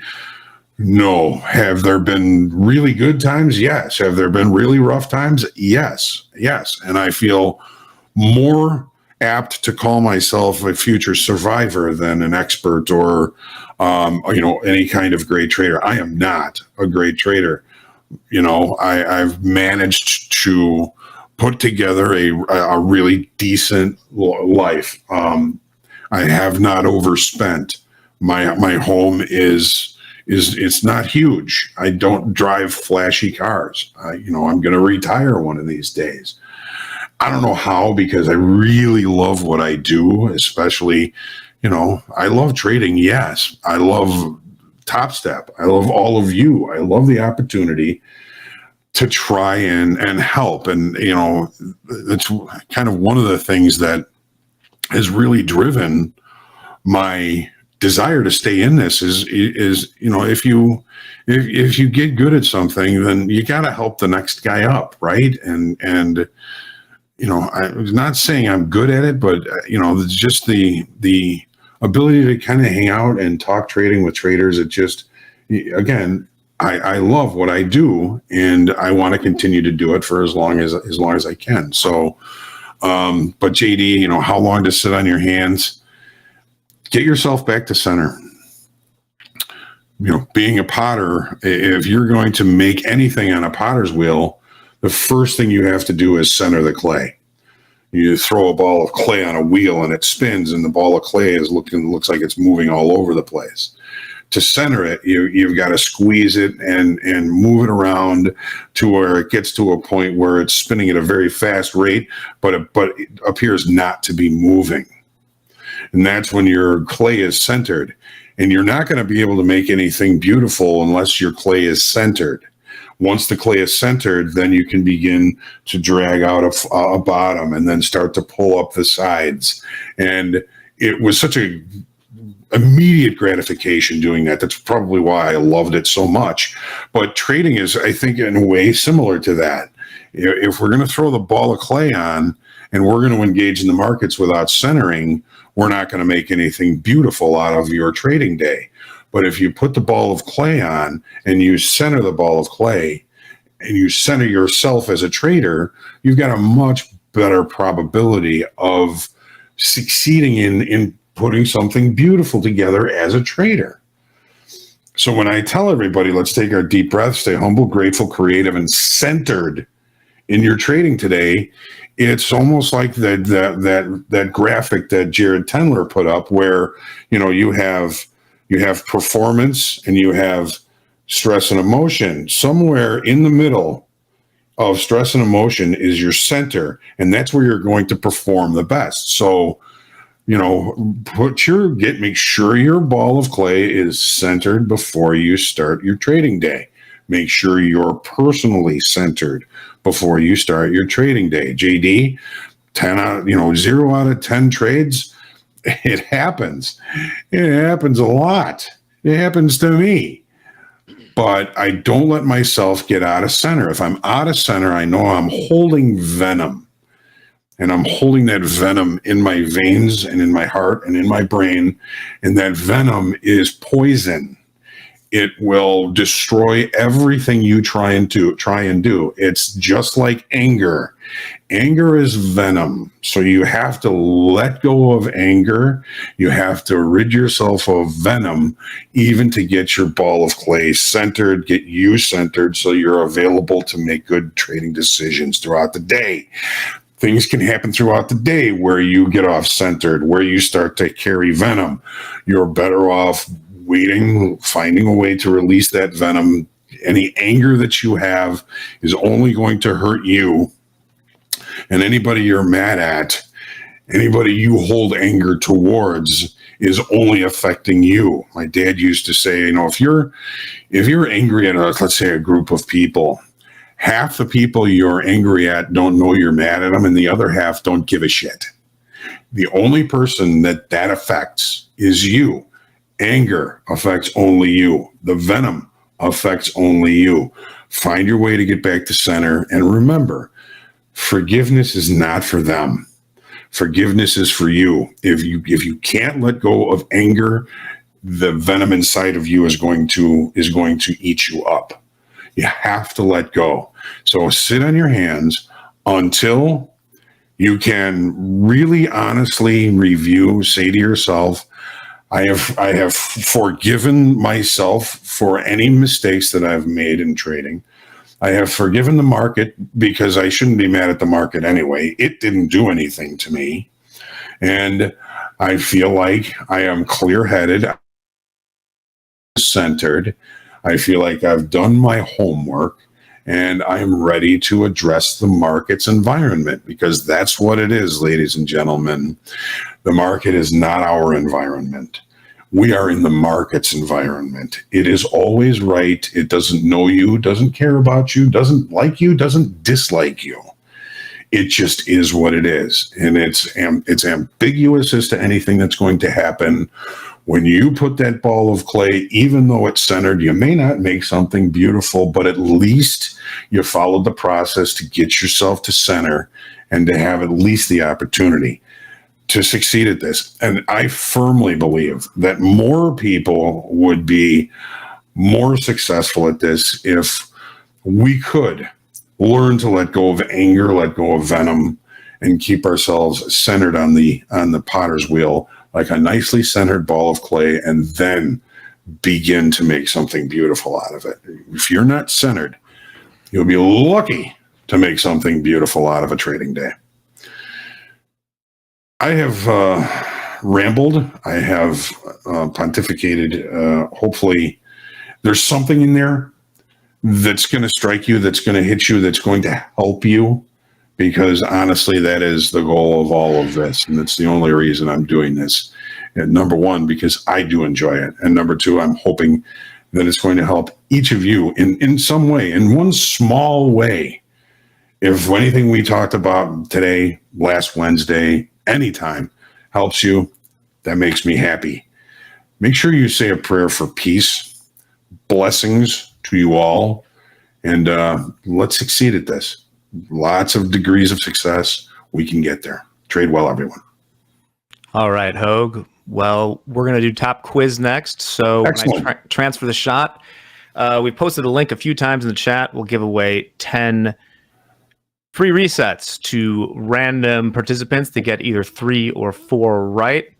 I'm going to leave some smooth jazz music and the game pin up. You can also join by going to kahoot.it and putting in the game pin that you will see shortly. So thanks a lot, Hogue. Really Talk to you later. Have a great day, everyone.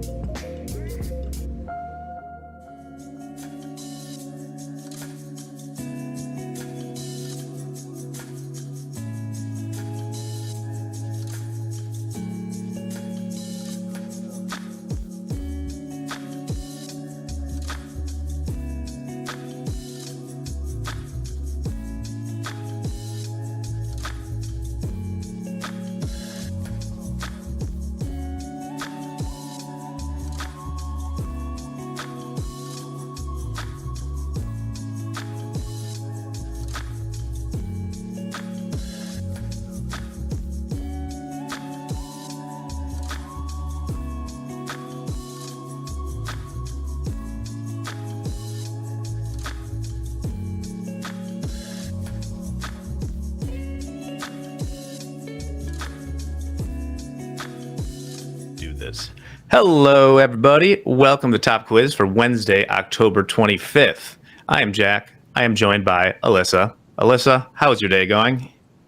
It's going pretty well, Jack. How are you? Yeah, I feel terrible, but I am going to get through this. Oh, no, I'm sorry to hear that. That is the dedication that I have to Top Quiz. So if this is your first time, 4 multiple choice questions. Some pertain to trading, some do not. If you answer 3 or 4 right, you get entered to randomly get one of 10 resets that we will be giving out today. As always, there is a 6-second delay or thereabouts between me talking in Illinois right now and you seeing it on YouTube, wherever you might be. So look at your device. That's where the questions are going to go. We'll be on a delay. So answer them there.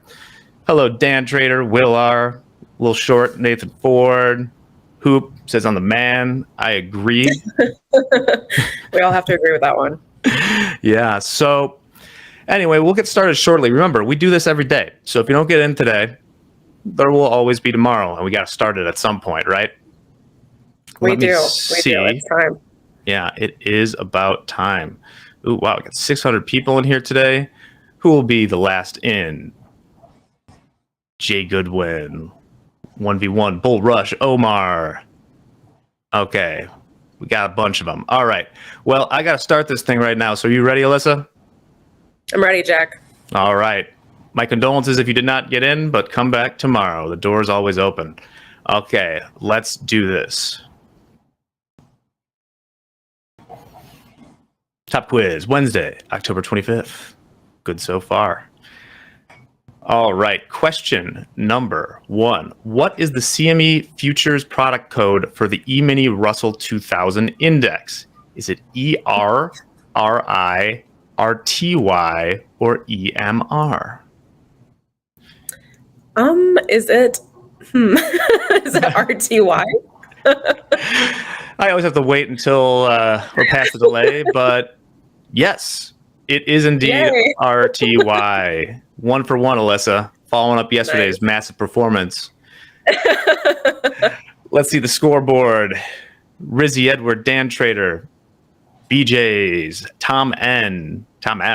Remember, this is just for bragging rights. Random winners will be chosen if you get 3 or 4 right. Okay, next question pertains to geography. What is the largest city by population in the Southern Hemisphere? Is it Mexico City, Sao Paulo, Nairobi, or Santiago, Chile? Is it Mexico City, Jack? Well, there's one problem with that. Oh, no. Mexico City is not in the Southern Hemisphere. Sao Paulo, Brazil is the correct answer. Yes, nor is Nairobi. Santiago is, but it is smaller. But that's okay. You're 1 for 2. We can fight back. Let's see if there's... You know how I do with the geography questions, Jack. It's not great. Nice. Eduardo was born there. Sao Paulo. Nice. Nice. Never been to Brazil, but I'd love to go sometime. Absolutely. Rizzy, Bobby Baby, Okay. Shambizi. Budding Trader. I don't know why Shambizi makes me laugh. That's a good one. Okay. You ready for number 3, Alyssa? I'm ready. Question number 3. The total number of outstanding contracts that are held by market participants at the end of the day is called volume, slippage, inventory, or open interest. Let's see who listened to the Hoag's session just now. Oh no, I didn't, Hoag. I'm so sorry. It's okay. Is it inventory? It is volume. Not. So there's open interest. Oh shoot. Open interest was correct there. Let's see what we got here. Some people are, Fred Decker's looking at a screenshot of Hoag's slides. He's like, yeah, I saw that pop up. Oh. You can also see when I write some of these questions. All right. Bobby Baby's still on top. I'm pulling for Shambezi, though. Come on. All right. Final question. All right. We'll say this question is seasonal, Alyssa. You ready? Oh, okay. Yep. Halloween is believed to have originated in what country? Is it Ireland, the United States, Germany, or Mexico? I feel like it's the United States. I mean, we took it to its logical conclusion. Is it Germany? It is Ireland. No. As a matter of fact, yeah, the Celtic people started that. Oh, So, There it is. but I will say that is Ireland walked with Halloween, so the United States could fly. I mean, Absolutely. we love that stuff. We Let do. me, before I see the winners here.